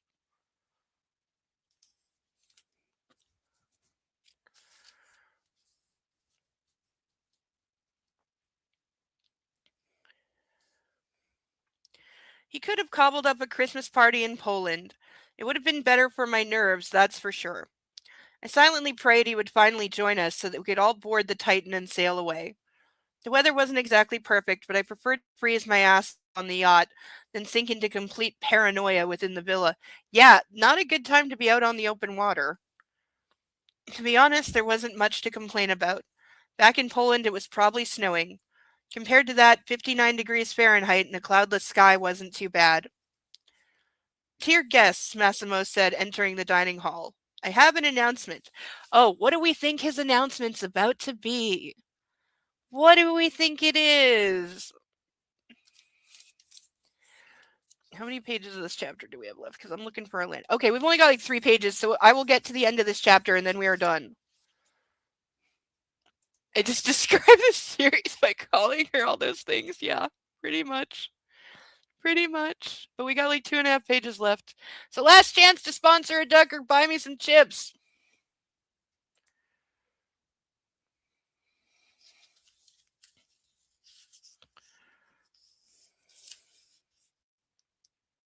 Also, I'm feeling the need for what is to me relaxing TV by watching some Canada's Worst Driver. There's a particular season that's a favorite. If you're interested in watching or staying up late with me, send me a message and I will host it on Discord.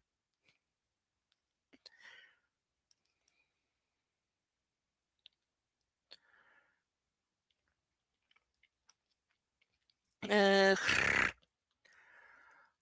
felt so relieved I nearly collapsed into my chair. He was finally here and would take us all away to safety. I decided to translate from English. Hey, Deacon!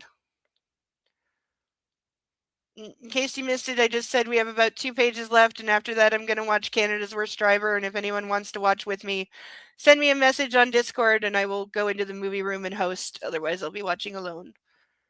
Either way is fine. I just have to remember what season it is that I'm thinking of. But Google will help me.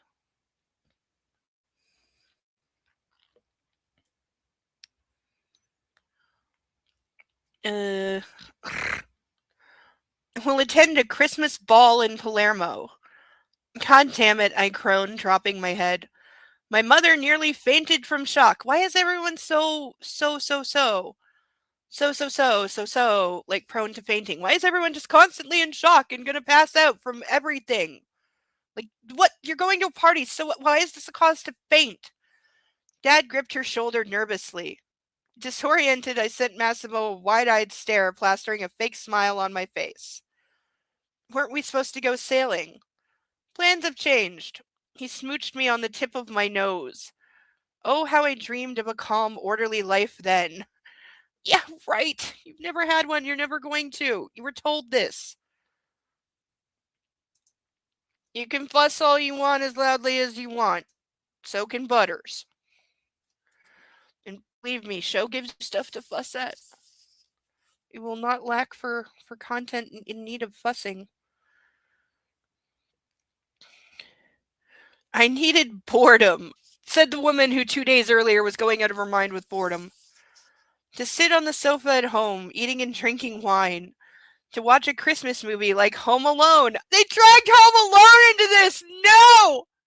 The movie is too good to be mentioned in these books. And just delight in sweet idleness. That's all you've been doing for weeks. And sentences made no sense. Yeah, a lot of them. There's a lot of those sentences in here. You're going to have to be more specific. What's going on, darling?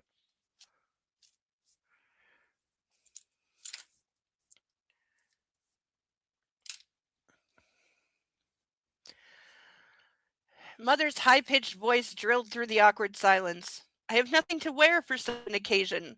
Besides, it's all a bit unexpected. Welcome to my world. I spread my arms and shrugged with an ironic smile. Massimo detected my mother's anxiety, which didn't really surprise me. He would have to be deaf and blind not to see her change of mood. Switching to fluent Russian, he started talking to her, flashing her a smile so adorable it melted my heart. Clara Biel batted her eyelids at him, returning the smile, and I wondered what bullshit he was selling her. So her mother speaks fluent Russian, but she doesn't? Yeah, press X to doubt.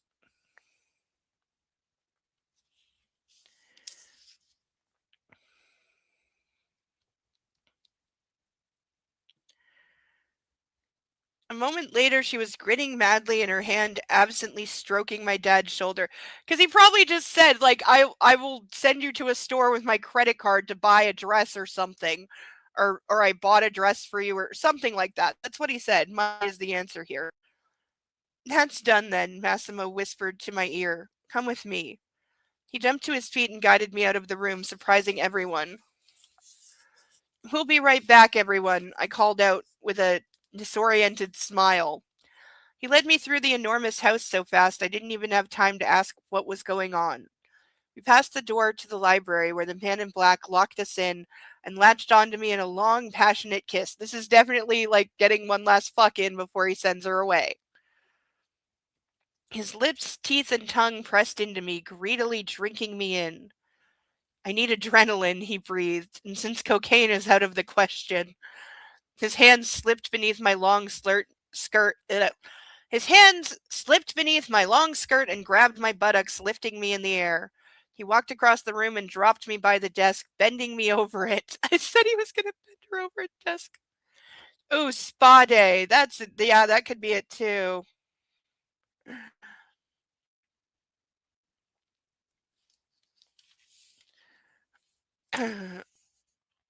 Bewildered, I shot him a quick glance. Sorry, you're bewildered by your sex-crazed, violent husband bending you over a desk after grabbing your ass? You don't know what's coming next? Really? Feeling my heart picking up its pace.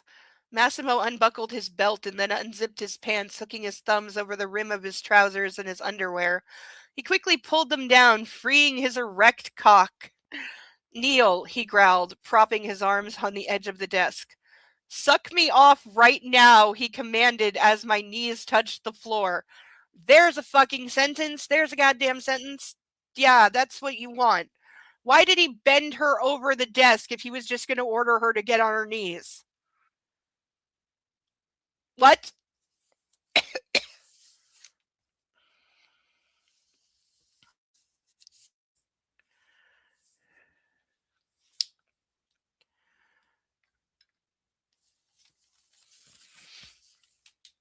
Surprised and a little confused. How is that even possible? I raised my eyes. His glare was dark and full of lust. I slowly wrapped my fingers around his penis and leisurely brought my lips closer to the tip. Massimo's own lips parted as his chest heaved. I heard him moan softly. I started stroking my hand from the base to the tip of his prick, keeping my eyes on my husband's face. How do you want me to do it, Don Torricelli? I asked seductively, which he ignored.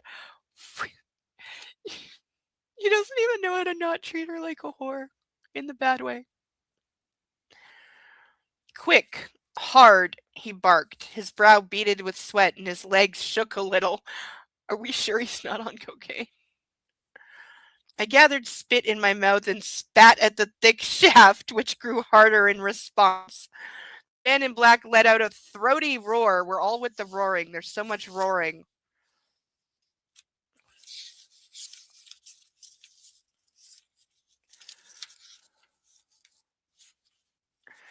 But before we read the last page, clear winner tonight for burnable words, Darling with number 5.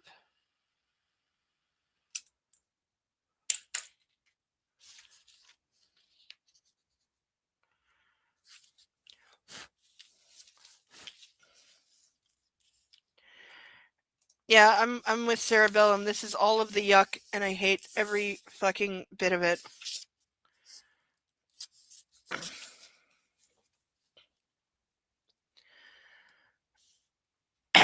The man in black let out a throaty roar and his hand slammed to the back of my head, impaling me on his throbbing erect dick. You got to substitute another word for impaling. Seriously, overused. Okay, I gotta stop breathing in the smoke and the ash and stuff because my throat is hurting.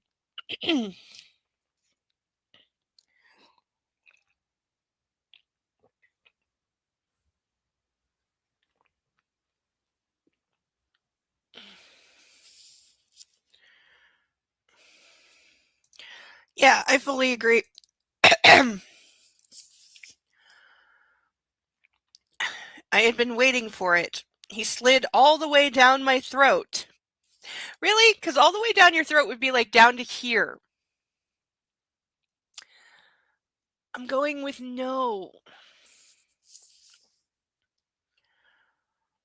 I took it without a hint of gag reflex. Something normally said by porn stars. Which he rewarded by putting his other hand on my head and pressing harder. Yeah, 'cause she doesn't need to breathe. His hips swung forward and quickly my sucking him off turned into his fucking my mouth.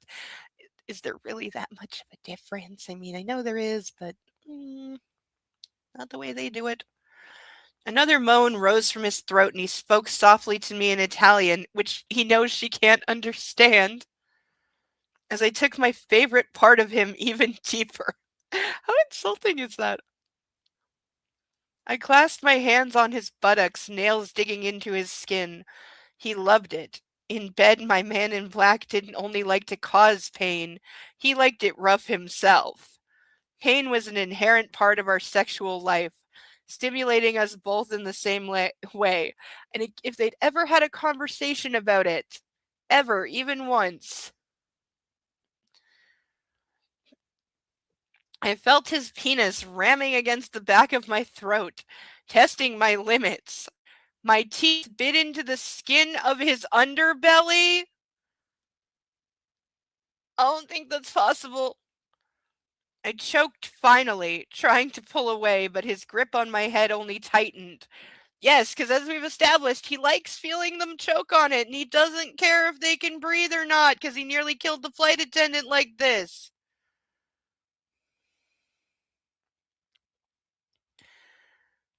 My eyes teared up, and I couldn't breathe. I dug my nails into Massimo's ass harder and deeper, leaving marks. I felt his hot seed flooding my throat. Oh, it's already burned, but it's still visible. We're going to burn it again. And my pen just went through the page. Okay. My pen obliterated the word.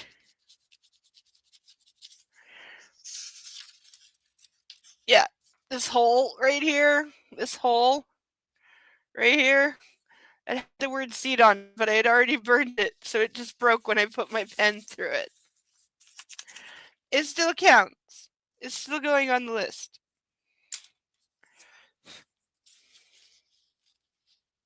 So we unintentionally future burned a word before we read it. This pleases me. But I'm really fucking tired and hungry.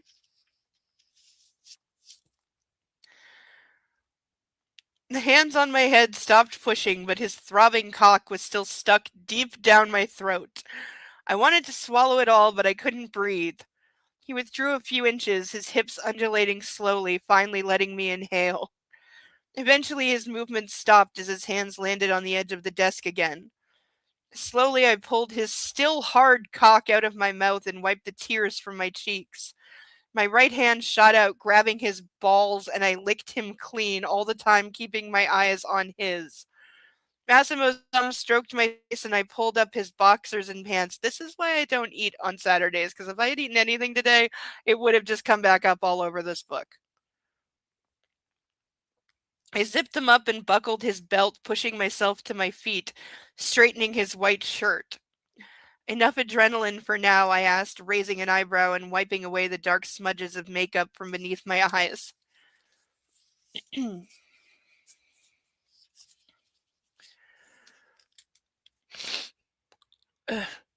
For now, he breathed, kissing me on the forehead. Massimo didn't like the taste of his own sperm, which wasn't in itself anything to blink at, but I liked to defy him and test his limits. As his mouth pulled away, I cupped his chin with my hand and kissed him, my tongue penetrating deep into his mouth.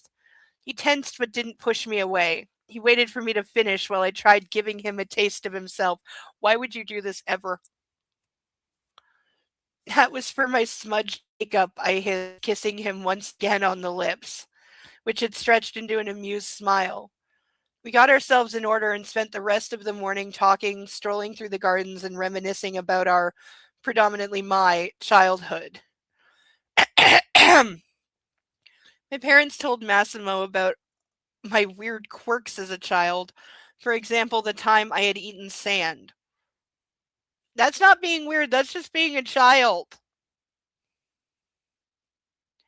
Kids put a lot of weird things in their mouth. The man in black replied that he owned a gravel pit, so we should drop by for some lunch. During our walk, Mom still couldn't wrap her head around around the fact that I was followed by 4 security guards at all times, but I simply ignored her questions, afraid I'd tell her too much. Yeah, I don't like you don't need 4 security guards just because your man is paranoid or you're rich. Those do not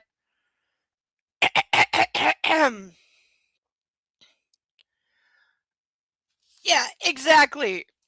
Every kid has eaten dirt, sand, grass, plants, bugs. Like this kids do stupid shit like that because they're exploring the world and they don't know what it is, and let me put it in my mouth and see what it tastes like or what happens. Like, and looks like brown sugar. Yes, it totally does. This is also true. I once watched I think he was about two-year old. He was like, didn't really talk yet. He had a few words, but no, he's probably younger than 2 then, because 2-year-olds will baby babble. Maybe he was 2.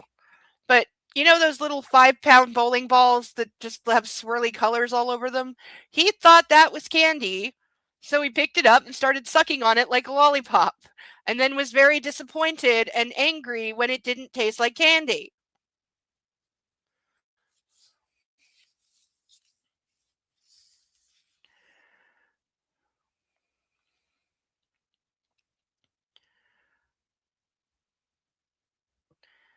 If not for the increased security measures, I would have all but forgotten my meeting with the gardener and the danger I was in, at least according to my husband.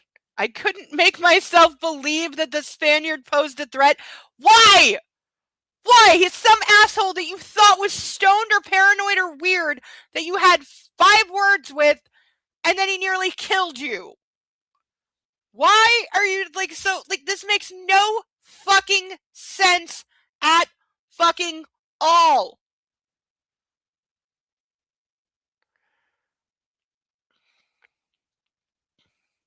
I couldn't make myself believe that the Spaniard posed a threat. The way he had looked at me had nothing aggressive or threatening in it. Because he's professional, you dumb twit.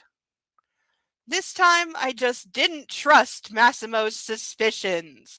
End of chapter. See, the gardener's gonna approach. She's gonna get kidnapped by the gardener because she's going to like talk to him when she sees him instead of calling her security because she refuses to believe that Massimo is right. The guy I met covered in tattoos who showed up out of nowhere and then abruptly disappeared after saying some weird shit. No, he couldn't possibly be a mafioso hitman. No, because I know fuck about shit about this world, and my husband who runs it tells me that he not only knows this person, but that they're a hitman. No, it can't possibly be true. The husband who knows everything about the mob world, he must be wrong. All right, we're probably going to finish this next week because there's about 65 pages left, and I can speed through that in a week as long as I don't get too distracted. Plus, like, there's a lot of half pages in here. So we may actually finish this. We may finish this next week, which would also mean next Sunday will be the movie screening. So pencil that in. Because yeah, if we oh god, the book I ordered, the 3rd book really has to get here. That or I'll start reading one of the copies that Amazon hasn't picked up yet. Because now that it's after midnight and the next day, I'm very confident in saying they're not coming tonight. I still have a text on my phone saying that they were coming today. I knew they weren't because it says when I booked it to be picked up, it said it would be picked up on the next business day. That would have been Friday. They never came, and I got the message saying they were coming in the morning on a Saturday, which is not a business day. At least here it's not. Like, what do you bet they show up on Monday?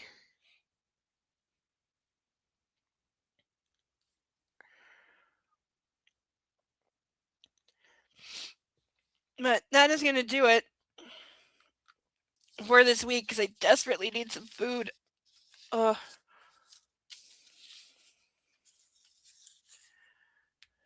Ow.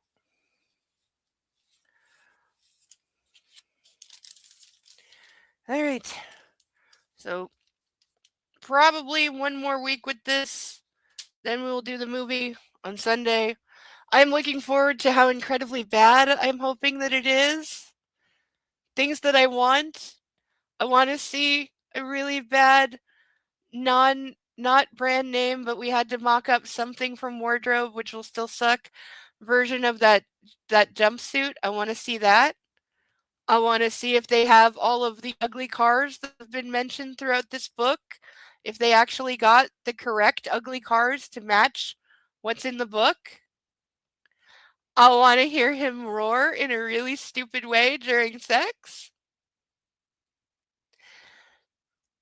Uh oh, by the way, I predict the whole 2 months that they ran away to the guy and his pretend to be gay rapist son. I predict all of that is cut out. I predict everything having to do with Dominic getting arrested and what Olga did about it gets cut out.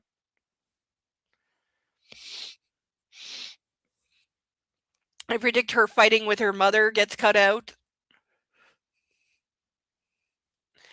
Um, everything with Damien, the MMA guy, that's all gonna go.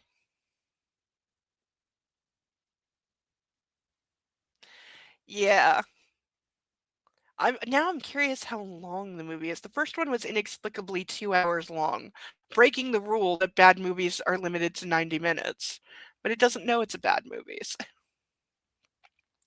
But we'll find out. I downloaded it, but I haven't looked at it, so it's there. I turned it on for 2 seconds to make sure it had subtitles this time. It does.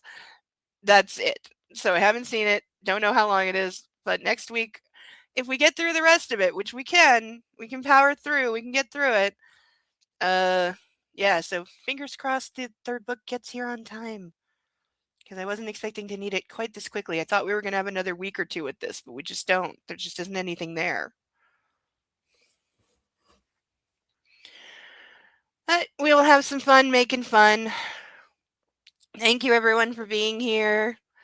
All of our ducks say thank you too. They didn't get any new friends, but they are always happy to be here. They like being admired by everyone and showing off their many colors and their many, many attitudes. And, theoretically, they make sound.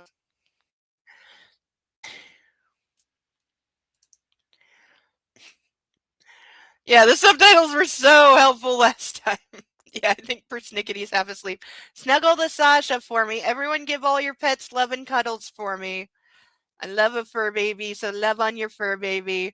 And until next week, I've been Insane Lane. This has been Bad Erotica Book Club. Take care of yourself and love on a fur baby. Hop into my Discord if you want to hang out. Otherwise, good night for now. Have a good rest of your weekend, everyone. See you next week. Bye bye. Bye from all the ducks.